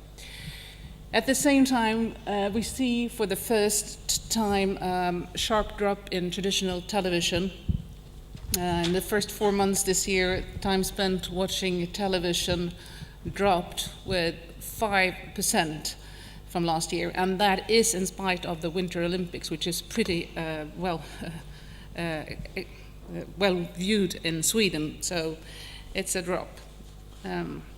We could go on and talk about this disruptive media, but we're really here to talk about what we are doing to meet this with the regional news. It's not that we can see that our audience share is really smaller on TV. Older people do watch a lot of TV and keeps the numbers up. But to fulfill our democratic task, I think we definitely have to look in other directions to meet up with a younger, with a multicultural part of the population, and to be a democratic player. And that means we have to redefine our role totally. Last year, some of you might have heard me talk about it in Santiago Compostela. We made a large investigation on what was going on in Sweden, and the key question was, if we were to start regional news today, how would we do? Where would we be? How would we cover Sweden? And it was conducted by Johan Linden. It was really a thorough investigation, and it was presented to our CEO and to us in July last year. And out of that, we took some decisions that we are working on right now. Once again, it's not about saving money. It's about good public service journalism on a regional, local level. And one of the decisions we made is to be really relevant. We have to be present in more locations, both physically and virtually present and listening and connecting to our audiences. To manage that, we have actually gone in two directions at the same time. We are going local, but at the same time, to be able to do that within the amount of the number of staff that I have all over Sweden, we have centralized some of our functions. Let's start with the journalistic approach here.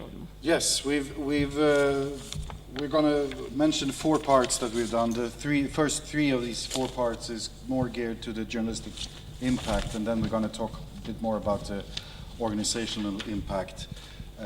We've done several things. For example, we started a news gathering network for more investigative journalism. Strong local news gatherers that wanted to get further with their investigative stories gathered for one-day seminars spread out during last year. We had a project manager, Hans, which is here, who was working part-time with this and was responsible for communication and idea discussions. And that was, if you call the centralized part of it, that you have a centralized think tank for these ideas. And all ideas were seen and talked about and discussed within this network. And then all the cross-regional cooperation and cross-publishing that was encouraged, but it was completely voluntary, and all decisions on what and when to publish was still local, but it had a huge impact, as Hans could showed you yesterday. As a second project, we picked up on something that SVT had been using for a while on national news, which is formalized publishing plans. By having formalized publishing plans for stories that we control, we could get a better breakthrough with our stories. Before, good regional stories had stopped at being just that, good regional stories.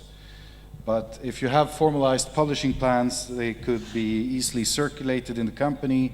The potential grew for these stories. So neighboring regions as well as national news had a better overview of what to expect and when.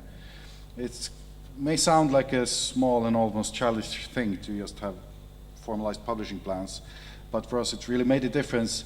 And one of the regional stations that have been working with both the news gathering network and these publishing plans is Östnytt, Karoline's Östnytt, and they provided us with a clip to explain a little bit more.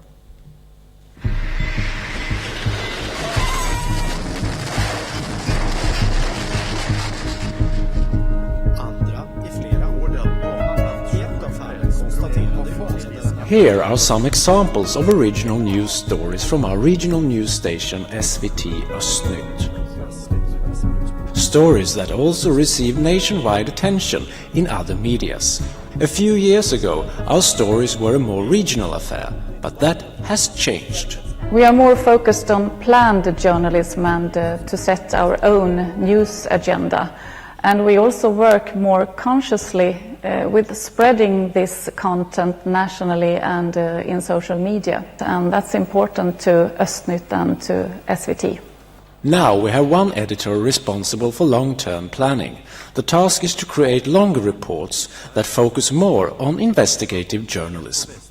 This means we don't have to fill the whole news magazine with material from the daily news flow. Instead, we get more resources for investigative projects. Vi har 2 fotbollsmål inne i ett rum på 7:e våningen. Så här ser det ut idag på många håll, visar SVT:s granskning. Skolgårdar som krymper eller saknas helt. The idea for these reports about schoolyards came from our reporter Jenny Videll. She is a member of Swedish Television's news network, where every regional station is represented. So this story could spread to our national news and some regional stations. Tillsammans ritade klassen upp en ny skolgård och efter ett tag fick eleverna veta att skolgården skulle byggas om. I did the basic research on the topic that I could pass on to other reporters and editors. And then we exchanged material within the network, like interviews and examples of schools without playgrounds from all over the country. Vår granskning visar att 23 olyckor är orsakade av fel och brister som Trafikverket kände till. When we have a good story like this one about the poor railway maintenance in Sweden, we try to publish it in a way to make maximum impact. We never publish the full story at once. We split it up over the day or very often over several days. The main thing is that you need to have a developing story, a story that lives longer. So in the case with the railways, there was an emotional case published in the morning. Igår när jag första gången fick läsa den här rapporten, då, ja, precis nu, man blir ledsen, man blir rädd. In midday, there were statistics to provide context. And in the evening, there were interviews and debates with policymakers. Hur farligt är det att åka tåg? Järnvägen är fortfarande... Sista han säger det att om jag dör nu så ska du veta att jag älskar dig, Olivia. Och sen så smäller det. Hennes sambo dog efter biljakten. Nu kritiserar hon polisen för dödsfällan. this story about a fatal car accident made enormous impact in other medias and was front-page news on many websites. To promote it, we gave the story to Sweden's biggest news website, Aftonbladet, with a publication embargo. Our web specialist Tobias Holmqvist's focus is to spread our stories on the web, to traditional media and in social media. To get attention, the key is to get our stories on SVT's national news front page. So we do rewrites of our reports where the angle and headline have to be of a national interest, but with local examples. Hazley.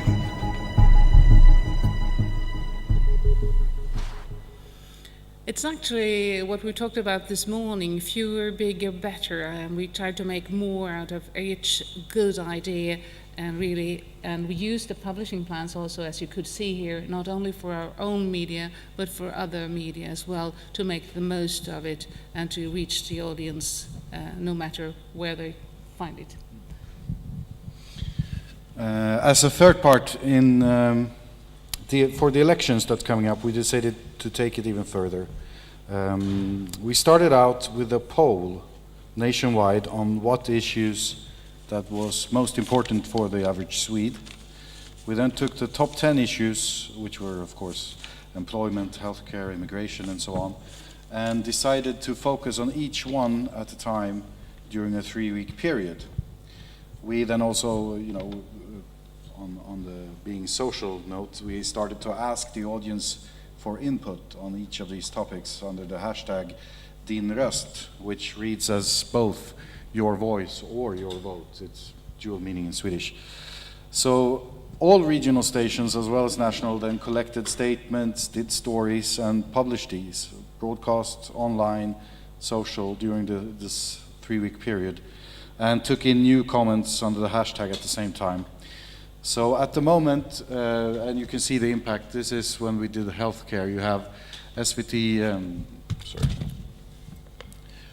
you have pieces from the far north, Nordnytt, you have in between Tvärsnytt and SVT International, you have audience reactions here, you have crowdsourcing, help us see on health, to investigate the healthcare, and My Station and SVT centrally and Smålandsnytt and Gävledala. So we get a really big impact. We have a clip from the headquarters. I must just say that the politicians weren't very happy about this at the start because they didn't set the agenda. All of a sudden we were the ones that set the agenda on which topics were discussed among the audience, which was pretty good for us. So here's the clip, yeah. This is the room where the election project Your Vote is controlled. We asked our project manager to describe your vote. Vanligtvis när vi jobbar med val så har vi varit i händerna lite grann kan man säga på politikerna och när de har gjort sina utspel. Och tanken med den här valbevakningen och Din röstprojektet var att utgå mycket mer från de frågor som publiken är intresserad av. Och vi vet ganska mycket om vad människor tycker är de viktigaste samhällsfrågorna. Så vi har utgått från dem och så har vi gjort journalistik kring det som är publikens engagemang just nu. In the project has the national and the regional news collaborate, which has meant a lot. Det har varit otroligt viktigt att ha med hela SVT, hela landet. De regionala programmen har bidragit med sina lokala perspektiv på de stora frågorna kan man säga, de viktiga frågorna. Så det har ju betytt när vi har beskrivit ett samhällsproblem så har vi fått väldigt många olika perspektiv från hela landet på problemen. Så att vi har jobbat med alla våra regionala stationer, det har varit oerhört betydelsefullt i det här projektet. Charlotte Orstadius is responsible for connecting the various regional news during the election project. We asked her what the biggest challenge has been so far. Sett ifrån regionalt perspektiv så har det varit att få alla på banan. Det är ju inte så att vi innan den här satsningen har för mycket tid på våra redaktioner. Utan här gäller det kommunikation. Så jag skulle säga kommunikation och att få alla med på banan och veta vilka, vi har haft olika ämnesområden, olika veckor då vi satsar över hela SVT Nyheter. Och att då få planeringen att jacka i på alla 11 redaktionerna, 19 med editionerna. Det har varit en utmaning. The project Your Vote is brand new for this year's election in Sweden. So what have been the biggest win for the project? Genomslaget för den regionala journalistiken, utan tvekan. Inte minst på vår webb och i sociala medier. För vi har haft en webbredaktör i Stockholm och nu en eller 2 stycken sociala medieredaktörer. Så har vi inte jobbat innan. Så att vi har fått hjälp och stöd in med grafik, att hitta arbetssätt, att få genomslag för vår journalistik. Och också att researchen på nyheterna i Stockholm har ju stöttat de regionala med research och hjälp. De har alltid varit tillgängliga för att man ska kunna ringa. Det är ett jättestöd. Sen var ju en utmaning från början. Vi fick ju reaktioner ifrån att vad härligt vi gör tillsammans. Äntligen, jättebra. Till jag trodde aldrig att vi skulle kunna bli så toppstyrda. Men nu lirar det. Yes, that was the 3 examples of journalistic projects that we've started recently, and now on to the rest. We are right in the middle of reorganizing the whole organization for a better meeting up with this. We have today 11 stations, 19 broadcasts at 19:15, which is our major show. But to be relevant, we have to be present, and today we're present in 27 offices. We will be present in 33 locations from next March. Instead of having 11 newsrooms, we will have 21, and that is morning, evening, online identities, and so we are really reshaping the organization. Yes, and now you might wonder, how do we do that? How have we found oil in the Baltic Sea, like the Norwegians? No, of course not. The funding is more or less the same as we said in the beginning, but to get more journalists in the field, we have less technicians in the galleries. We actually plan to reduce the amount of galleries from 11 to 6, but still do more shows. We said 21 shows all time, yeah? And of course we do that with remote sites on fiber connections. And by doing that, we think that we can get about 30 journalists more working in the field. So it's a big shift, and once again you can see the same thing. One movement is towards more local. We should be on more physical locations all over Sweden. And another is towards centralization. We centralize transmissions and administration to be able to shift that into journalistic force. It's actually about 30 more journalists on the field by doing this operations. This is Johannes. He is one of the first video journalists to be employed in Sweden. I hired him in early 2000 in Växjö. He is now reporting from all over Sweden, right here from Afghanistan. And it was fairly new to everybody to think of really having a video journalist in Swedish television. It was not well seen. It was something that our commercial competitor did. Today, the big shift that we are going through is that we make all our reporters video journalists. We will not have any cameramen from next March.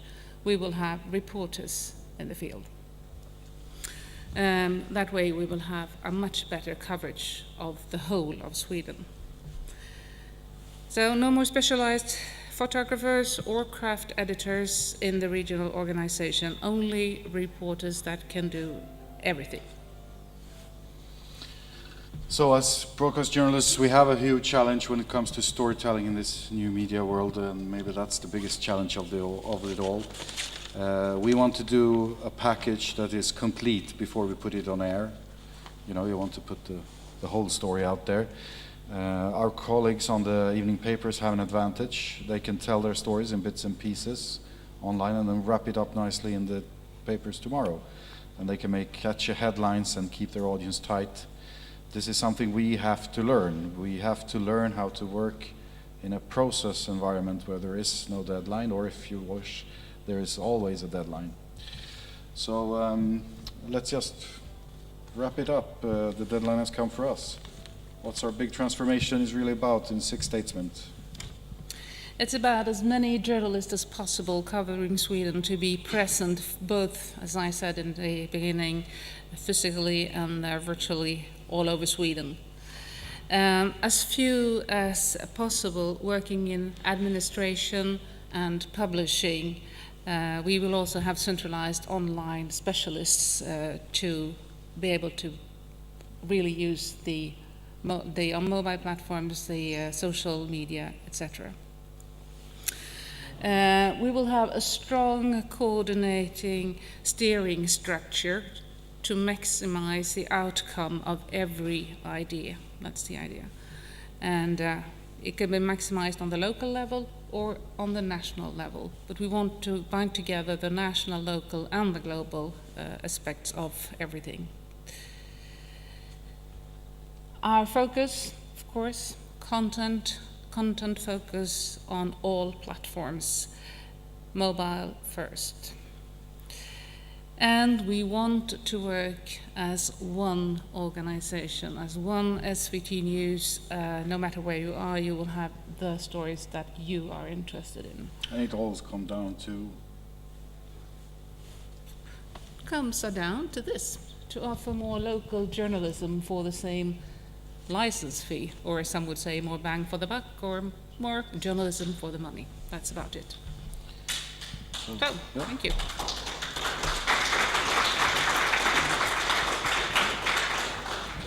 Does anyone have any questions or reflections or comments? We would love to hear them. Yeah. Hi. First of all, just to say how radical the proposal is and the journey that SVT has undertaken. And if we go back 9 years, don't know was it 9 years or 10 years ago, gathered in Liverpool, and at that stage the debate and the discussion was starting about video journalists and where it was going.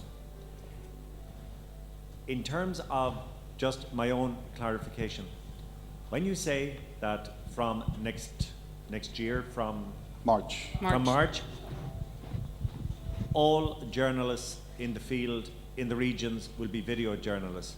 Yeah. Does that apply right across the SVT organization, or is it just SVT in the regions? The regions. The regions. Second question, in terms of your daily output, what is the output you expect per journalist, per video journalist, per day? What is their working day duration-wise? And what is the average distance they travel? 3 questions. I'll try to answer them and say that there is actually no answer to them. We're just about transforming this, and we want to have our workers, our reporters with us when we go down to the detailed plans. So we have actually now 5 projects running, and one is workflow, and the other one is different projects for different things. So we are not really clear about how exactly this will turn out for one single reporter and the new. And we're also looking over the commissioner is taking a look at how we are how our shows, because my personal opinion is that we really have to rethink what broadcast is compared to what we have online or in social media. If we want to go more in depth, and how could we do that, and how can we do that in an easier way instead of putting 1:30 or 2-minute stories like we have done traditionally. So that is part of the question, to look at what the broadcast is next to online, and then also to really see what a journalist could do. I don't think that everybody would work as a video journalist every single day. That's not the case. But you can, if you want to, have maybe 10 or 15 reporters in the newsroom in the morning, which is not what we have today. I mean, if all my staff has the whole competence, I can send them out being a VJ, being a reporter, being a cameraman, being an editor, crafts editor, doing or being online reporting. We're also giving mini iPads to all the reporters to be better suited for the online reporting. But for delicate situations, you will still have two-man crew, for example. If I want to, but I can, I mean, they would both have the competence of holding the camera or writing the script. So I could choose. If I want to, I can send a 5-man crew. But, and I think that's, I mean, the world is very complex, and that answers also your question, because as we said, we want to do the fast as well as the deep. If you're a reporter working in some very interesting story in the news gathering network, you could probably spend days or weeks and and then come with your story. Or you could be doing a new story every day. So I mean, it will vary a lot. But as Yle pointed out earlier, it's really a question about getting really good managers on the in the newsrooms to be able to see what story needs which team to put on a story, I think. May I ask a question? What are you going to do with all the cameramen which you don't need anymore, obviously, starting with March? Do you retrain them, or do you just skip them, or what are you doing with them? I mean, this has yeah. Yes, I understand your question. We don't have that many cameramen now, and they have also worked in the galleries, and they will continue to work in the galleries in those 6 sites. We will have some of them left. But then that's a question about your competence. If you're able, or if you want to become a reporter, and if you're judged to have a possibility of becoming a reporter, we are going to train you to be a reporter. And if not, well, we are offering right now quite generous offers for people who want to retire earlier. And so we'll try to have a soft, what we call a soft change. I have a question about the number of galleries and the number of news edition you broadcast. If I understand, you reduced the number of galleries, but you increased the number of news edition. Yes. It means that you can't broadcast everything live. That is true. Could you explain the way you work? There will be 4 news editions at each gallery. So there will be, we have put the limit to 60 minutes before it's broadcasted, where it's to be, help me. To be live on tape. Live on tape, right. So we're doing them live on tape. Or at least some of them. Live on server.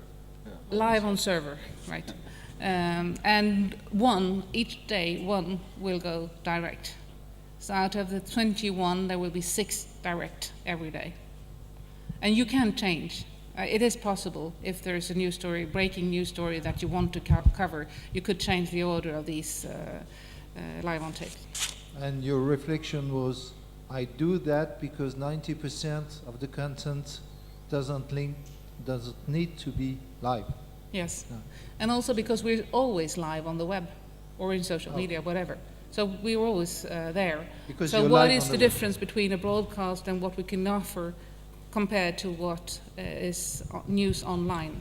And there was no objection from the journalist?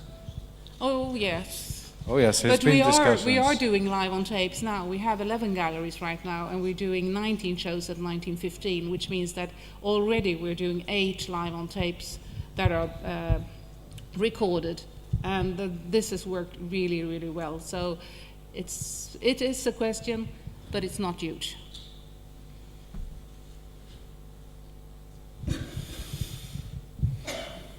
But that means you do, at the moment, you do 19 different editions of regional news bulletins. Yes. Which completely differs. So there is not one common element, because let's say in Austria we have also 9 different editions, 9 counties with their regional news. But then within this half hour there is, let's say, the news block, we call it, short news, which are from the regions, but is a summary of the news, what happened in Austria, and is interesting for the others. No, We don't have it centralized like that. Of course, 2 regions can share a material if it's interesting in both regions, but not from a centralized level.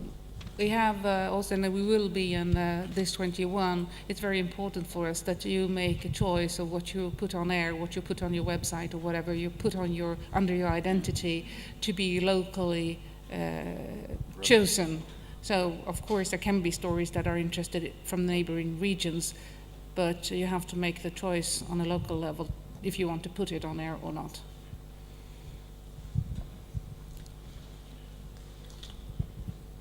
You say that they can share, but is one of the goals also getting more regional stories on the central news, on your main show, like that? Do you think that this could be added value? I mean, main news? Of course, that will be an outcome, I think. I don't think it's a goal. I mean, well, it is our a goal. Our goal is to give the best regional, the best journalism for the money. But I mean, with more journalists and better breakthrough and these centralized publishing plans, of course, a lot more regional material will also be broadcasted national. That's absolutely an idea, because we're covering all of Sweden, and to be relevant to a Swedish audience, you have to show not only Stockholm. BBC was talking about not only London, the same thing is about Sweden, not only Stockholm. So of course we want the whole country to show, and that's also something that we manage through the news network, to have stories that are strong enough to have a bearing on the national level. So that's absolutely a goal for us with this coordinating structure, because we're putting 4 regional head of news, you could say, whatever title it is, and then 2 in Stockholm and 1 on sport, and these 7, that's the team that is really going to make this vision through, to make us more relevant to modern Swedes, all platforms. So we are concentrating the coordination also. Question which is not directly linked. In Sweden, you don't think, I know that in Sweden radio and television is still separate. Are there thoughts of joining? From our side? From government? From the politicians, no. No, it's not a big issue for the politicians.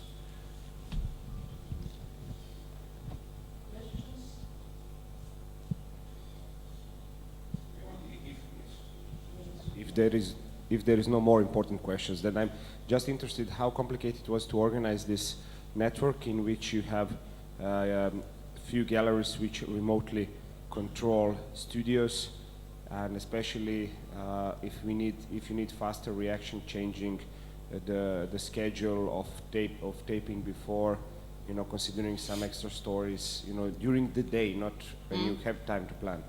It is.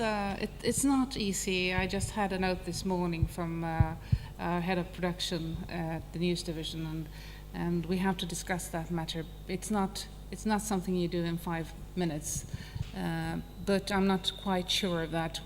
That's one of the other projects that we are running right now. What sizes of those studios which are now left alone, with galleries being somewhere else, if understood?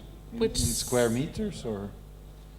But studios are left. Yeah. in the Yes, town? we will have studios in the old 11. Right now we have studios in 11 and galleries, and we will have the presentator still in 11 places. Okay, but they will be alone without with remote robot With cameras? remote, with a fiber connection to the gallery, so Yeah. that they will be able to talk to the technicians in the gallery.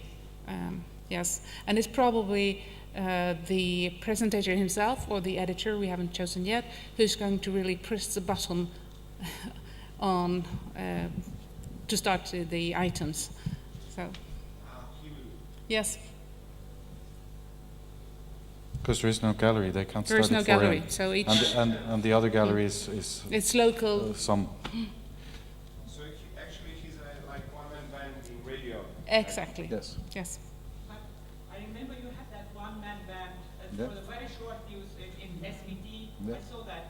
Do you still have that for short news? No, we don't have that But this is particular, but this is the same principle. Same principle, an adaptation of that, but we put it out in all regions. So it will be pretty much the same as that one. And we are using our old technique as well, which It's was the good compared same- to what was said by BBC All News. all the software that you saw on that is what we're going to use. Mm. Yeah. So these half hours or how long are these news programs? They have no studio guests. It's only the presenter. Oh, they can have studio guests. He has to. Sorry. You can have a... He can have. Do we ever have guests? He can. He can. He or But- she But can. that means when it is pre-recorded live on Yeah. tape or on server, the guest will be there, there. Yes. It's pre-recorded, but when something changes, the guests are gone, for instance. Then you drop that part if it is not good. No, look, I mean, they have presenters in every regional studio. Not so many galleries, but presenters and programs. The presenters, I guess, have to wait till the program is on, because you never know if something happens, and, and you are the live edition then. Ah, yes, probably. Yes. But that would be, we had set maximum 1 hour. Yeah. So it's a maximum 1 hour. Yeah, but also, would also the studio guests wait in case something changes or not? Or you didn't think of that? Once you started doing the live on tape, once you started recording, you will not be able to change the order. Do you plan to cover all the country? Do you plan to open office with one VJ? We have offices with one VJ. You That's already not have, a yeah. plan, especially for this one. We have offices. They are working home? They are working in the home? No, there's an office. There's We an just have one. Yeah. Yeah, we don't have.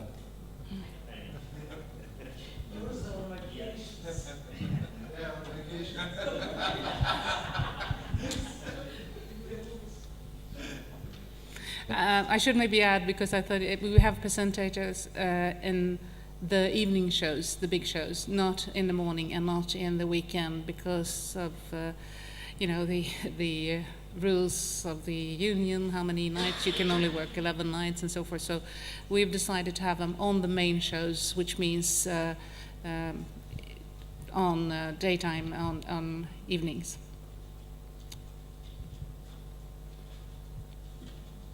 Which means a morning presentator on a gallery station will have to do maybe 4 morning shows. Then there are only 3 minutes, so. Crystal clear? Yeah? Great. Okay, thank you. We can come back next year and tell you if it worked out.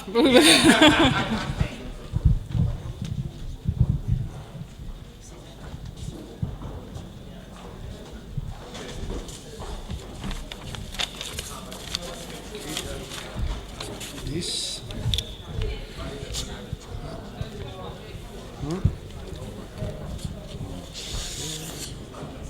Okay, thank you. Pa ne radi, pa znaš kaj je. Znaš kaj. Daj mu pokaži crveni mikrofon.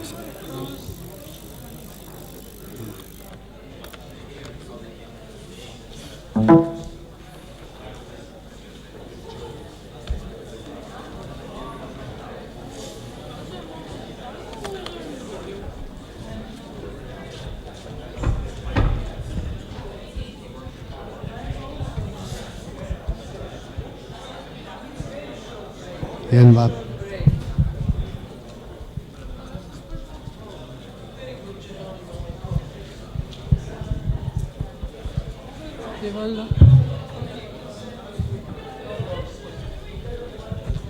En va.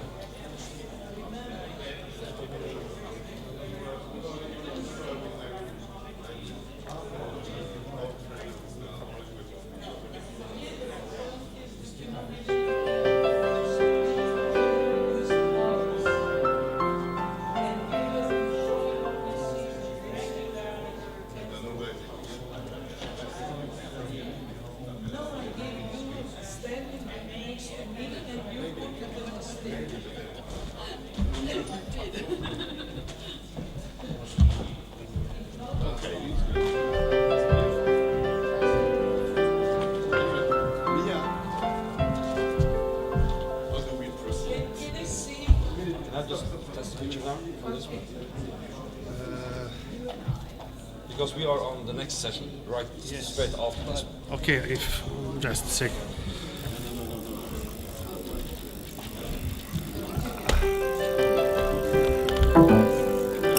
And this is sound? This is the sound, and here.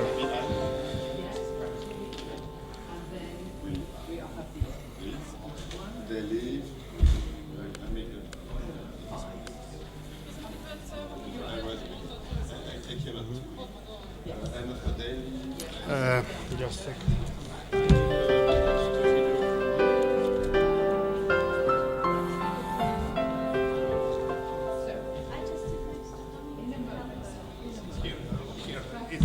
It will come over there. Looking in the rear view mirror.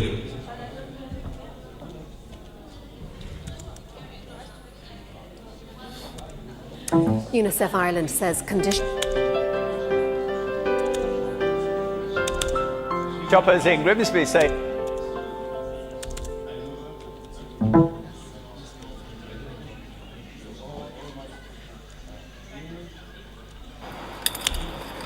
Doors wide open for the European enthusiasm. Perfect. Okay. Thank you. Thank you.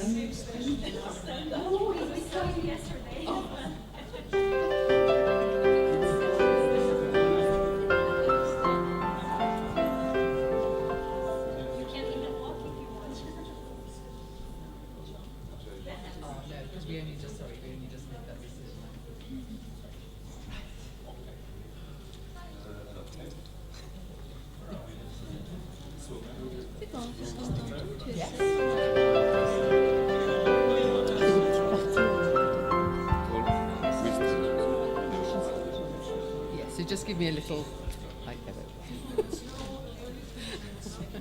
Je pense qu'elle connaît mieux que moi. because then I'm going to come to you after that.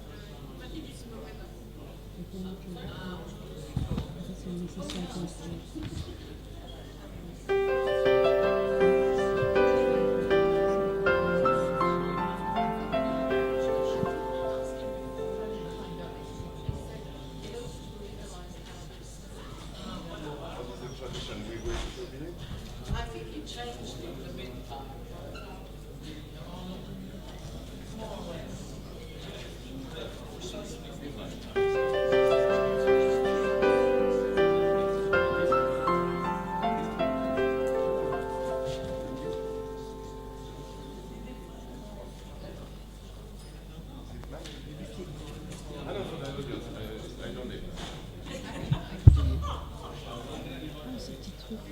Ah oui, c'est pour présenter. Ah d'accord.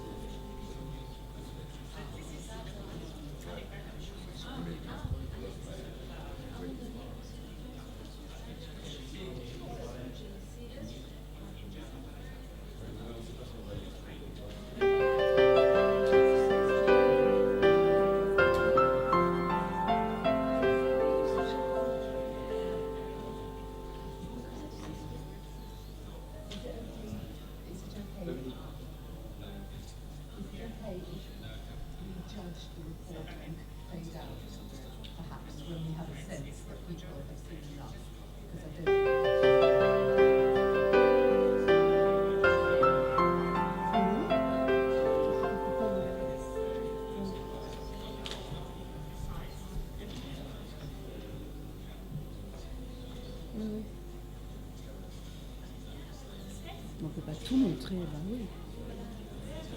Mais non, mais je comprends.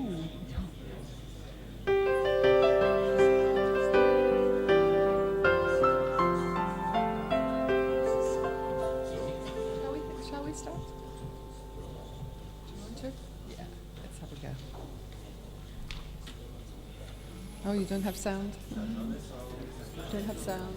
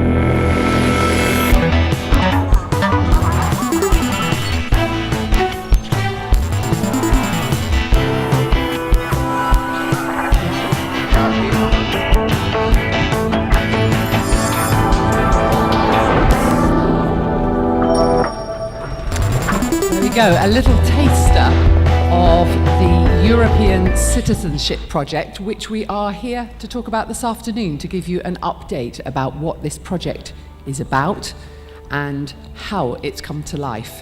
It involves 7, soon to be 8 television stations, CIRCOM members, yes, you can see here their logos, and the members are here today to really tell you the challenges and the joys, really, of sharing material all about real people in real situations. This project is not about, can I use the phrase men in suits? It's not about the officials, it's about real people and real lives. Now, before we meet the teams behind the programs, we are going to talk to our very prestigious Prix CIRCOM winners of this category, the Citizenship Project, because these are examples, these are the best examples of the many reports that have been submitted, between 80 and 90 reports that these 7 or 8 stations have made. And the Prix CIRCOM last night honoured Dominique Berger, hello, welcome, with, we saw last night, quite a controversial clip about sexuality in the disabled. Now, this report, I know, was a challenge to make. We're going to have a little reminder of it. And Dominique visited the Arthur Renier Centre, which arranges rooms for couples. Quite a controversial subject. It's a report. Surprised to have the first results of audience. We are more than 10 million of viewers all across Europe. It's because we are working with big countries as France, Poland, Italy. It's a fact, but also because of the quality of the items, because we obtain some good slots in main news bulletin, in RTBF, in Access Prime Time, in France Télévisions, TVPS, national broadcasting of a regional magazine is the case for TVR, it will be. So we have very good results. It's because of the editorial quality. We were right to focus on it. And we're going to look at how that editorial quality is maintained when you're working across different countries, different work cultures in a moment. But let's just move now to our commended film from last night, and Diana Borgia from TVR in Romania. Now, your piece, Diana, filmed in Bradet, an isolated village in the mountains which has been totally decimated by the loss of the local economy, the power plant. And now it's down to volunteers from Italy coming across to help those left behind in Bradet to rebuild their lives. This is a short clip. Bradet este o localitate izolată din munții Banatului, care s-a depopulat după falimentul termocentralei construite de Ceaușescu în zonă. Un grup de voluntari italieni din asociația Il Giacotolo s-a implicat în ajutorarea localnicilor rămași fără alternative. Asta este clădire. Am venit acum 10 ani. Când am ajuns aici, prima impresie, am zis eu nu vin în această școală, plec și nu pot să-mi găsesc în altă parte decât doar aici nu se vin. E o regulă pentru SUA, pentru Italia, pentru România, pentru toată lumea. Fără școală, fără cultură, e imposibil ca umanitatea să dezvoltă. Ce funcționează la Bradet?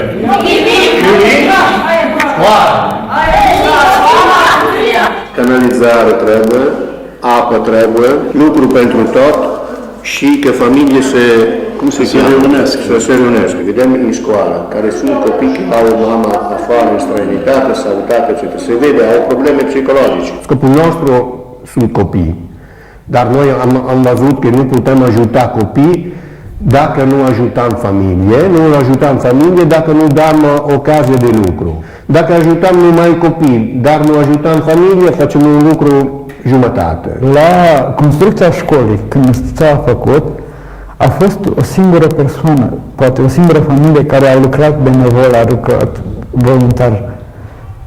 Spre rușinea noastră, celorlalți am lucrat pentru bani. Eu am 12 ani de când sunt la Brădet și singura chestie care eu am văzut-o schimbată și făcută la Brădet este că ce au făcut Asociația Il Giocatolo. Cel mai prieten, după Victor Zilotipis, un copil avea multe jucării, dar se plictisea repede de ele. Băiatul se juca ce se juca și le arunca. Noi am făcut un curs de muzică, am făcut curs de karate, curs de chitară, film, teatru. Pentru noi, oricum, proiect a fost un rezultat foarte bun. Atâta bucurie am în mine când trimit fata la școală și se duce, că știu unde se duce. Și întreb, cum te-ai simțit? A fost cald? A fost perfectată. Păi ce să-i mai cer? Ce altă bucurie să mai ai? La 5 ani de la începerea proiectului, rezultatele sunt în sfârșit vizibile. Dar mai sunt încă foarte multe de făcut. În primul rând, repararea drumului de acces în localitate. Primăria a făcut puțin de renovare. A stopat gropile. Dar e nevoie că și populația colaborează. El își dorește foarte mult să fie drumul bun ca să putem atrage investitori și multe alte proiecte se pot dezvolta. De 5 ani, eu vă spun, fără drum, nu e nimic. Cu drum se poate organiza un fel de voluntariat și din Italia. Și voi, fără drum, noi lichidăm tot. Noi ne mutăm la Oravița. E un păcat că tot cu lucru că tot noi am făcut. Să ne facă drumul. I-a promis domnul primar să ne face drumul. Când a venit așa l-am votat, să ne face drumul, să ne facă drumul. Important este că noi punem semința de voluntariat. Noi suntem un exemplu, nu? De ce suntem aici? Suntem voluntari, nu suntem aici pentru bani. O cuvinte că se aude mai mult în România este nu mă bag. Nu mă bag. Nu e o problemă mea, nu mă bag. Acum noi suntem obligați că închidem apă, vedem dacă populația merge ea la izvor pentru deschide rubinetul. Că dacă noi continuăm că aducem apa. So Diana, tell me, why did you choose that piece as something to share as part of this project? Hello, first of all. I even don't know if we have chosen this piece or actually this piece has chosen us, because it was actually a meeting with this Italian man, Gianluca Farina, some years ago. And actually this report is a follow-up to a report that we did in some 3 or 4 years ago. So we just went back there in order to follow the story and to see what happened, actually.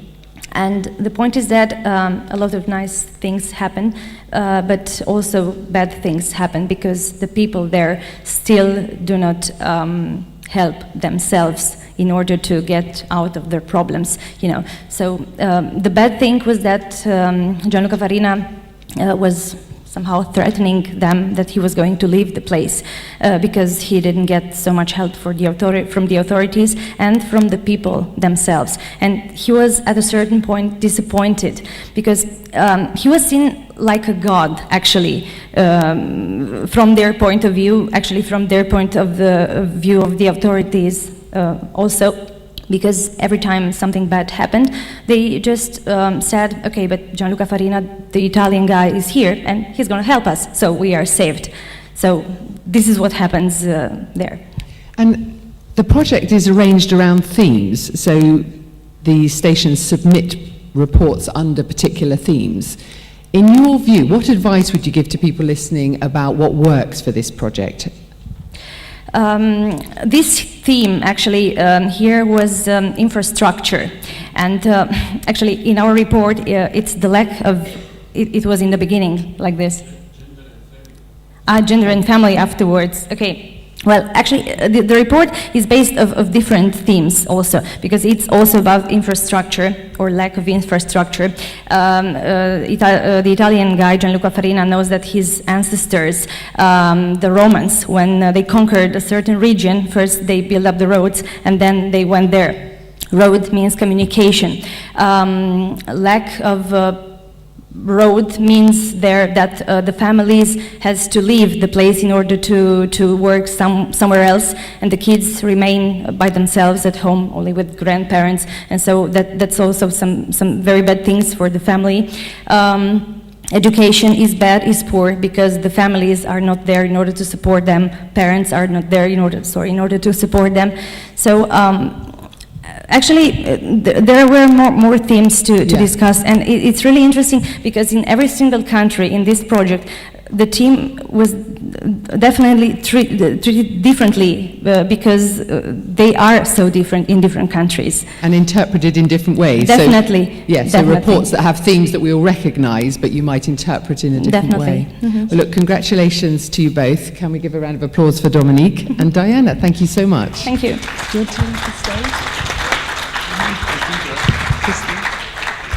So now, can I invite up our other contributors this afternoon to join us in a rush for chairs, just to discuss a little further about how this project works and how, if your station is not involved and you feel there would be advantage, why to get involved. So please come and have a seat. Tena, please. And Dan, do we have Dan? Yes, Dan is making. Tena, you know, I'm sure, from HRT Croatia. Dan is joining us from TVR Romania. Christine from RTBF in Belgium. Karol Ciolma, the training manager for CIRCOM. And Gudrun from ORF Austria and the EBU as well. So, Tena, may I start with you, because HRT is involved in this project. What are the advantages and benefits for HRT? I think, of course, we get the content and we broadcast these stories regularly. It is a little bit slowing process is translating to Croatian, but I think the benefit is also of trying to think how to make stories relevant to other countries, to make our problem interesting for someone else. And I think that that's the best, because we are really trying to do that, and I see my colleagues in other countries are managing to come near to our heart. And so if it's something very specific like the sexuality in the disabled, how would HRT approach that sort of subject, which may be viewed quite differently? We broadcast that story, and we also talk to our producer of our international magazine, who is sometimes taking stories of the similar topic like. So she also found that story very interesting, and she might show it in our international news magazine on the first channel. But regularly we broadcast the story on a news channel. Sorry, I'm a little bit, I have a flu.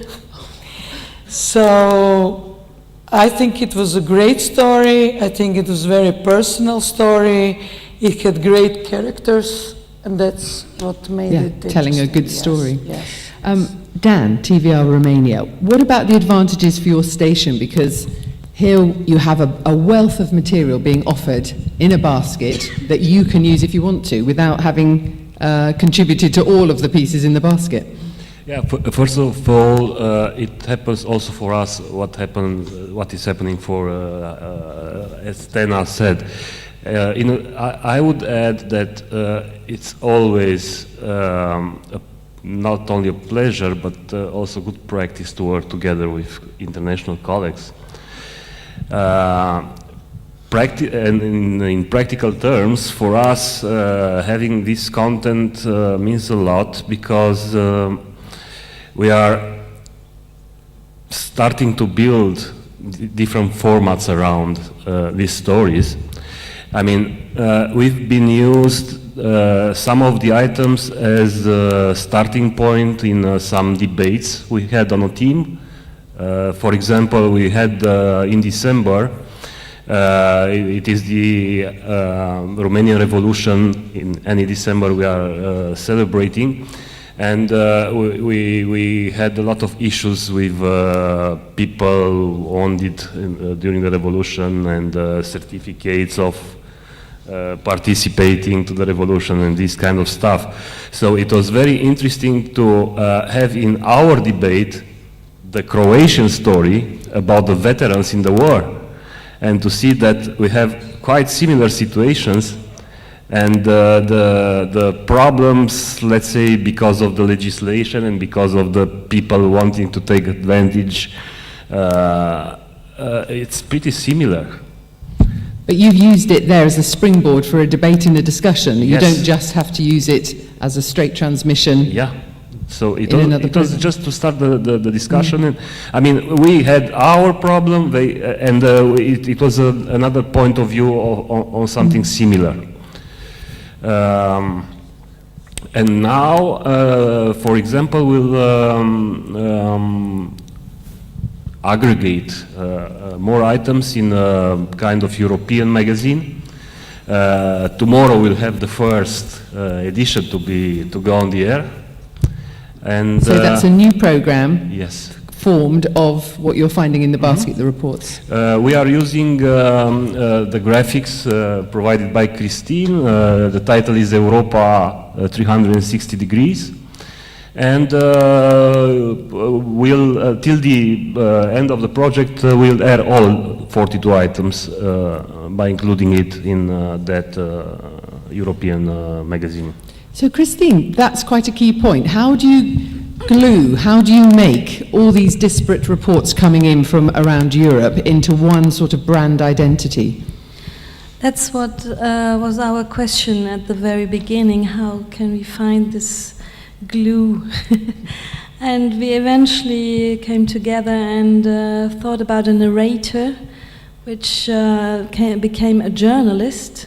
And this journalist is there and getting in some information, goes out from the newsroom, and then is always on travel, and travels between the reports. And this is our glue. And in the transitions, every time we have a transition, we get out from one report. When we have a transition, we use voiceover to introduce what is coming up next.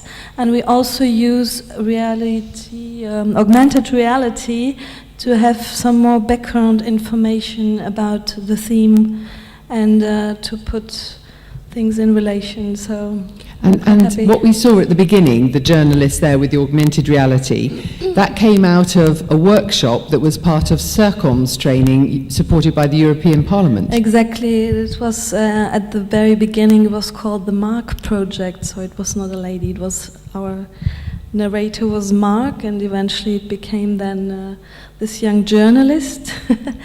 And yeah, we were really trying to find a common way and because that's really the first time we treat with different languages, different regions, different cultures, and in order to make it in one program and not only have reports edited together, we were thinking about how can we get all this together, and this is what we've done, and I'm quite happy with that. But Dan, let me ask you about the actual technical difficulties, because TVR isn't all the time transmitting in 16:9, which this project works in. Well, our original broadcast is still on 4:3 aspect ratio.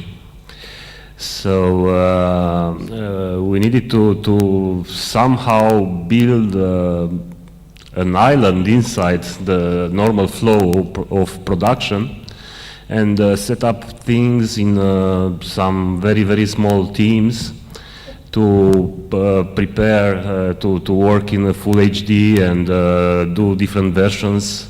One with subtitles for the website, one on 4:3 for broadcasting on the regional programming, one on 16:9 for, let's say, the next broadcast on the national channels. And yeah, it was kind of complicated, but somehow this goes also to good results, because right now these teams we've set up are now, let's say, a bank of knowledge for the other colleagues in the station. So the transition will be easier at the very moment when it will be possible. Yeah, so you've had the excuse to almost pre-prepare for when the station needs to go to 16:9. Yeah, I mean, let's see the good things. Yes, yes, the high quality of it. Let me bring in Carol Chilmer, the CIRCOM training manager. Now, as we look forward, Carol, how does, you've been involved, and people will have seen a lot of your delegates, your students this week, working with their smartphones, filming the Mojo, the mobile journalism. How does the project here, the citizenship project, work with Mojo? Are there relationships to be had here to mutual benefit? I definitely think so. I mean, we've been discussing the citizenship project with Alexandra, and Mojo seems to me one of the ideal formats to help provide content. We all know the pressures that people are under on a day-to-day basis in their stations.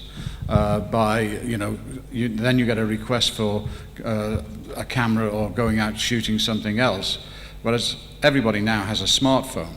And if you have the right conditions and the right circumstances that we train in our workshops, there's no reason why you shouldn't be able to go and film some of these packages with a smartphone. And actually, a VJ and a Mojo can actually get closer to the subject.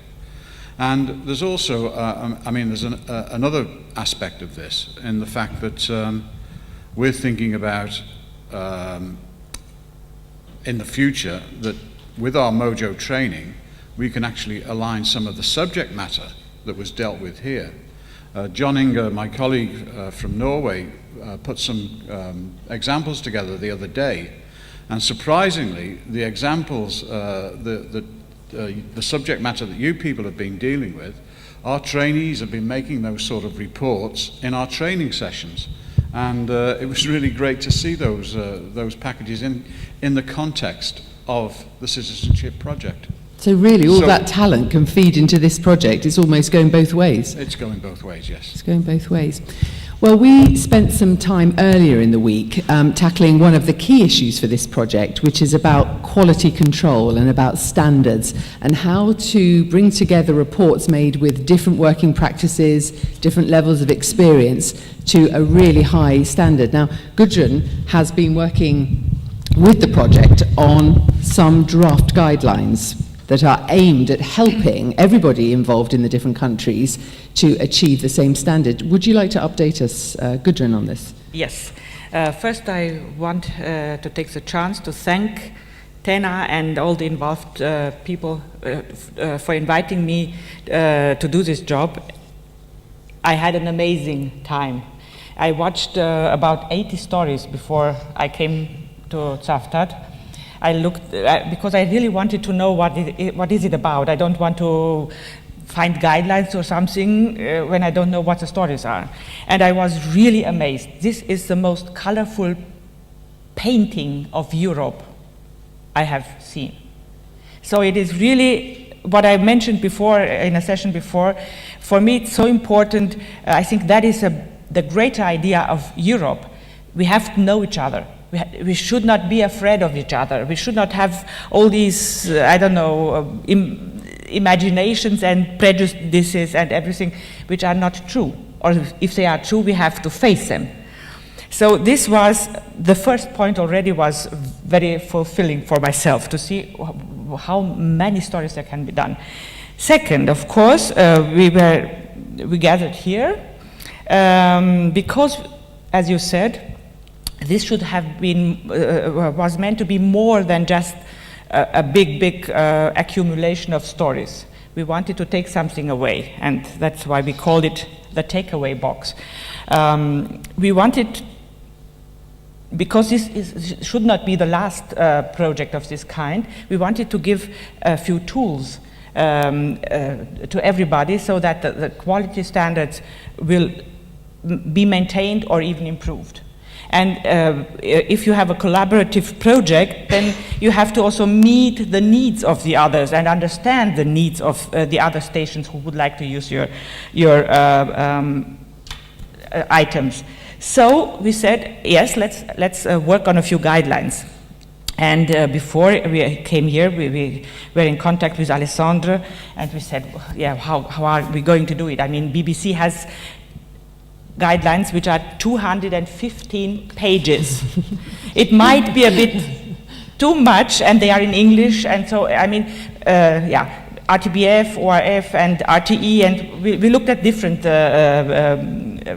how to say, guidelines, but we said we should make it straight and simple for everybody to understand it and to be able to work with it. So here is what and what I also have to mention right from the beginning is we worked in the group. We worked with those people who produced the stories, because we said it's their stories, they will work in the future, and they should kind of come to these conclusions and find their own tools. So this is a summary maybe we start now. So the editorial guidelines. First we agreed about the main themes, what is needed when you do a story. There is a storytelling, there are interviewees, there are pictures, there is sound, there is script, and there is a role of the journalist, which we also discussed detailed. So, first, the storytelling. Quite an important part when you do a story. So we said, what is important at the beginning? You have to identify your audience. You should not speak to an anonymous crowd, but you should know who are the people you address, which is a bit more difficult now when you produce not only for your own regional program, but also for the other members. Even more you have to make sure that you are understood. Then, before you start with a story, you have to identify the story. What is the story? Not just starting to write a script and filming something and then might be a story. No, come to the facts. What is a story? Then one should plan how to visualize the story. What do we need to make this good idea, this storyline, a real story, a TV story?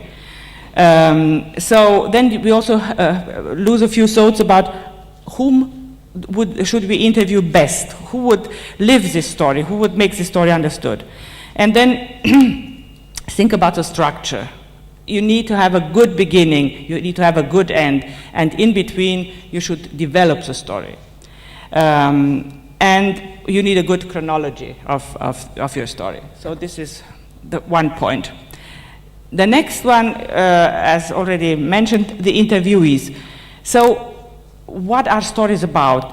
As mentioned here before, it is about real people in real situation, real life situations. So we look for people who can really, like in the story with the handicapped, the sexual life story, for instance. This couldn't be told better because it was about these people and they had the chance to speak and act in that story.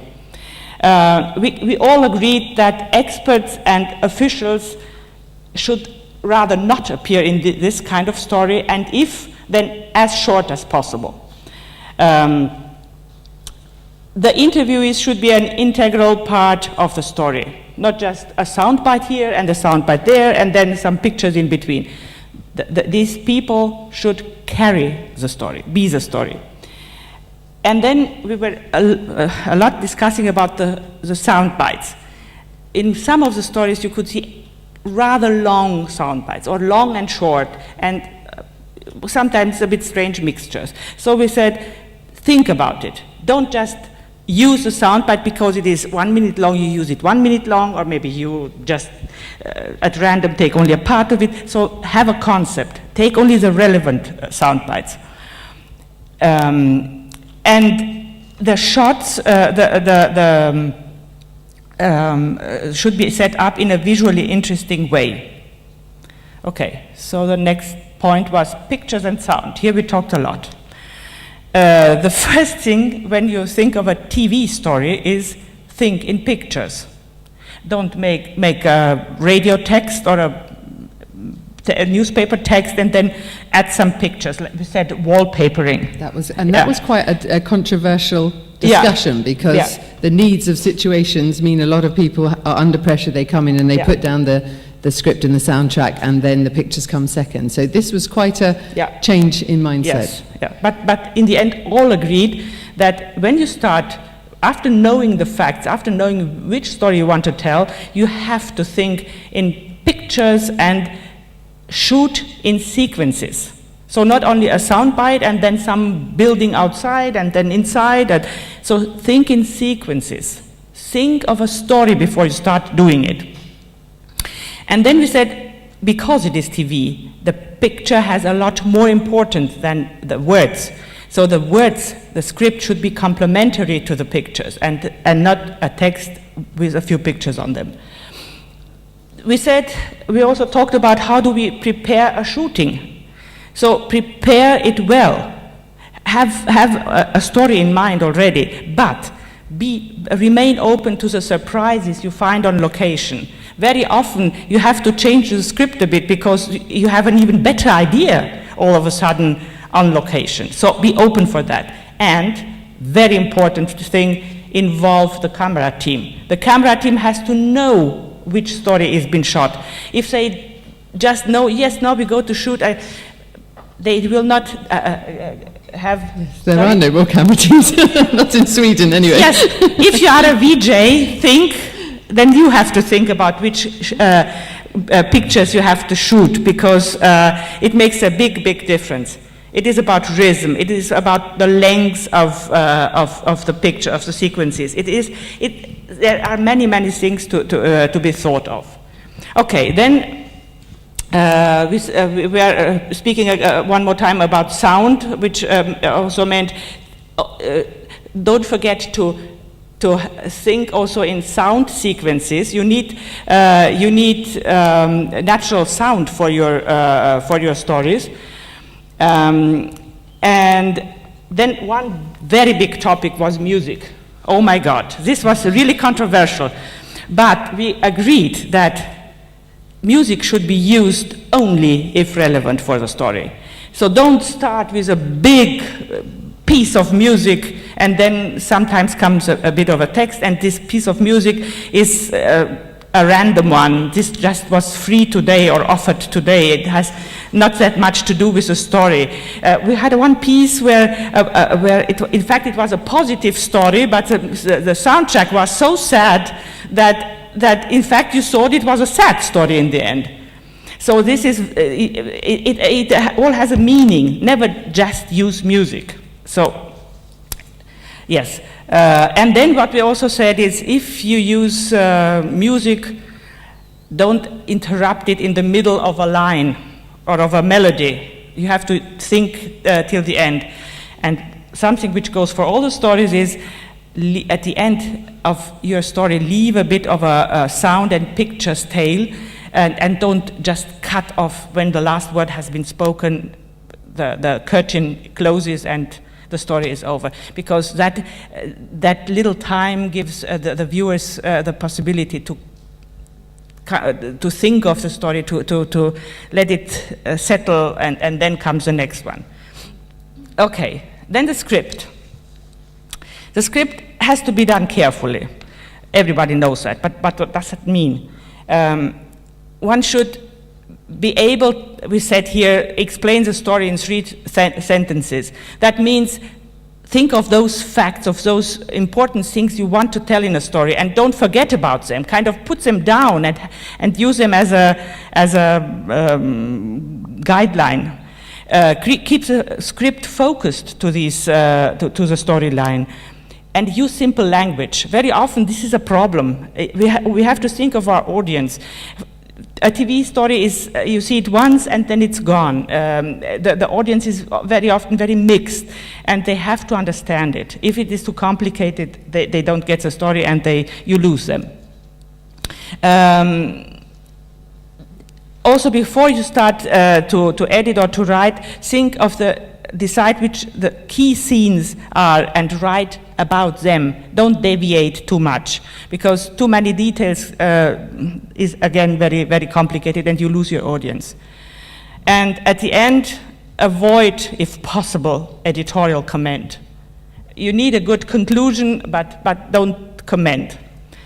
Okay, next one was the role of the journalist. Again, quite a debate. Remember, although this is a bit linked to this special project or some of them, but one which goes for every story is the reporter, he or she, is not the story. So we don't, not we are the story, we do a story. We are the advocate of the audience. So for this type of stories, for this project, it was requested that we do no stand-ups to camera, because that is very difficult to deal for the other members then to deal with. And the shots of the journalist should only be used when it is integral to the story. So, if possible, avoid it, because it is easier to understand for the other regional stations when they use your story. And then we also said, don't assume knowledge or too much knowledge in your own audience, but also in the audiences of the other regional stations, because not every, one could see, these 80 stories, they are so different and so many aspects of life in Europe, but you cannot presume that everybody knows everything everything that happens in other countries. So give context, that your story is understood, and share your production challenges with your audience. We had a few stories where we said, one was the one The sexuality in yes, Slovenia, homosexuality in Slovenia. Slovenia, where the journalist explained how difficult it was to shoot that story. It was enormously difficult. When they closed the camera, the boys were attacked, or the girls were attacked. The boys and the female couple, they had to go to a park to do the shooting very early in the morning before other people were there, because they were afraid to be attacked as well. So we said, this is so interesting. This shows how difficult the story is. So put it in the story. Let the audience know that the situation is even harder than the story alone could tell. Okay, I think that was... Absolutely. That was a full day's work, and those guidelines are going to be worked on and developed so that they're fleshed out and distributed then to all the stations who are taking part, and to the new member stations that I know Alexandra is very keen to join up. Now, ladies and gentlemen, may I thank you and ask you to leave the stage just for a moment, because we're going to finish, finally, if I might invite Fernando Cabajo and Alexander back to the stage. Now, Fernando's funding is what makes this happen. And we are keen to know, Fernando, welcome. Thank you. How you view this project, and have we got another microphone, and the importance in terms of the citizenship, the idea of this as an identity, European freedom of speech citizenship. How does this project work for you? Excellent. Let me first say congratulations to all the people that has been involved in this project. The result goes beyond any, idea that when we start 2 years ago, discussing and debating about this project, I would never dream that the results will be at the level that we have seen right now. And let me say on behalf of the European Parliament that my colleague Barbara and me, we are really very impressed by the quality that you have achieved.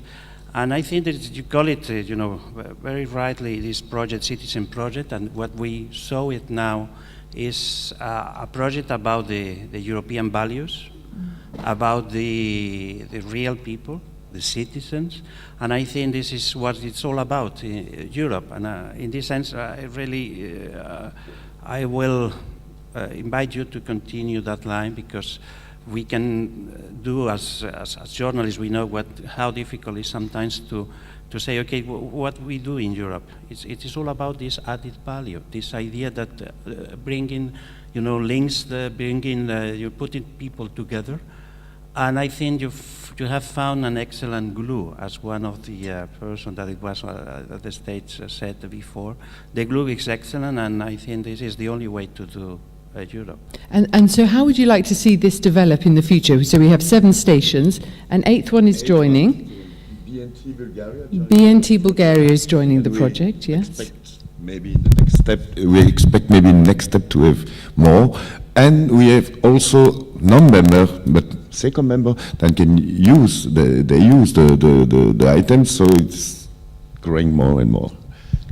I think that we are not expecting, we didn't expect anything for, I would say, administratively speaking. I think it is always the best idea when you launch this kind of project. For us, it was clear that you have all the editorial independence. We were not looking for stories about the institutional work of the Parliament, because this is not the idea. The idea is to try to bring Europe as something that is close to citizens, that is the daily life of the citizens around Europe. And when you deal with a subject that's immigration, or the problem, this solidarity among countries, among borders in Europe, this is what it's all about in Europe. And I think that you have really reached the aim of all these projects, at least from what we expected at the beginning. And this is the idea of these cross views, this the point of view. Someone was saying before that to have this different point of view, sometimes to have this human touch with these disabled people. It was really a great news, a great reportage. It was really very well done. And I think that your question, what do we learn from that? In Europe, we have different levels. In some countries, there are much more advanced than the others. And this benchmarking in question that has this social impact in the real life, it is very important that the others could be aware in which way this question, for example, is solved in Belgium, could have an impact in other countries. That could open a window for other countries. So a real difference might result. Yeah. And 10 million viewers potentially, and as more stations join the project and more programs will run these reports, an even greater audience. So I think congratulations all round, Alexander. Congratulations to all of you. And I hope that, from this exchange of views today, there will be other channels using this excellent material. And this is not for us, we need to put it some level of audience, but it's more about quality. And I think that you reach that quality and all the rest will come, the audience will follow. Can I just, before we close, ask if there are any questions from the floor about the project or joining the project? Our guru here, of course, is around and available to do deals after the session. No. The only thing that was important is this question about the mobile journalism. We need to integrate it too. And then we will have new technologies and we will have the human touch. I think we can it will be a great idea. And we will have fresh view from young journalists who will feed the other newsroom in all Europe. So it's very interesting. I think. Do you want to know? No? No. Hello. It's a very relevant point about the. I'm quite excited about the fact that Mojo can help here with the fact that the citizenship project can provide us with subject matter, and we can, with our journalism within our training, can help to focus our journalists even more on the subjects. We do have problems with that on these training courses, bringing people to foreign countries and asking them just to go out and make stories. You are a journalist. But if we actually give them subject matters that are relevant, that are important, and within this framework, I think will help us as much as the project itself. And please send to us these guidelines that you have produced. Absolutely. Because this is an excellent, product for any journalist. So talking about on a personal basis, talking about the future. So we close now the first part of the action which we began in the last conference in Santiago de Compostela, and we start next Monday the second part of the action from Monday to end of 2014, yeah, that's it. And the first part of the action will be focused, of course, on the election process. It was agreed between us. So I just have a technical announcement. Fernando will have a few words about the facilities in the European Parliament. If you have some difficulties to join the facilities, we can help you. We have reserved some budget to help second members to go to Brussels on the election night, the day before, day after. So you can contact me anytime in the conference and by email later on. So Fernando, a few words on the election night, the facilities, the presidential debate, and we can finish just after with some images. Thanks a lot, Alexander. Of course, in the next couple of weeks, we will have a quite intensive European campaigns all over Europe, in your countries and in Brussels. We are preparing for next week, in 1 week time, we will have the presidential debate that we call it, with the 5 candidates for the presidency of the European Commission, hosted at the European Parliament. You are more than welcome. There are more than 50 broadcasters that will broadcast live the debate, and many others in web streaming, in radio. It will be a big event. It is the first time that we do something that's, in the States, that was our inspiration model they do in regular basis for the presidential debate. It is the first time, but I hope that we will have a big audience about Europe, and I think that is a very important step for the future. The second step, of course, will be the elections day and the election night. And you are more than welcome if you wish to be with us in Brussels. If you want to use, as reference, of course, everyone will have a national analysis on the European elections, but it's all about Europe too. And in this sense, if you want to have, I will say, a pan-European view, what these results will have as an impact, as an effect on the next, term, and then especially who will be in charge of this European Commission that could, for the first time, will be elected by us, as a citizen. You need to be in Brussels, and then we will be there with our technical support facilities. But we will be closer to you because we will have through Euro by satellite completely, a scheduled program during the day that could be used on your newsroom, in your news program, if you have it. If you wish to be with us in Brussels, we will try to arrange everything.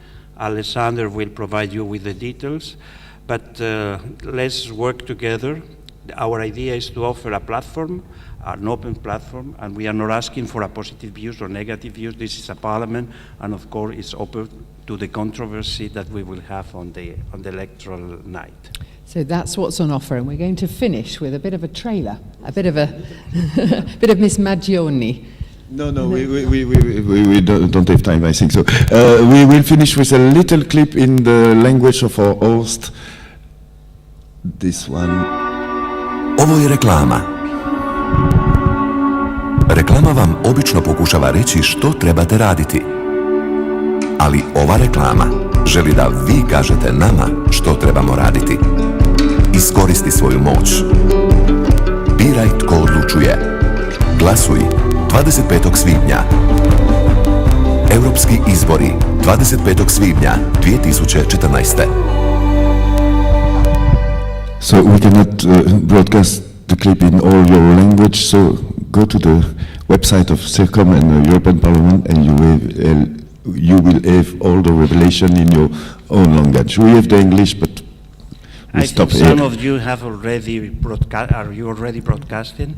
We have more than 100 TV stations around Europe doing that for free as an institutional campaign, and I want to thank all of you, because I think this is important. It is all about Europe, and we try to do all together what we can for this project, for this dream too. All together, that's the theme. Fernando and Alexander, thank you very much. Ladies and gentlemen, thank you.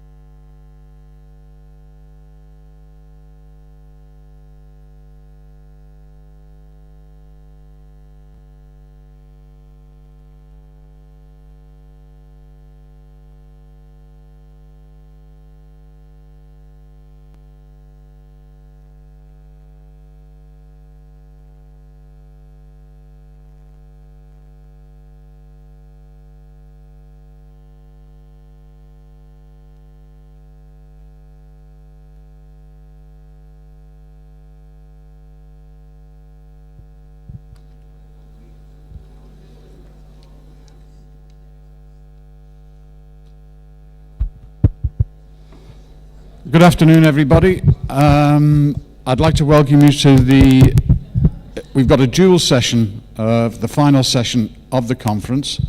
A dual session, we're sharing it with our colleagues who won the video journalism category, and they highly commended in the video journalism category. After we've looked at their work and give them a bit of a grilling with a few questions, I hope, we're going to go into the Mojo work that we've been doing in Dubrovnik for the past 5 days previous to the conference.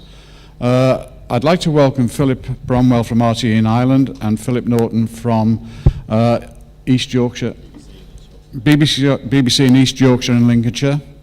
And we'll just start off by going immediately into Philip's packages, Philip Bromwell's packages that you didn't see last night at the pre-gala. We'll have a look at those back to back and then have a word with Philip.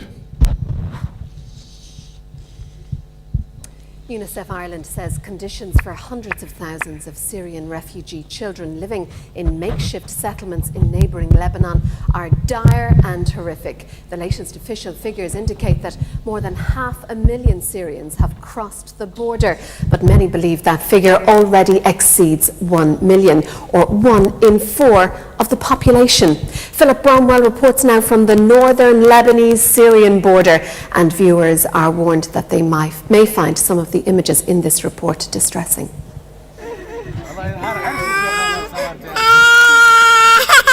Tears and tension on the Lebanese border. Just 2 kilometers from Syria, a makeshift settlement. It's one of hundreds scattered across Lebanon. These children have fled conflict, but no escape here from disease and malnutrition. This mother of 4 says her 8-month-old son has diarrhea. And he's vomiting too, even he is not able to eat or to drink water.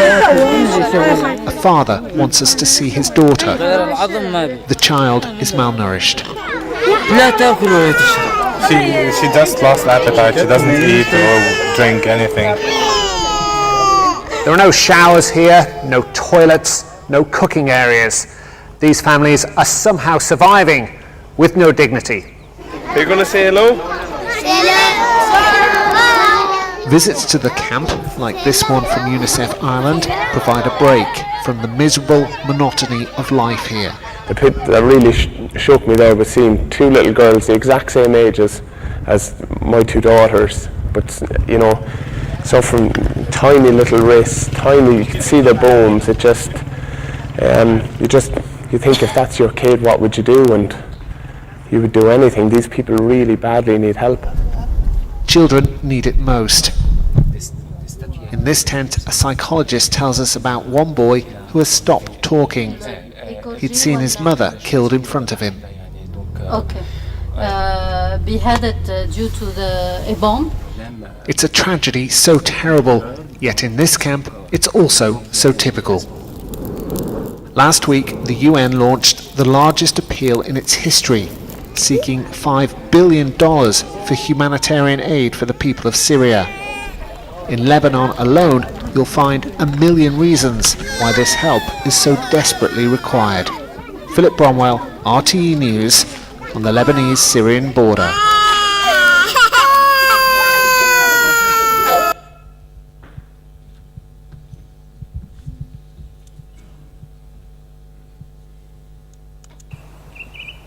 In the foothills of the Wicklow Mountains, these fields have been farmed by the Keegan family for generations. And for Michael Keegan, this is a real step back in time. This is a Deutz D40L tractor. But this isn't any old tractor. I remember this tractor here years ago, and I would have driven around on it with my grandfather. It left sometime in the 80s, and to get it back now is just fantastic. And it's not just any old tractor that used to belong to Michael's grandfather. Like, there's lots of D40s, but there's only one that won the world ploughing in 1964, and this is it. That's Michael's grandfather with the Golden Plough.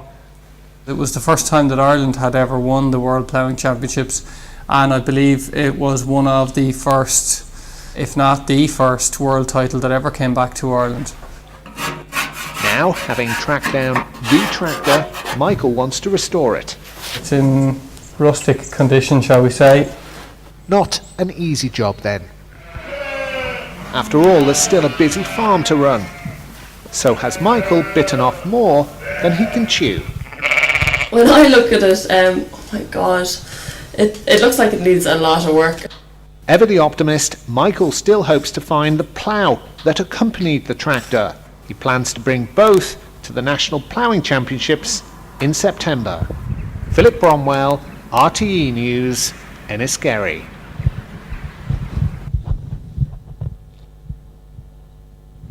Good.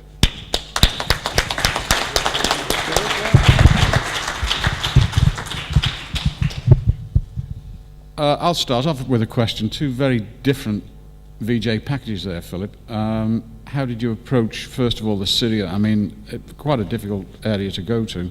And were you completely on your own there? Well, apart from the subject matter, of course. The first package was filmed on assignment in Lebanon. I went with an aid agency which provided a degree of access that we wouldn't have got, and certainly I wouldn't have got if I'd gone there by myself. And for a VJ working alone, I think it makes sense that you go with extra support on the ground. What you saw there was, it was all filmed in about an hour.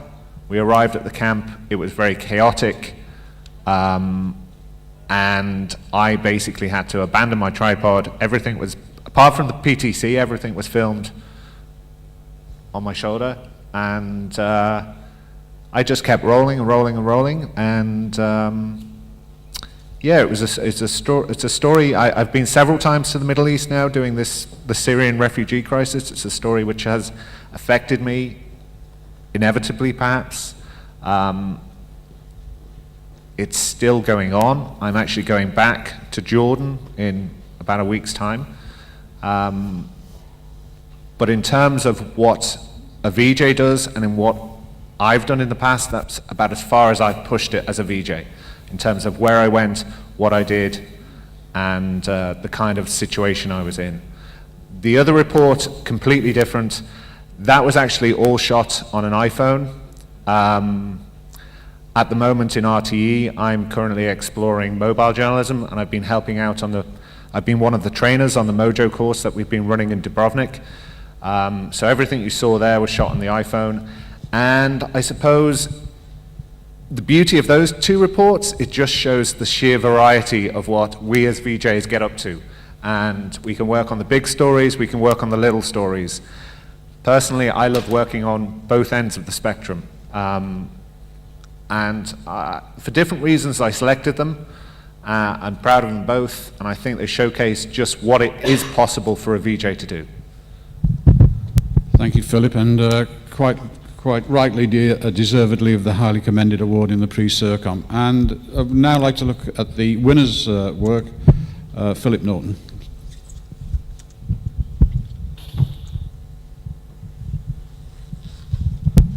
Shoppers in Grimsby say that new footpaths in the town are making them feel ill to the extent that they could trigger epileptic fits. The new walkways have been laid as part of an upgrade on Freeman Street. Philip Norton has this report.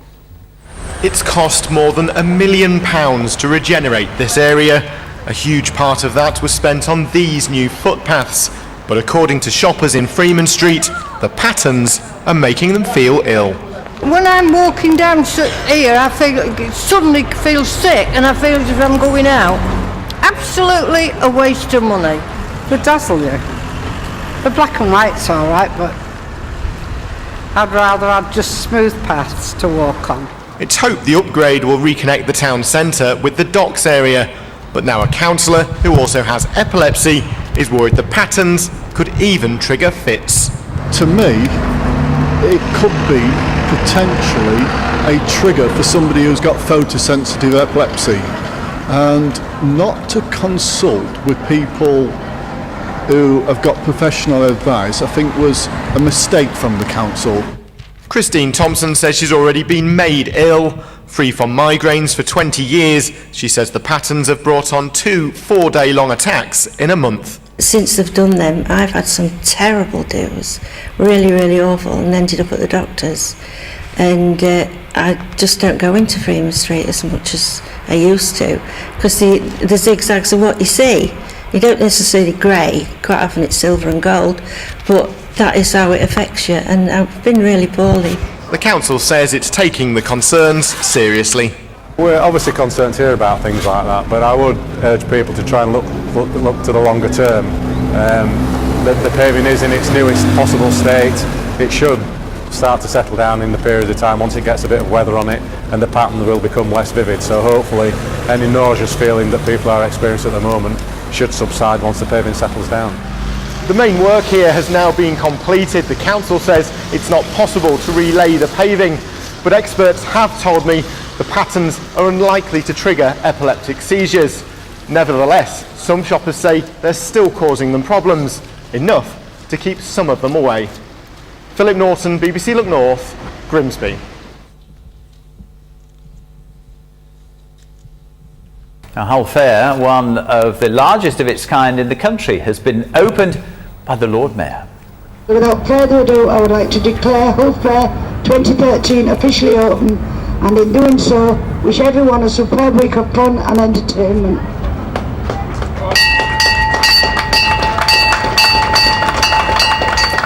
And the fair is open. Philip Norton is at the fairground right now. It's very windy at the moment. How are the high winds affecting things? Yes, Peter, well underway here. That's despite the wind and the rain. Of course, the Starflyer, the tallest ride here, is not open yet. It's going to reopen at the end of the weekend, thanks to the high winds that held the job up of getting that erected over the last few days. It's all down to the hard work of the showman here. The oldest showman is 80-year-old great-grandfather Gilbert Chadwick. He's been bringing attractions here for 50 years, and I've been along to meet him. I'm going to get on the top and do the hydraulics now. Right on, sweetheart. Okay, bye-bye. 80 years old and Showman of the Year, Gilbert Chadwick Sr. has seen huge changes at this famous fair. I've been attending the fair here in my own right for about the last 50 years. Before then I was here with my mum and dad. They had the freak animal show here, the sheep with 6 legs. All them kind of things have gone, like the wall of death has gone. But now we have fast hydraulic white knuckle rides that spin you around, shake you up. This great grandad shows no sign of hanging up his spanners. They're new. All the ends are new. He built his funhouse and still adds to it every year. If the generator falls to pieces, I want to pull it to pieces. If it's blew up, I still want to pull it to pieces before I throw it away. I would say I feel about 55, 60, because there's nothing I can't do. Everything still works. I'm very, very fortunate. I can still do push-ups. Life's good. It's all the fun of the fair. It's great. Yesterday he had a job to do on hydraulics, and it started to blow, and I said, don't tell me you're going to go up there now and do that job. Well, it might stop. I said, oh no. I kind of put the brakes on certain things because he would just keep going. So now again I said, whoa, that's enough now. You're 80, not 28. Have a little rest. The sprawling site will welcome thousands of visitors over the next 9 days after the huge task of setting up. It's one of them things that's a highlight for Hull. It's one of the main things on the calendar of Hull, and you have a week to get ready, and it's a big buzz. It's a big buzz. I'll have a cup of coffee when you're ready, darling. Back in Gilbert's quarters, time to reflect on his life on the road. I wouldn't change it for anything else. In the winter, I've scrapped buses, I've chopped firewood. I actually went to work in the steelworks. But I like fairground. You get up in the morning with a smile on your face because you know it's going to be good. And you walk out and say, good morning, Harry, morning, George, morning, Gilbert. And everybody's happy. We don't like the wind and we don't like the rain. Can't beat the sunshine. It's a great life. And I enjoy it. What more can I say? Such a fantastic man. Gilbert Chadwick's story there. He's down there now manning his fun house with so many other great characters. It's those great characters that help to make this fantastic, slightly windy up here on top of the Ferris wheel, and that's why people keep coming from Hull and the surrounding areas to support this fantastic event year after year. Peter. Bill, thank you very much indeed. Gilbert's a real star, isn't he? The fair is officially open. If you're going over the next week or so, then enjoy.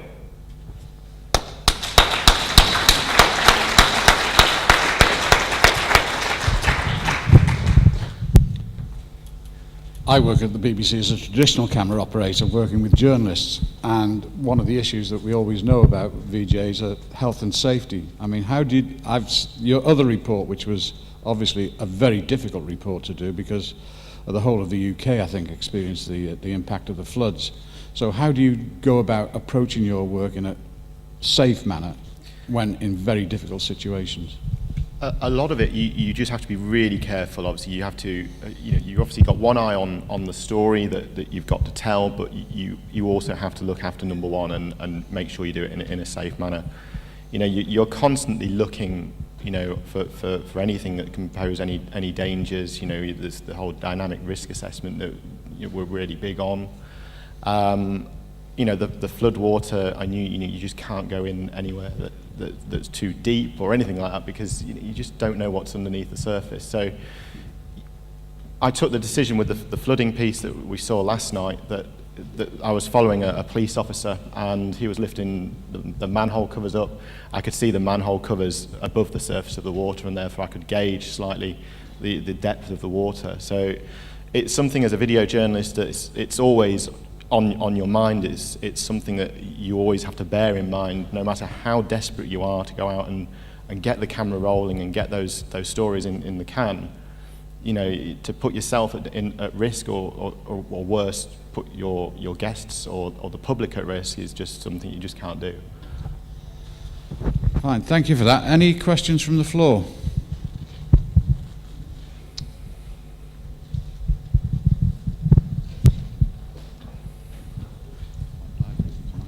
How did you make the last stand-up? Sorry? The piece of the lives of you had a camera operator. Oh, the lives on the fun fair?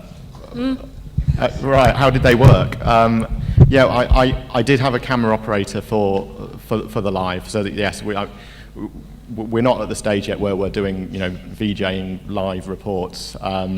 Although I think that's something potentially that will be in the pipeline in the future. I think the technicalities of moving in a 2.5 minute period, of getting on having delivered a first link into the piece, and then getting onto a fairground big Ferris wheel, and managing to get up to the top and persuading the guys at the bottom to stop the thing. It was full of members of the public as well. So to stop the thing and wait for us to deliver then a live report from the top of the Ferris wheel as well was a bit of a it was quite a task, but it was even that in itself. As a video journalist, yes, I do go out the majority of my time with my own camera, and also finding my own stories. But obviously, for bigger stories, if there's a live requirement, then yes, you do have to work with a camera crew as well. And again, it was just, we could have just done a standard kind of link from the ground, with some stalls in the background or a ride whizzing around, but. The three of us on, the guy on the satellite truck and the cameraman took the decision to try and push the boundaries a little bit and do something a little bit special with that as well. And, to have a radio cam link, so to be able to broadcast live from the top of, one of Europe's largest Ferris wheels was great. And thankfully it all worked. There was a little bit of dropout, but that's because it was so windy up there. We actually lost a little bit of the link on the satellite link, but it all went well, thankfully. But but again, I'm very lucky in that at the BBC in Hull we've got such a creative team, and I think it's so important as a video journalist that if you're surrounded by creative people, it kind of rubs off, because from 9 years ago when I started, we've always had a team that will push boundaries, and it raises the bar. And I think once you've got a bar that's been raised, you all raise your game to sort of reach that level. and it all rubs off on the new people coming into the team who sort of see ideas, which I know I did when I first started out, and think, right, you're not copying those ideas. I think you probably see this as well, but you learn from them and you think, right, okay, well, we'll look at this and develop them as well. So it's a constant learning curve, and I think, as video journalists and reporters, we all learn from each other. On that note, I would say that I'm constantly watching TV, not just news programs, other programs, seeing shots that I just put in your memory that you'd like to have a go if the story presents itself, to try and get that shot. And it's I don't think we learn from everything we do, but we also learn from everything we see as well. And it's a constant sort of, each story is a challenge, and you try to raise your game each time, and that's what keeps it fresh and interesting. Another question?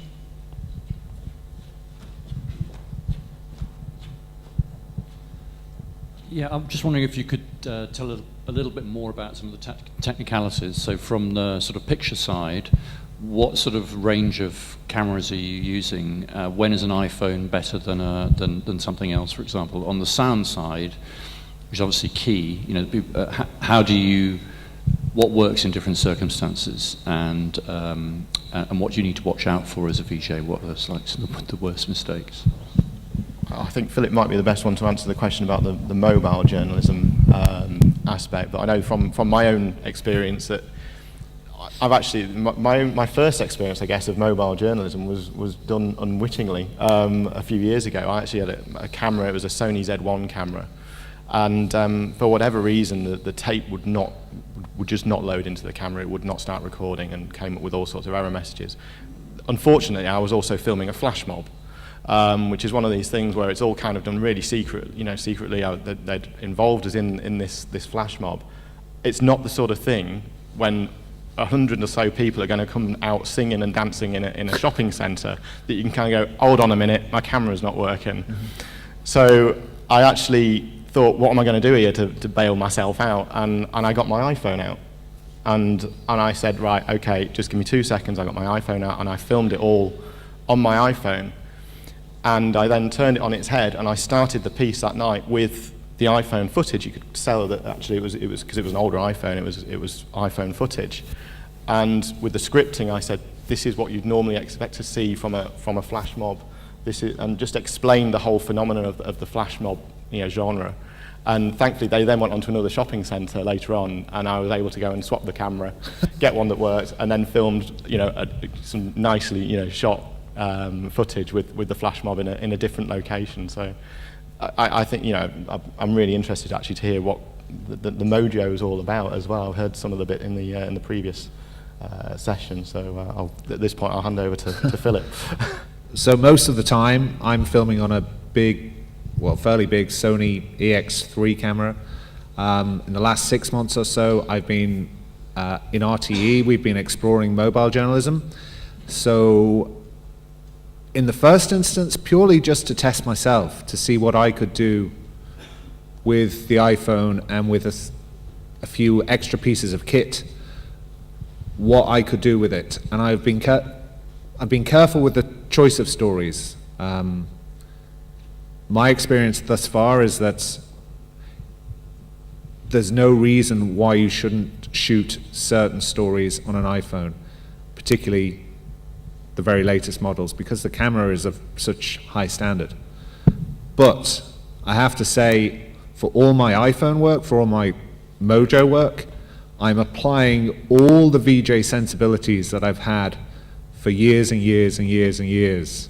I'm just bringing all that experience to a different camera. And personally, you almost have to forget what you know from being able to use a high-end big camera and go back to basics, because there are limitations. That said, to be able to produce a news report which is broadcast across the country and you've done it all on your iPhone, I get quite a kick from that. And it's certainly added an extra dynamic to what I do, it's got me interested. I think it's an interesting space to be in. At this stage, I just treat it as an extra tool that I have, which I might deploy on certain stories. Well, the sound that you heard in that package, all the sound is off the native mic on the phone, except for the interview, for which I've attached an external mic. Which leads me beautifully into coming to the second part of our session, which is our Mojo workshop that we've been running here in Dubrovnik. I'd like Philip Bromwell to stay on stage, because, and thank you very much, Philip Norton, and congratulations on winning the Prix CIRCOM. Thank you.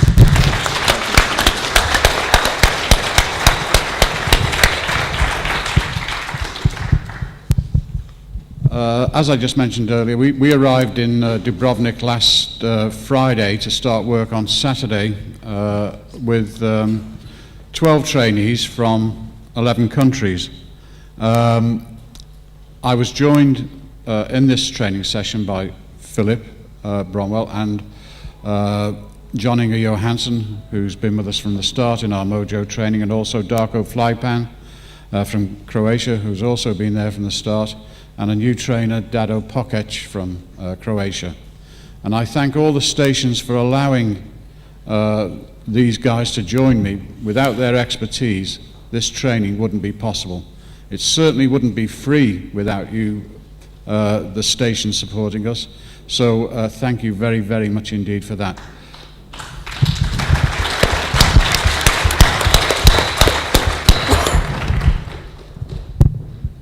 Young people definitely do benefit from this kind of training. There's a massive learning curve that takes place of having to think that they're using a smartphone to go out and make traditional packages.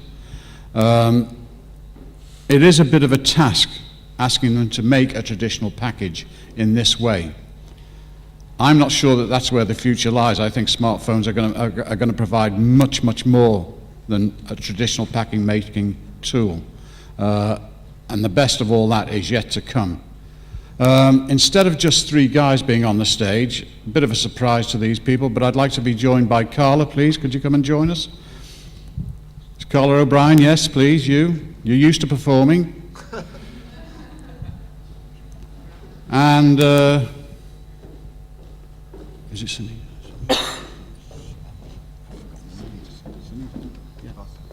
And Sunita from Bosnia, come on. I'm sure there'll be a few people who want to ask you questions.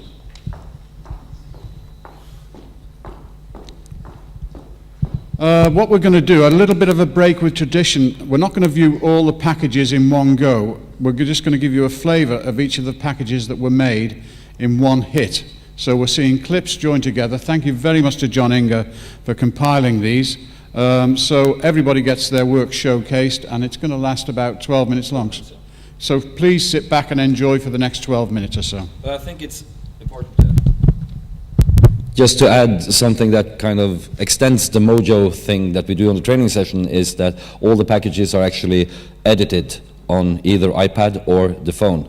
So in the regular life, that is a workflow which you can actually perform to make all your stories on this single item. So bear that in mind when you see the edited version. Most of these packages are edited blah blah. Yeah, we also have a lot of difficulty about people coming to a foreign country and inside 3 days making a story about in a foreign country, finding a story, finding subject matter. We ask them to do a little bit of research beforehand. Sometimes it happens, sometimes it doesn't, sometimes stories fall apart. It's just like a normal newsroom. We also have to thank the University of Dubrovnik who provided the premises there, and thanks again to Vedran Benic for helping us to get those premises. Again, we work in premises that are not traditional newsrooms. They don't have the normal support. So it is quite a difficult thing to do, but anyway, let's have a look at the results and see how. Doors wide open for the European enthusiasm. This is the new sweet home for the junior supporters in Dubrovnik. It's nearly the first anniversary of the wedding but love seems not to be in the air. European Union knew Croatia and Croatia knew European Union, but not enough. So as in every marriage, the partners should learn much more about their partners, and we are trying to help. Euro elections are just around the corner, and here they have a positive message to tell about it. But journalists find it difficult to make people love it. Europski dom Dubrovnik uselio se u nove prostore. Na prigodnoj svečanosti govorilo se i o strukturama Europskog parlamenta, te se još jednom ukazalo na važnost izbora za Europski parlament. Well, I think that the citizens of Croatia these days are involved with the internal affairs because of the high unemployment, bad economical situation. So these days I don't think that the citizens of Croatia are involved with the story of elections.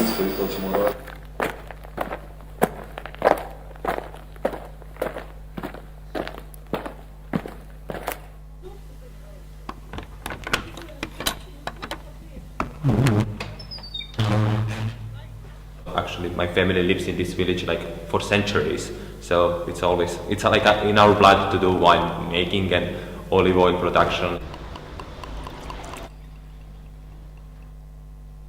I'm like an enologist also here in the winery because I got my master's degree of viticulture and enology at University of Zagreb, so now I work full time here.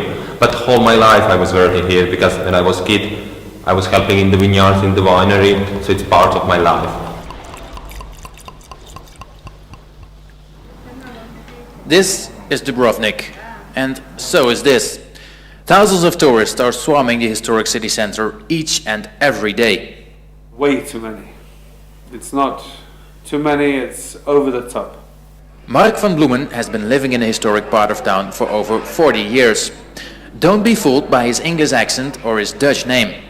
The town as a whole is losing character. It's losing the essence of a town. I mean, what makes a town a town? It's the people, it's not the stone. So you can see from a postcard view, it looks brilliant, very nice. But when you look down into the soul, it's non-existent. The soul has disappeared.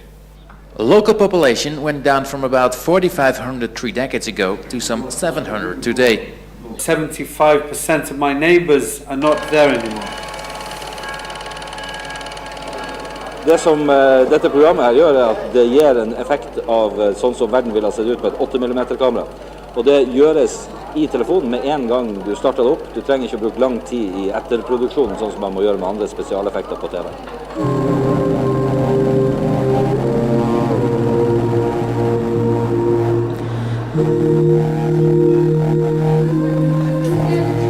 Hele den reportasjen du nå ser på er filmet med en mobiltelefon.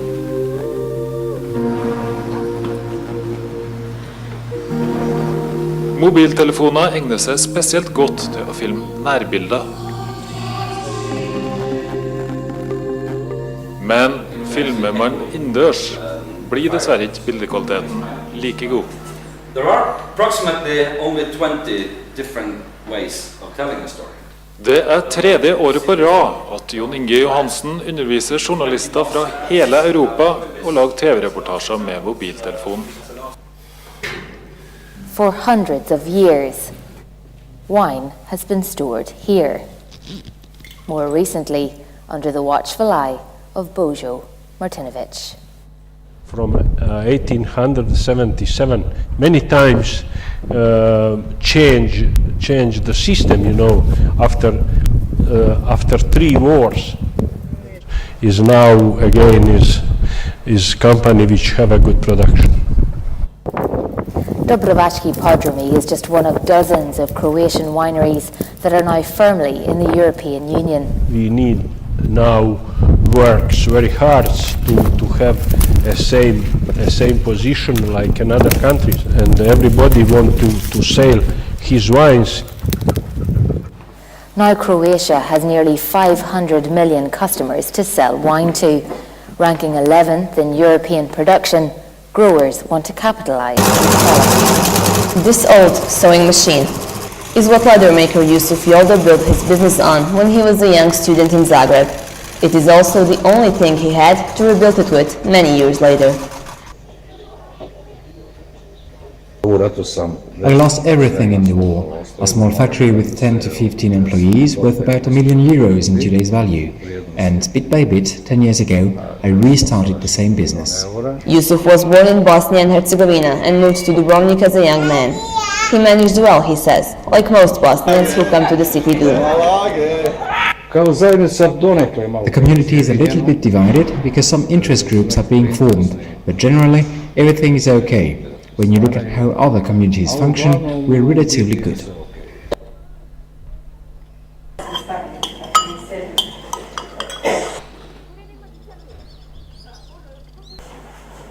The story of Dubrovnik is not just about glamour. Anto is one of the examples. He doesn't have any money, job neither. The only cooked meal he gets is here in public kitchen. Here I have a warm meal. Some people are saying, don't give breakfast to anyone, share the lunch, and give the dinner to your enemy.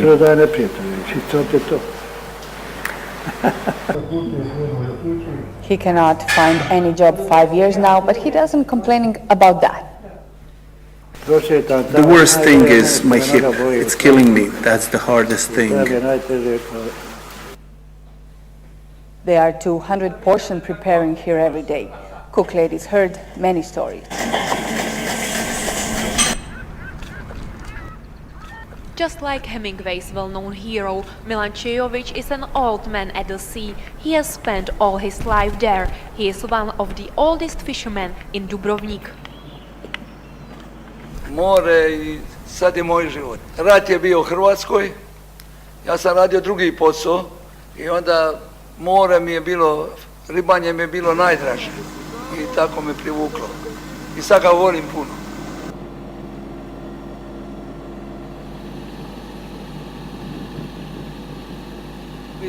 To je jako zahtjevan i težak posao, a provodi se na moru po 10 sati, 12, 8, kako kada. Težak je posao. Hard job. Such hard work that in the old town of Dubrovnik there are only 3 full-time fishermen. They supplied most of the fish to the restaurants and also the markets. The other boats are now only interested in catching tourists. Day after day, cruise ships steam into Dubrovnik. Cruisers mean tourists. Tourists mean jobs. They come from all over the country to work here, including Ivan Ivanic. He lost his job 2 years ago. Now he has to travel away from his family just to get the work. This is my son. He's Noah. His name is Noah. He's 7 years old. He says it will be another 5 months until he sees him next. But it's very hard, yeah. The feelings are growing up every day, you know, especially when we hear each other, you know, we were doing this, my son was doing that, daddy come home, when we come home, you know, that questions, and when I speak to them, it's very hard, you know, to swallow it. And while he says he hopes to open a restaurant someday, he expects to be back here in Dubrovnik again next year. Helen Donahue, RTE News. This is one place in Dubrovnik you won't hear about at the tourist office. The Jabrovica dog shelter holds more than 450 stray dogs, like this very sick female that was picked up in the forest just yesterday and taken to the vet as an emergency. He told us that she was dehydrated and that her kidneys are in very bad shape. She's now in therapy, and today she started to eat again. The shelter is privately run by a non-profit organization that relies largely on volunteers. Oddly enough, there are no locals helping out. People come from abroad, like Eva, who recently moved from Slovenia. I found this. It seems like it's a never-ending stream of tourists visiting the old town of Dubrovnik. But this special morning, they are walking straight into a documentary scene, taking a step back in time. Well, almost. This man may look like a tourist, but actually he's got an important role to play today. He's the visual effects supervisor working close to the director. In this documentary series, we will try to recreate historical events covering political issues, social issues, and architectural issues. Because this is a really great and important city. Because early on in the 14th century and earlier, it's known as a city-state. So that's why the title Dubrovnik, the Republic. The scenes in other ways, or because it looks better.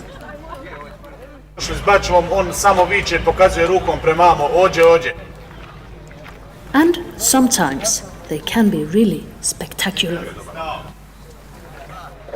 In this situation, we are Petar Đorić has a dangerous job, but he has learned to deal with those dangers. As the first officer of a merchant navy vessel, he confronts the tides, the wind, and the waves, but he always comes home safely. Every 4 months I go on a boat. I'm a seaman and I love my vacation because it's a long tradition in Dubrovnik. Considering that I'm traveling all over the world, usually when I come back home I can see some changes that happened in the town. A lot of tourists visit Dubrovnik, which has raised its popularity, which is a good thing in one way. But given the size of the town, local people are trying to go out and move to the suburbs.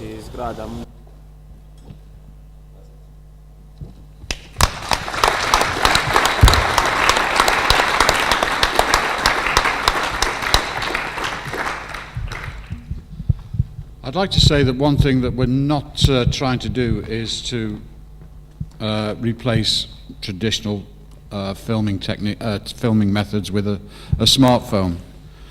What we're doing with our delegates was certainly to show them the possibilities of a smartphone, but also the added benefit to that is to help them to think about pictures.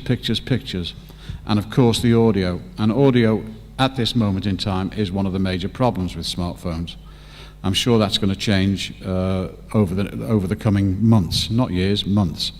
And I want to say that we did encourage our delegates to use the apps that are available inside the smartphone to see the potential of them. That's why you saw so many time-lapse or Super 8 type things. And we obviously asked them to use them in context, which I think they did very well. So, you know, training the eye is as important as the equipment you use. And I think you saw there great examples of what can be achieved with a little bit of time and space that they're allowed to come and benefit from the experience of these guys that I work with. Any questions from the floor? None? Good. Okay, I'd just like to ask Carla, what did you think of the experience? I really enjoyed the experience. I suppose two of the main things that I'd come away with would be just the fact that we were placed in such a diverse group of people. The friendships and relationships that we made in a very steep learning curve are some that we'll carry with us, and you're in the very lucky position of being able to see and hear the very brilliant ideas of the people around you, and I think you really do take that home with you in your back pocket. And also just the training that we received just opens your eyes to your own capability, and I think that is something to be very proud of, that we're actually able to do this. I mean, we all are very grateful to camera operators, but I have a whole new respect for them. You just don't realise the difficulties that you're faced with. So to be able to succeed through that was something to be proud of, I think. And Sunita, it's true to say that you'd never used a camera before you came on the workshop? It's true. I haven't used it. I was always fascinated by the idea of creating images and creating and filming, but that didn't have any experience in that field. I didn't have any training in that field, and I must say you're some great trainers, because in just one day, the first day, it already changed my perspective. You managed to make me memorize a lot of the basic rules and help me practice and try to make something out of the. I'd like to thank all the trainees on this workshop for the dedication that they put in throughout the 5 days. It was very hard work, and you did a great job. And on that basis, I think it's time to present them with a little priceless gift that CIRCOM endows on people at the end of their training courses. So if you could all come up here, please, all you trainees, and take a round of applause.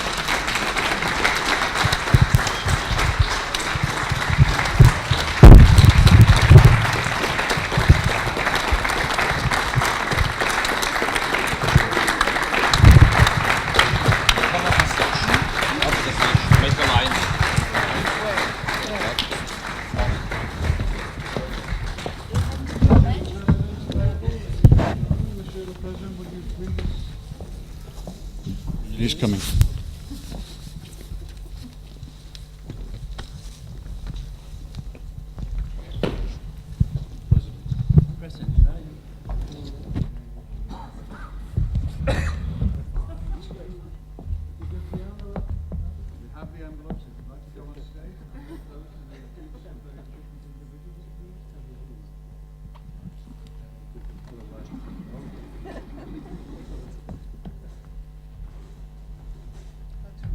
In the good French edition, you get the kisses. Okay. Sunita Lisak from Bosnia and Herzegovina.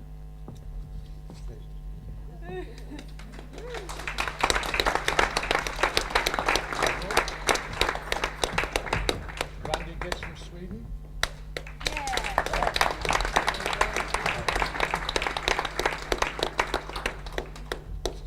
Leonora Suarez Rodriguez from Asturias.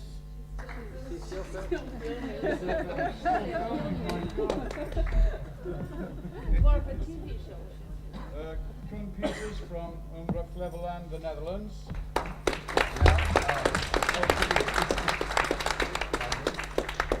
This has been really difficult this week. If you could see the spelling, it's Sharpen Oversen from Trondheim in Norway.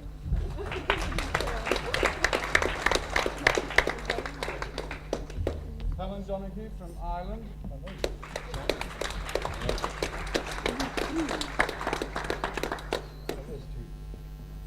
Guillaume Costa from France Television.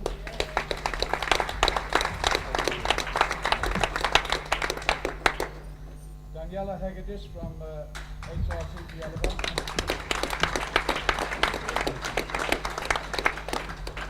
Carmen Scrutario from TVR Yash, Romania.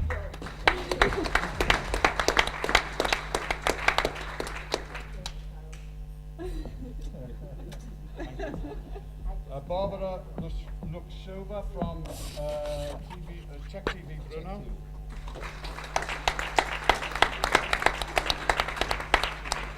Anna Funchik from RTV Vojvodina.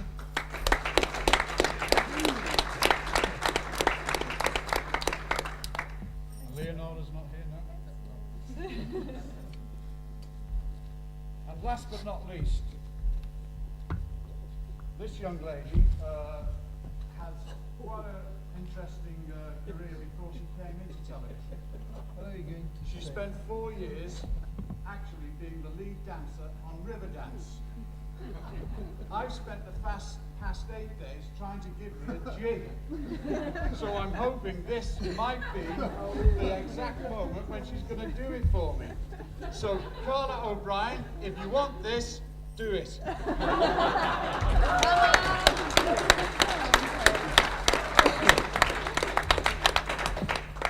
I want a jig. But you need the music, will you learn? Yeah. I thought the music came from your feet. No, I can't get the jig.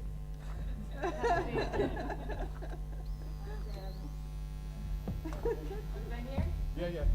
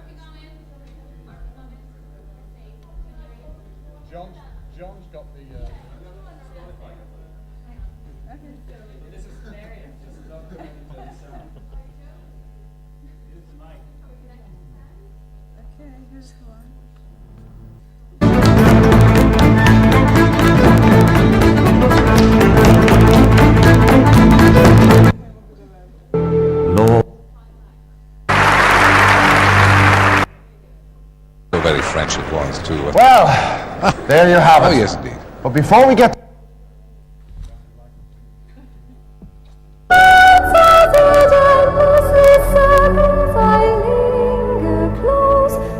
the Celtic choir.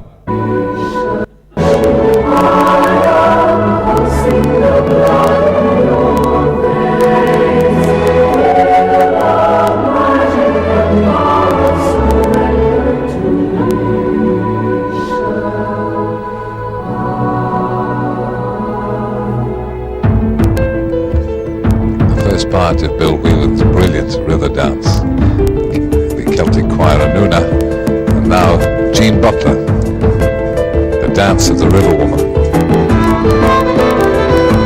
She's dancing in the soft shoe Irish style.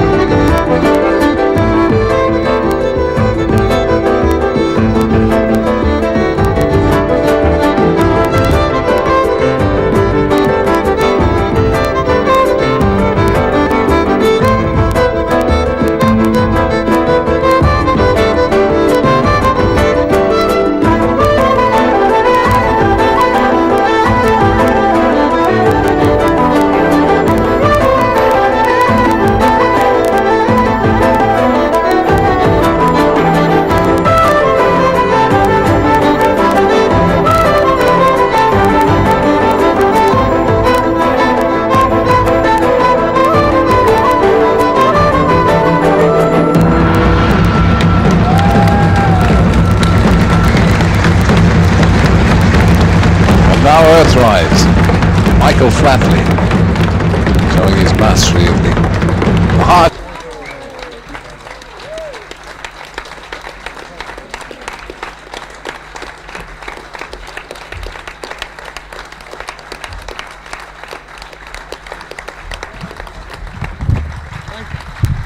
Thank you, everybody. And before you all go away, we need a photograph. But that leads us beautifully into the next part of the evening and the very final session.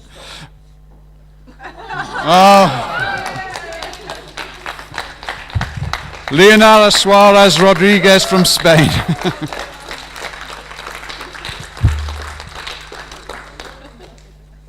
Right, you can all sit down now. This leads us into the next part of our session, which is the final part of the session, which leads us to the introduction to next year's conference. And I'd like to hand over to Michael Lally. Thank you. Thank you, everybody. Thanks, Carl. Perfect. Thank you very much, Carl. Mille buíochas. I think what you just saw there from Carla is a taste. It's the best promo we could have for the kind of conference you're going to have next year. There'll be a lot of slick movement. There'll be a lot of jigging about. The theme of next year's conference is Mind Your Language. We will focus on the difficulties faced by minority languages, majority languages, the new media landscape, and the challenges that we all face, especially in the area of lesser used languages. Conference is going to happen in association with Dundalk Institute of Technology. It's a third level university type college on the east coast of Ireland, 1 hour from Dublin, 1 hour from Belfast. We will guarantee you not too much rest, but a good time, plenty of inspirational thought, and hopefully you will all join us in Dundalk for what I hope is going to be a conference that you will remember. The challenge, however, is to match what HRT and indeed Tina and the team have put together for the conference, the gala, and everything that we've experienced over the last 3 days.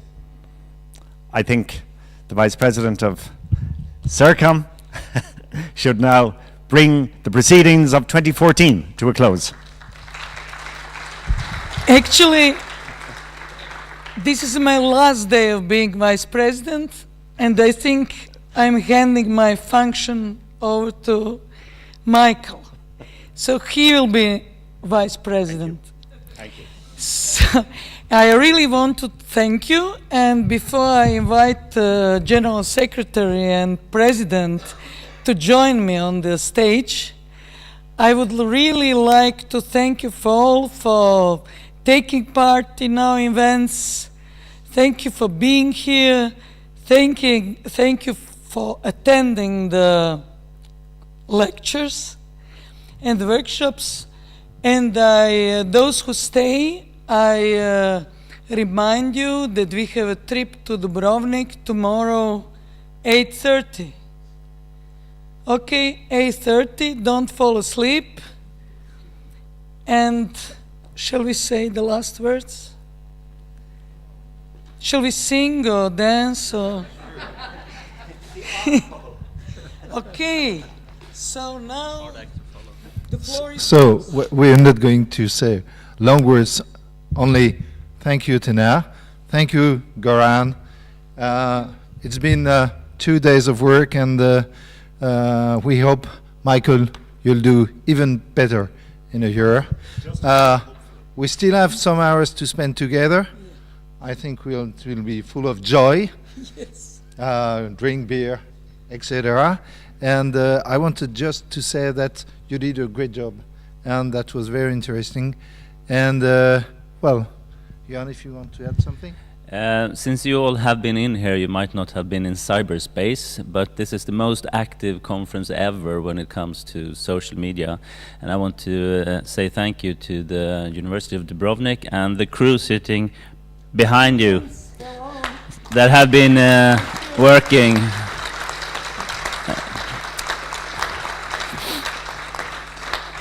And I would also like to thank you, the secretariats, for a fantastic work, and Bloned and Tonya have done a fantastic work also in cyberspace. So thank you, and see you next year.